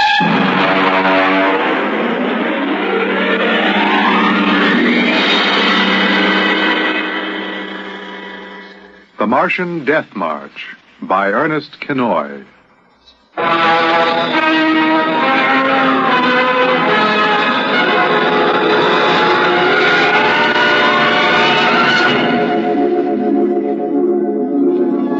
Maybe you've been over the route of the march.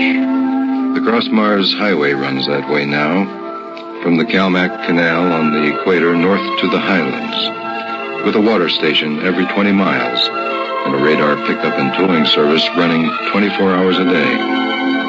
But there wasn't any highway 30 years ago, in 97. There was desert. Hot, burning desert. Sand shifting and blowing, piling up around the empty shells of the ruined cities. Ancient when man on Earth was living in caves. I lived at the edge of the Calmac Canal then with my father. He was a prospector, searching the surrounding desert with sonar probe and Geiger counter, scratching just enough ore from under the Martian sands to pay for our grub stake the next year. I remember he was in the Adamson digger in the North Quadrant when I came running out that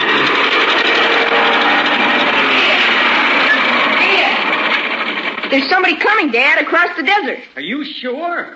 I saw them. They were a couple of miles out. How many cars? They're on foot. On foot? Across the desert? Honest, Dad, I saw them. Now, you're sure it wasn't a light reflection off the canal? No, it was dark against the sand. I don't like that. Hey, you run back and get the rifles out. I gotta pull a digger into the shed. Is there gonna be fighting, Dad? I don't know. I got a whole year's ore piled out back of the bins. Ain't gonna lose it to no claim jumpers. Now, you get back in the shack and break out those rifles. See if they're loaded, you hear? And jump! Dad had 3 surplus Army rifles and a couple of homemade grenades made out of ore cans stuffed with Adamson A explosives. We crouched inside the shack, waiting. The shadow of the water tower in the doorway grew longer as the quick Martian dusk settled down over the desert. There they come, Al. There's 2 of them. Something's funny about that second one. He's all spindly and his head's funny. Yeah, his head's funny, all right. Al, that's a Martian. I never saw them off the reservation before. Well, there hasn't been one. Not in 10 years. I don't like this. Here they come. Into the dooryard. Now, you remember what I told you. Line up those sights and just squeeze the trigger. Hello? Hello there! Now, Dad? Hello? Now, wait a minute. Now, what do you want? Water! What are you going to do, Dad? Where do you come from? False Will! Yeah, you're lying. That's 100 miles across the desert. I know. That's where I came from. My tank is empty. I need water. Now, drop your gear and come up here slow. And tell that Martian to stay where he is.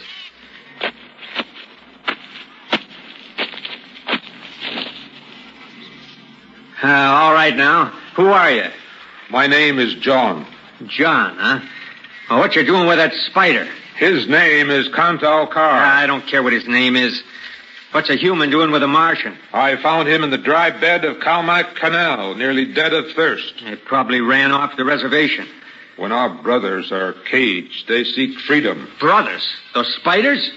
All living creatures are our brothers, on Mars as on Earth. Oh, wait a minute. Bert Ahlstrom at False Wells told me there's a screwball hedge preacher over there hollering about letting the spiders loose off the reservation. Let no man call his life his own. No man, nor tribe, nor nation. I guess that's you, all right. Oh, boy. Yeah, Bert told me. They call you Crazy John. Yeah, well, I don't suppose there's any harm in you. Go on. Fill up your tank at the air still. You can even have supper with us. We would be happy to. We? What do you mean, we? Contal Carr and myself. That spider? Oh, no. I ain't having any Martian sitting down and eating with me. But you come on, though. Thank you, sir, no. Where my brother is not welcome, I cannot go. Well, suit yourself.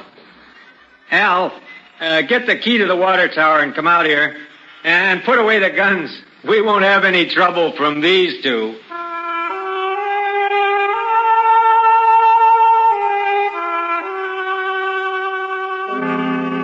The old man filled his tank at the air-still tower, and the Martian went through the ash pile for half-burned fuel brick. When we went into the house for supper, I could see them silhouetted against the fire. The old man with his wild hair and beard, and the thin, spidery arms and legs of the Martian. Dad? What now? Were the Martians always on the reservation? Since the Outpost 3 massacre, they have been. What was that? Well, back before you were born, they lived wild in the mountains up north. Were they fierce? Fierce enough. There's only one place for those spiders. Behind wire. Yeah, it sure is. Out in the dooryard, the campfire flickered at the base of the water tower. The first of the Martian moons had set. The other wouldn't rise for several hours. I could hear the sandpeepers out in the desert as I stood there. The old man and the Martian were sitting on the ground, huddled close to the fire. It gets cold fast on the desert when the sun goes down. Is that you, boy? You can come up to the fire if you like. My dad wouldn't like it. All right. But I'm not afraid of no spider. No, there's nothing to be afraid of. How come his arms are all skinny? Ask him. Does he talk? Yes. His name is Contal Carr. It is, huh? Hello. Hello, boy. He talks funny. It is not my language. Why isn't he on the reservation? You can get in trouble helping spiders to escape. He's my brother. He was caged. When my brothers were in bondage, I came to them and said, "Lo, the time has come for deliverance." You talk funny, too. Is it true that you want to let all the spiders off the reservation? No man has the right to imprison the innocent. My dad says that spiders are treacherous, cowardly, murdering savages. That's what he says. Boy, there was a time on this world when there were no Earthmen, when the ships and machinery of Earth were unknown. Then the people of the highland lived in peace. They who bring not peace but the sword will perish by the sword. Then the ships came down with the machines for digging inside of the ground. Then the highlands people were as numerous as the grass. Today they're a handful, starving, dying behind the wire. But the reservation isn't so bad. Our home is in the mountains in the north, not in the desert. I heard a voice which cried out to me in the desert, "Go to your brothers." Do they really call you Crazy John? I have been called many things. You really think we ought to let all those old spiders off the reservation? Boy, we die here in the desert. We die in the sun and of the sickness you have brought from Earth. That's 'cause Martians are just weak. I bet I could knock you down myself. You could. We are a different people. We have not the strength and muscle of Earthmen, but we will not stay here to die. You won't get off the reservation. The patrol takes care of that all right. They won't let any stinking old spiders out. Even in the minds of children is planted the poison of evil. How long? How long?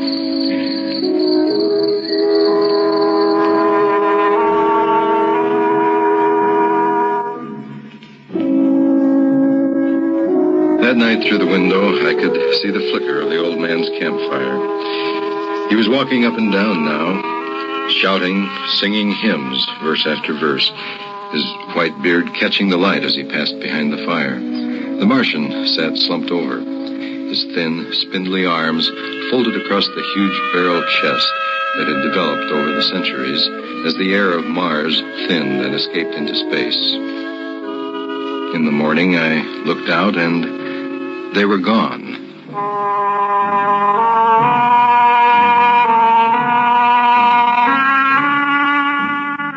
Looking back now, we wonder how they did it. The high-voltage wire around the reservation carried a fatal charge. The patrolmen in the tower had 50-caliber machine guns.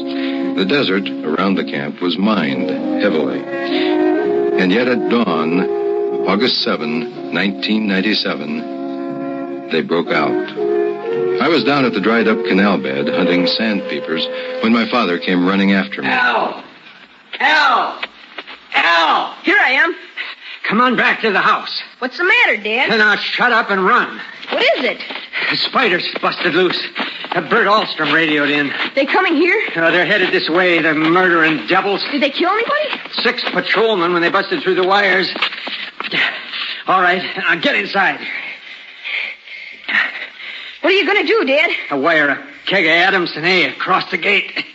Now, you get in there and get the guns out. I got the rifles and shoved a full clip in each one. Then I slipped the primer fuse in the homemade grenades and led them out on the porch. Dad was running lead wires back to the detonator from a half keg of Adamson A he'd set across the gate. There. That's it. Now, give me one of those rifles. Will they be here soon? Well, I can see the dust over the rise. Those murdering spiders. What'll they do? I don't know. Now make sure you get a good sight, Al. And don't waste any bullets. There they are, Dad. Here they come. Now, wait a minute. Hold up. I want to get a good shot. Let them get closer. Dad, that's Crazy John up in front. There. He's taller than the spiders. You can see his beard. Yeah, you're right. Oh, that renegade rat. He probably helped them break out of the reservation. Now listen, Al. If anything happens to me, you light on out to the shed and hide out in that empty ore bin till they go away. You got that? All right, Dad. The spider's shouting something, Dad. That's probably a trick. Now, get down, Al. You're in the way. I got him clear now. Right in the head. No. Up a little. Now. I got him. Dad, look out. They've got guns. Down, get down.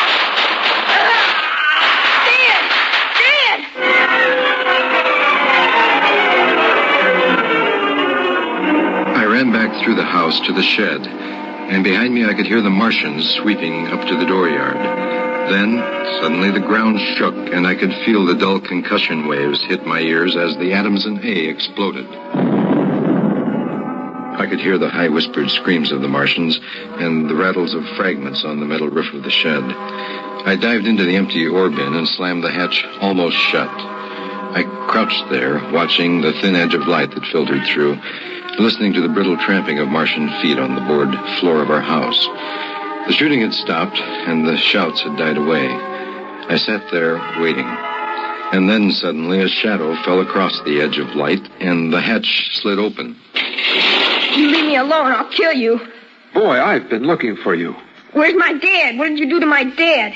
He's dead. You killed him, you and those spiders. You killed my father. Get out of there, boy. Let go of me, you murderer. Come on out. I'll kill you. I'll kill all those stinking murdering spiders. They are our brothers, boy. Your father shot without warning, and the fire was returned. Against my orders.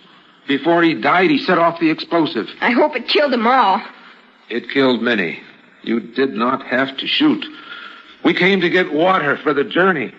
You mean you weren't going to attack us? Our brothers came in peace. They're going home to their mountains. You mean you just wanted water? You mean they had... John, the Earth Patrol will be following us soon. We must go. And the boy? We'll have to leave him here with water and supplies. No, the Earth Patrol would question him. We need the time. He goes with us. He can't. It's straight across the desert to the mountains. He'll die. John, since the Earthmen came to Mars, the Highlanders have died like the grass in the hot sun. We're going home. One life cannot stop us.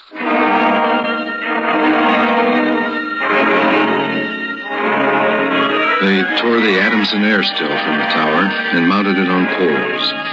They piled our supplies in the yard and loaded them on their backs. And then they started.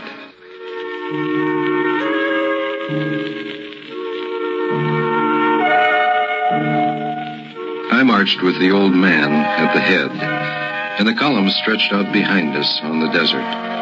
Women, children, the sick and the dying. Some showing the signs of the diseases that were trivial to Earthmen, but deadly to Martians. Chickenpox, German measles, and the bronchial infections that raced through the vast areas of Martian lungs, eating away the tissue till death came in a last spasm of coughing. I turned to look back at our house, but the sun was behind it, blinding red. And the old man pulled me around as he marched, his eyes fixed on the horizon, where far to the north rose the cool mountains that were the ancient home of the Highlanders.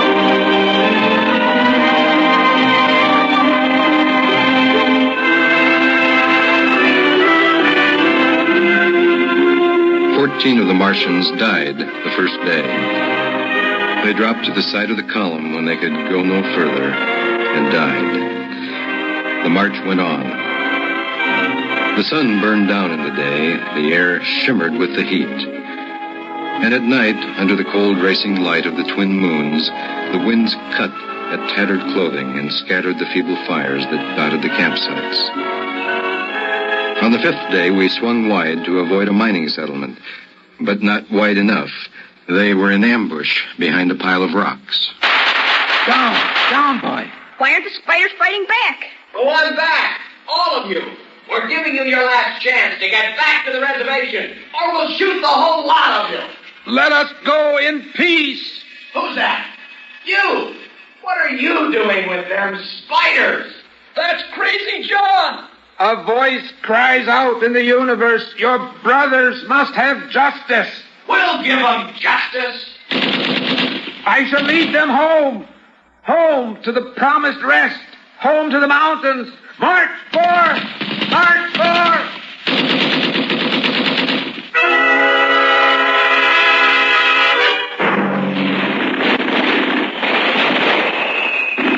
Past the rocks they marched, and the Earthmen fired as fast as they could reload.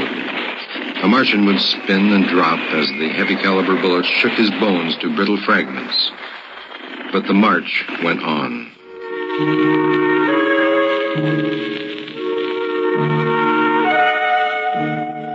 We wound across the desert in wild zigzags, following the paths the old man had traveled through the years. Only once, a patrol plane hovered on the horizon and then shot away. The days went on, the weeks, and the Martians died. They died of exhaustion. They died of the diseases we had given them. and they died of thirst. The Adamson still could produce 27 units of water an hour, no more. And on that, they died of thirst. Here, boy. Here's your water. That's more than the others got. Take it. But it's yours. You're giving me your water. It will be provided to me. He that brings justice to his brothers will drink deep of the water of righteousness. He that leads his brothers to the promised rest. Drink your water, boy. Across the desert, from the Calmac Canal to Fever Dip, past the towering mesas of the Higgins Badlands, across the dry sea bottoms they marched. On the 54th day of the march, we halted at evening. The air was thinner and cooler now. The rations had long since been exhausted. And around the campfires, they cooked the hard, bitter kernels of the dogbush nut that grew on spiny stalks like earth cactus. I lay down to sleep, wrapped in the old man's coat. Early in the morning, before sunrise, I woke suddenly. The ground mist that had covered the desert the night before was lifting slowly, and I saw the old man standing by the burned-out fire, the vapor swirling around his legs and the cold light of the false dawn edging his wild beard. Go back to sleep, boy. I can't. The end is near. I've led them through the wilderness, dry-shod across the seas. And before us lie the mountains. You mean we're almost there? When the mist is taken from the eyes of man, the place of refuge can be seen. You mean the mountains? It's over. We're there. I have led them to their home, and I must go back to the desert. You mean alone? No. Even now I hear a voice in the wind. Carry the message to the men of earth. Bring to this new world the message of the old. All beings created in the universe are my brothers, and he that harms my brother harms me. Goodbye, boy. You'll be safe now. Goodbye, John. Goodbye.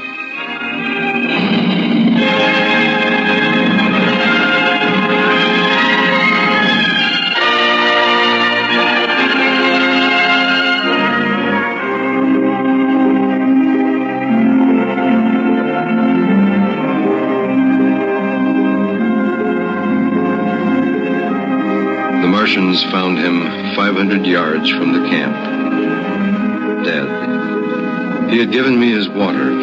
He had divided his ration among the sick. And yet his gaunt, tall body had lasted until the march was done, till the mountains were in sight. For now the mist rose, and before us towered the highlands, the tall green mountains and the cool sky.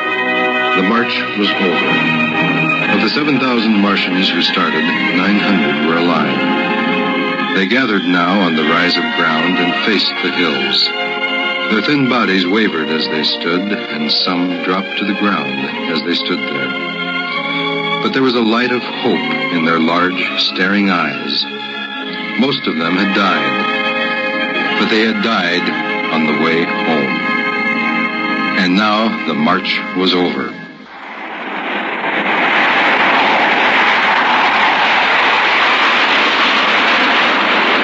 Then the patrol planes were spotted on the horizon, and within 10 minutes they had landed. The Martians stood silently as the squads pulled out and set up the 50 caliber machine guns and petroleum gel flamethrower. All right, you spiders, hands up. Stay together. Gather in a bunch and don't try anything. Sergeant.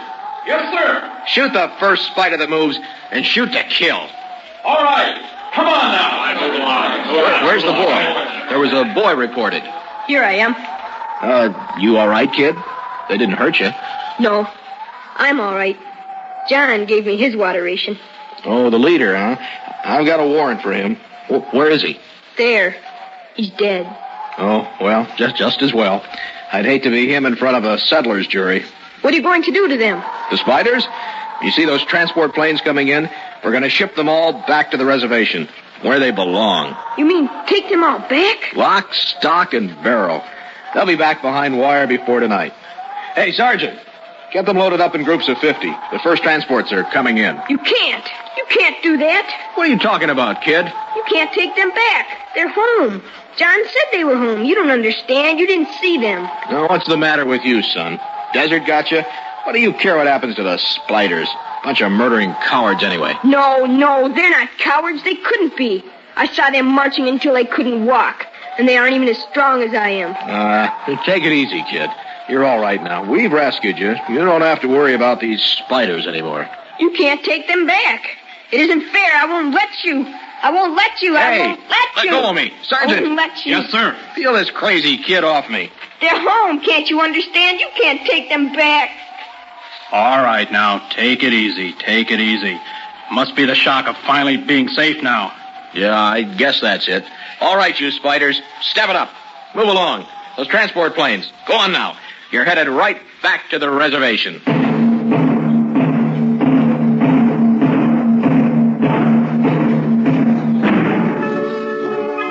They separated them in groups of 50 and loaded them in the planes. 900 out of 7,000.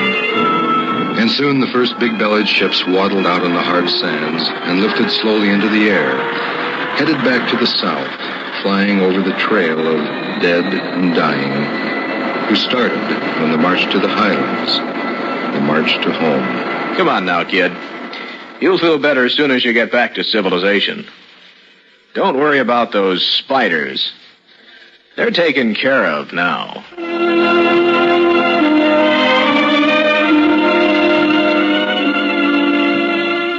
Before the plane took off, I looked once more at the green mountains towering through the mist. And then just before the motor raced, I saw John.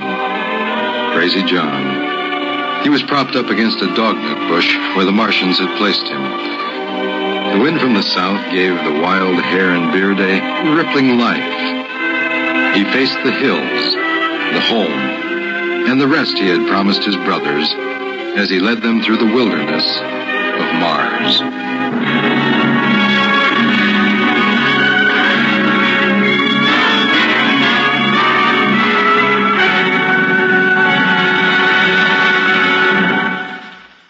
WMUK Special Projects has presented The Martian Death March, an original radio drama by Ernest Kenoy. Featured in our cast were Mark and Brent Spink as father and son, Arnold Nelson as the not-so-crazy John, Doug Norton as the Martian, and Jerry Rattle as the General. Our narrator was Bob Erickson. Future Tense is produced and directed by Ellie Siegel.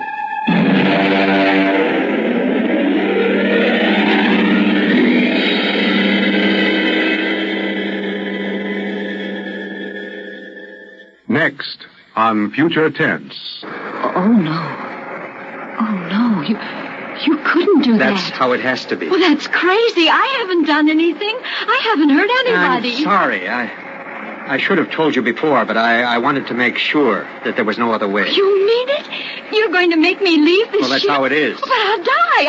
I'll explode.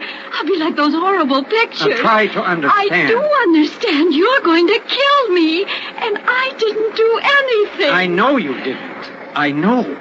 This is Gerard McLeod reminding you and your entire family to join us every Monday through Thursday at this same time for Future Tense. Be sure to listen.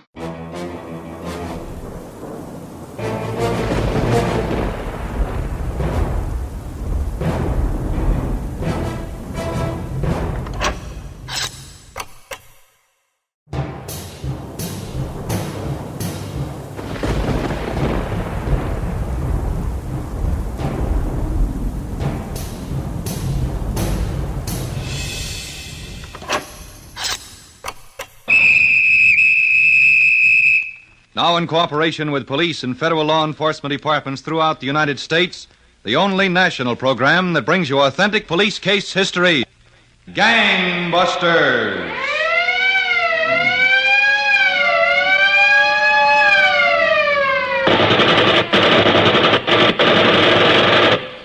Tonight, the case of the safe crime safe-cracking combine whose leader ruled the gang by brute force, but who couldn't subdue a trouser cuff nor a washed-out blonde.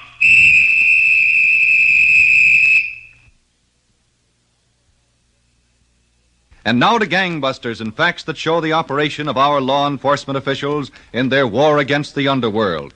Gangbusters has asked Jack Harville, Chief of Detectives, Detroit, Michigan Police Department, to narrate by proxy tonight's case. The inside facts in the case of the safe-cracking combine.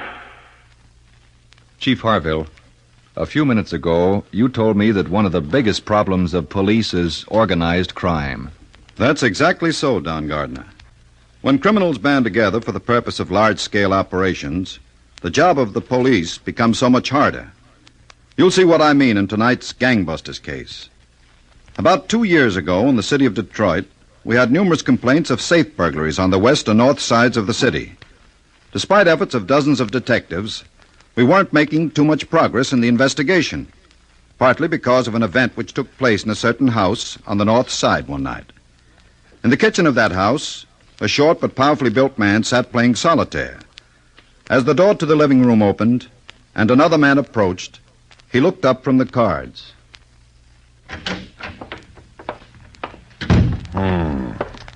Well?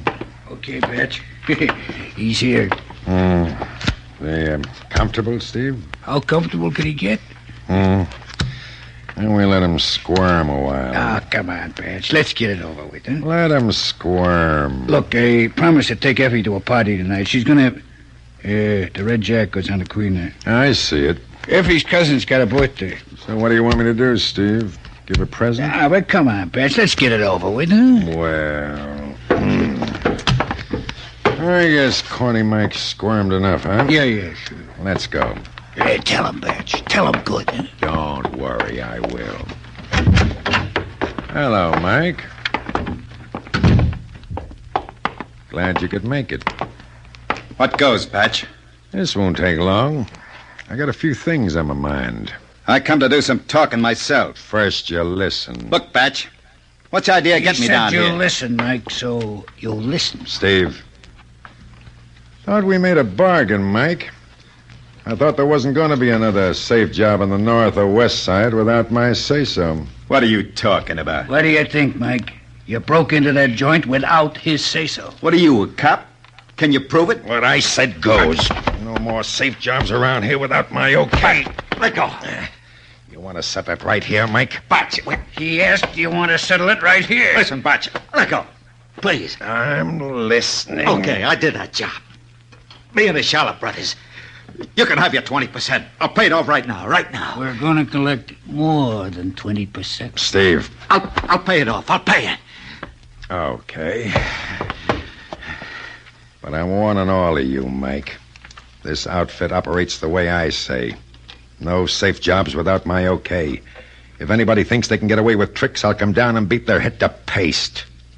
Personal. All right. Get out of here. You heard him. He said get out. Go on. Okay, I'm going.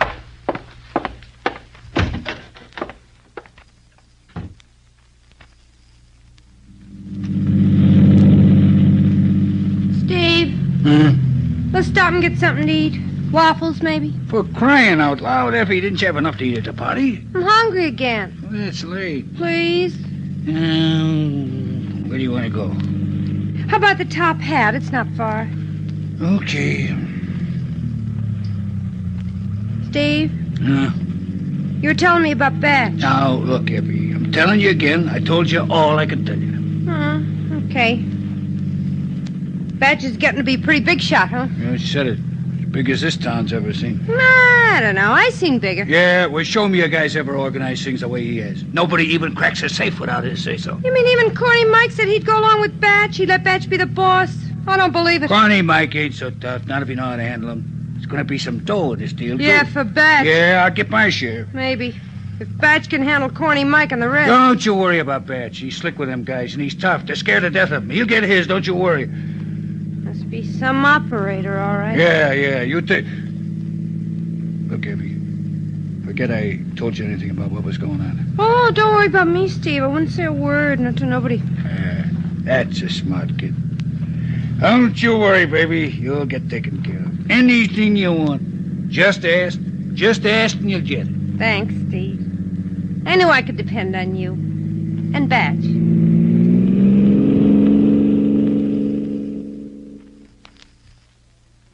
I'm telling you, Inspector Ma, these safe robberies have got to stop. 23 safe robberies in 6 weeks. It's ridiculous. I can assure you, Mr. Edwards, we're doing everything we possibly can. Apparently, it's not enough, Inspector. And as a representative of the Northside Merchants Association, I feel... Mr. Edwards, would you be surprised if I told you we think we know the men responsible for those burglaries? You do? I said we think we do. There are 10 or 12 men involved. We're sure of that. We've had some of them down here for questioning on occasion. But those men should be in the penitentiary. Mr. Edwards, I could be dead sure they're the ones, but my being sure is not enough. In order to convict a man of burglary, we either have to catch him in the act, or find some of the stolen property in his possession, or have a confession. And none of these men are confessing to anything. Well, then why don't you arrest these men now? They're bound to have the money on them from that robbery last night. Mr. Edwards, if these men broke into your furniture store and took some cash from your safe, could you pick out your own bills or coins and swear that they were yours? Well, Neither could any other victim. When only cash is taken, and the burglars are careful to leave no fingerprints or other evidence at the scene of the crime, a burglary conviction is almost impossible. Well, I suppose you have a pretty difficult job. We have, Mr. Edwards. Well, thanks a lot, Inspector. All right. Excuse me. Yes? Detective LeFew, Inspector. Can I see you? Come right in, LeFew. Mr. Edwards just leaving. Yes, sir. I hope you understand our problems a little better, Mr. Edwards. I think I do. Well, you know where to reach me. Goodbye. Oh, excuse me. Sure. Come in, LeFew. Well, Inspector, we had men in back of Corny Mike all last night. Did make a move out of his house. How about the Scheller brothers? Lost them in traffic. It could have been them, or even Batch. We didn't have him under surveillance either. All right, LeFew. Stick with as many of them as you can. The only way we'll get these boys is to catch some of them in the act. Then maybe we'll get a statement involving the others. Hello? Let me talk to Batch. Yeah, just a minute, I'll get him. He's in the kitchen with a friend. Hey, who is this, Effie? No, it is not Effie. Oh. Okay, hold the phone. I'll see if it'll talk. That's the way it's going to be, Mike. If you don't like... What? Telephone. What do they want? It's for you. Personal. I'll be right back, Mike. Take your time. Steve, stay here with Mike. It's a dame, Batch. So it's a dame. I'll be right back.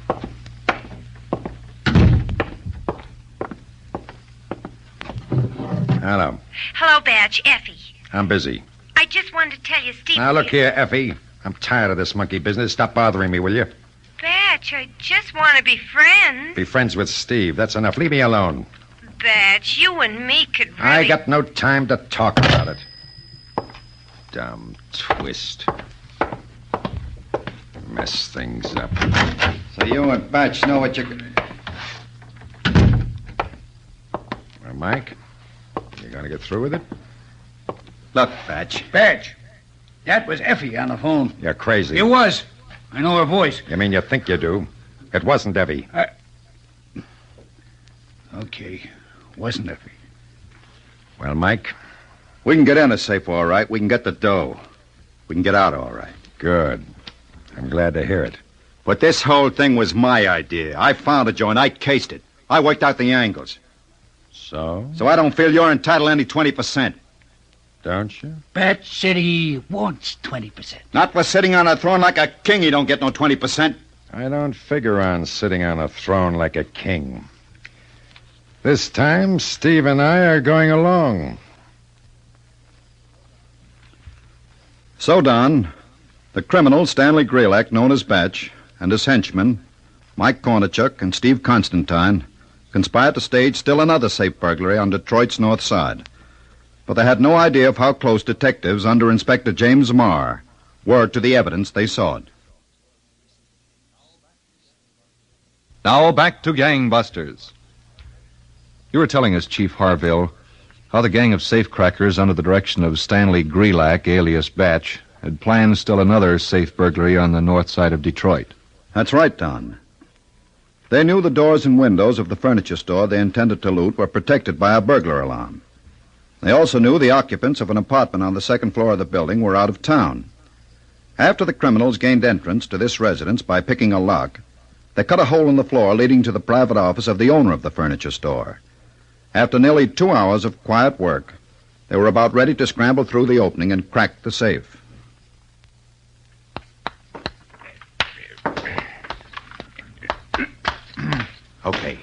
Okay. That's got it. Yeah, right. Plaster. Mike. Yeah? Get the ladder. Hey, fellas. Watch it. Watch it there. Okay, put it through. Easy now, easy. Yeah. Okay, that's got it. Go on, Steve. You first. Right.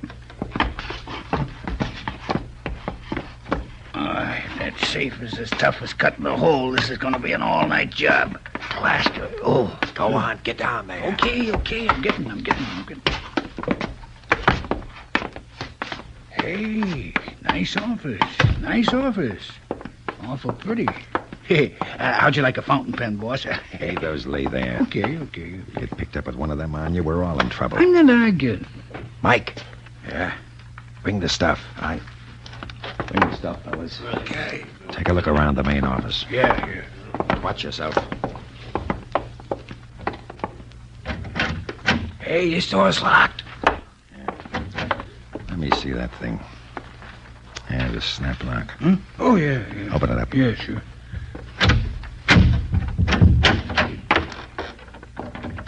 Good. They can't see nothing from the street. And there's the safe. Mike, you coming? Can't do it without me. Let's go. I'll watch it in here. There's a trap wire in front of the safe. Careful, Steve. Trap wire. Trap wire, yeah, I'm careful. It's around someplace. Okay, see it over there. Yeah, there it is. Oh! Now, you walk right into it. Who's that? Okay, we don't have time for fights. Back in the office. Come on.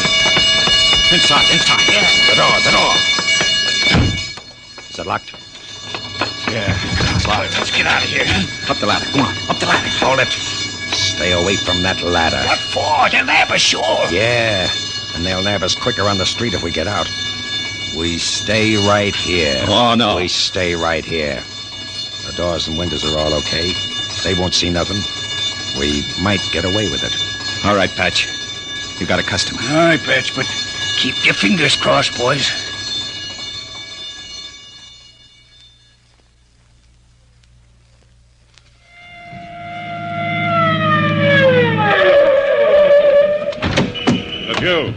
Hello, Inspector Meyer. In the neighborhood and heard the call. Doesn't look like there's much to it, Inspector. Yep. 2 squad cars are here within a minute after the call came over. They looked around. None of the doors or windows were touched. It's probably short in the system. Get a look inside. We're going to. The owner's opening up now. Just got here. Good. Oh, by the way, this is the furniture store your friend Mr. Edwards owns. Oh, so it is. Hello there, Mr. Edwards. Oh, hello, Inspector. Is there a chance somebody might be inside? There's a chance. I'll open up. There are patrolmen all around the building, LePew? It's covered. I hope it's a false alarm. There's a step there watching the dark. I see. Now, where's the safe? That's what they'd be after. Back there in the office. The night light's on back there. Oh, yes. We always have a nightlight. Insurance company rules, you know. I know. Nothing looks disturbed. The safe hasn't... Uh-oh. The trap wire is down. Yeah. Might have fallen down. Doesn't take much, you know. What's in here, Mr. Edwards? Oh, this is my private office. I keep it locked. So I see. Would you mind opening it up? I'd like to look around. Yes, of course. I think I have a key. Yes, here it is. Inspector Barham. Yes? I think I found your burglar. Come here. What'd you find, LePew? Could this be your guilty party? She certainly could. You mean the cat could set off the trap wire? Easily. All it takes is the slightest touch, contact's made, and that's it. Wonder the cat hasn't given you this kind of trouble before, Mr. Edwards. Well, we only just got the cat yesterday. Beginning to have trouble with mice, you know. You'll take my advice, Mr. Edwards. Either get a new system for catching mice or a new system for protecting your safe. Otherwise, you'll be down here 2 or 3 times a week answering that burglar alarm. I suppose we'll try mouse traps. Run along, kitten. You've caused enough trouble for one night. Come on, LeFew. Let's go. Right. Good night, Mr. Edwards. Just a second. I'm coming, too.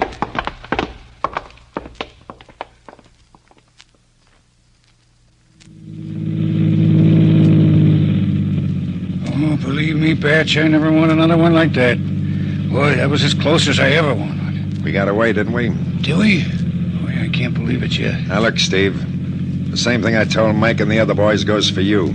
As soon as you get home, take those clothes and wash them out good. But, Patch, these pants are wool. They shrink up to my knees. Then get rid of them altogether. Burn them. What are you worried about? I'm worried about one of us getting picked up. Cutting through all that plaster was more of a mess than I counted on. So I brush off the pants. You'll wash them or burn them like I said. The cops decide to pick you up, that plaster will put you inside the furniture store for sure. Okay, whatever you say. Look, how about stopping for a drink, huh? I could use one right now. I got no time. What's one drink? I said I got no time. Gotta meet somebody and I'm late. Oh, yeah? Who? Somebody you don't know. Oh, somebody I don't know. Okay. Go on home and get some sleep. You need it.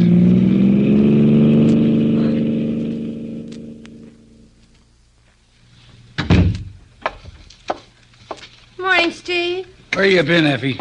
All night. Didn't expect you'd be up yet. Who went to sleep? Where you been, huh? I tried calling every place, so I come to wait for you. Why? Why do you think? I want to talk to you, that's why. Well, I knew you'd be busy on the job practically all night. I stayed at my cousin's. Heh. What does that mean, heh? Heh. Okay. Batch tell you what happened on the job? Batch, I didn't see Batch. No, you saw your cousin. Now, Effie, I swear, if I ever catch you with another guy, I'm going to kick your pussy. You'll never catch me. Were you with Batch or was you? I wasn't. Tell me the truth, were you? Steve, don't. Were you? Don't. Were you? No, Good thing you weren't. I was at my cousin's. You can call her. Don't worry, I will, too. Haven't even seen Batch. You talked to him on the phone, didn't you? Me? Yeah, you. The other night when I answered, didn't you? No, that wasn't me, I swear. Tells me to get the plaster out of my clothes, and then he runs around with you. Who's that? I don't know. Yeah, well, I know. Steve! Now, look here, Batch,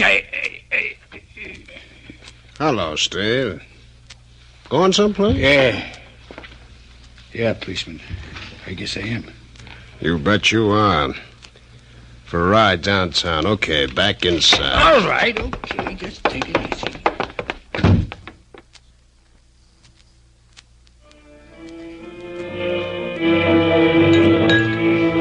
I don't know, Batch. Maybe they're getting close. Don't worry about it, Mike. Steve will be out in an hour. Finish your drink. Uh-oh. You got company.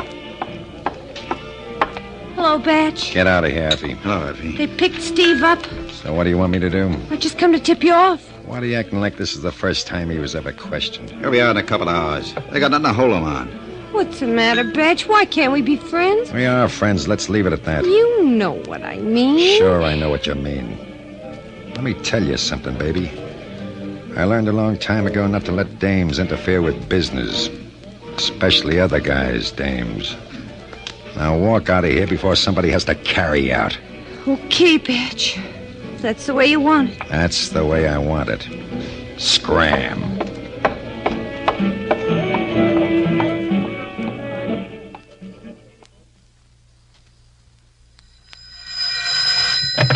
Detective Bureau, LeFew talking. Inspector Marr. Yes, sir? I want you to bring Steve Constantine to my office right away for questioning. Oh? Did you get a report back? You bet we did, and I think it's just the thing that's going to break this case wide open.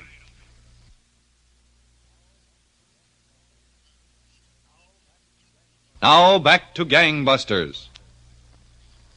Where'd you say you got these pants, Steve? I borrowed them from a guy named Graham, I told you. Johnny Graham. Before you said it was Joe Graham. Joe Graham, Johnny Graham, what's the difference? How come they fit you so well? We're the same size, Joe and me. Where's Joe Graham live? In Jackson. He's from Jackson. Where in Jackson? Well, Jackson. How should I know? When'd you borrow them? Yesterday. Just yesterday. Joe come over and he wanted me to do some work in the garage, so he had an extra pair of pants, and I put them on. We done the work. In the garage? Yeah, in the garage. We clean out some stuff and put sawdust down where the oil leaks, and, well, you know, all that kind of thing. So I says to Joe, Joe, this is some job, and he says he never expected it. Well, after we finished in the garage, we sat down for lunch, and then... Yesterday, huh? Sure, yesterday. Right after you borrowed the pants. Well, not right after, maybe an hour. That's funny. What's funny? Your cleaner said those are your pants. He had them cleaned there 3 times. He showed me the marks. Okay, so they're my pants. And you wore them breaking into that furniture store last night. I did not. You didn't wear the pants? I didn't break into no furniture store. You ever see one of these, Steve? I don't want to look at nothing. I want out of here. It's a laboratory report. Particles of plaster were taken from the cuffs of those pants. They were identical with the plaster that came down when you cut a hole in the ceiling of that furniture store. Oh, you kidding. Plaster's plaster. Oh, come on, Steve. You know this report definitely put you inside that furniture store. This is evidence, the best. Could send you away for 10 years. Look, Steve, you might as well tell us all about it. I wasn't near no furniture store. Yes, Steve, you're on your way. Maybe you can do yourself some good by opening up. I ain't opening up for nobody. You can give me 30 years, and I ain't opening up. Who was with you? Batch? Corny Mike? Couple of guys I never seen before. Strangers. Met them walking down the street. As a matter of fact, it was this Joe Graham. That's who it was. It's Joe Graham. It was Batch, wasn't it? Let me alone, will you? Steve. What? Ever hear of a girl named Effie? No. No. Well, that's funny. She and your friend Batch have been spending a lot of time together. Is that so? They were in a bar together a little while ago having a great time. What bar? You're lying. Oh, why should I lie, Steve? It doesn't mean a thing to me. That's just what the detective we've got on Batch reported. Effie's your girl, isn't she, Steve? Okay, so she's my girl. You're going away to the penitentiary and going to leave her all to Batch. Maybe they know you're hooked. Maybe that's what they're celebrating. Let me out of here, will you? Open up, Steve. You can take Batch along with you. Come on, let's have it. 32-timers, the both of them. He was with you, wasn't he, Steve? Yeah, he was with me.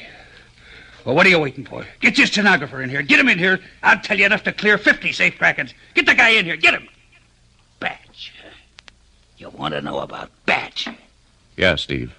About all of them. And start from the beginning.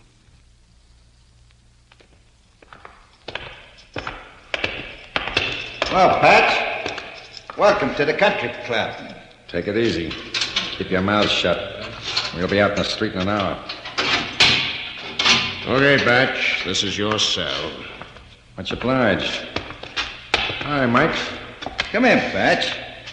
We need another hand for the stud gate. Copper, don't lose that key. You'll be needing it in a few minutes. We got Rich working. Now, don't kid yourself, Batch. This time you're hooked. Steve opened up. You're lying, Copper. Am I? You'll see what he has to say as soon as we get you upstairs.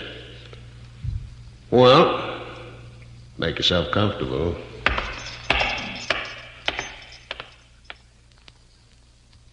So done. 8 arrests simultaneously at 4 o'clock in the morning brought to an end this troublesome gang of safecrackers.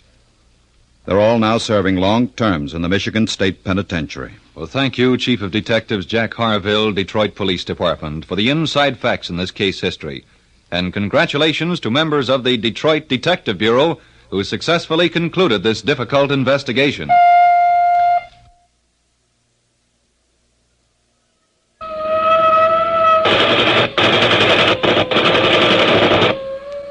Tonight's case was dramatized by Stanley Niss and directed by William Sweets, with Arthur Vinton, Elspeth Eric, and Walter Vaughn in leading roles. Don Gardner speaking. Gangbusters is a Phillips H. Lord production.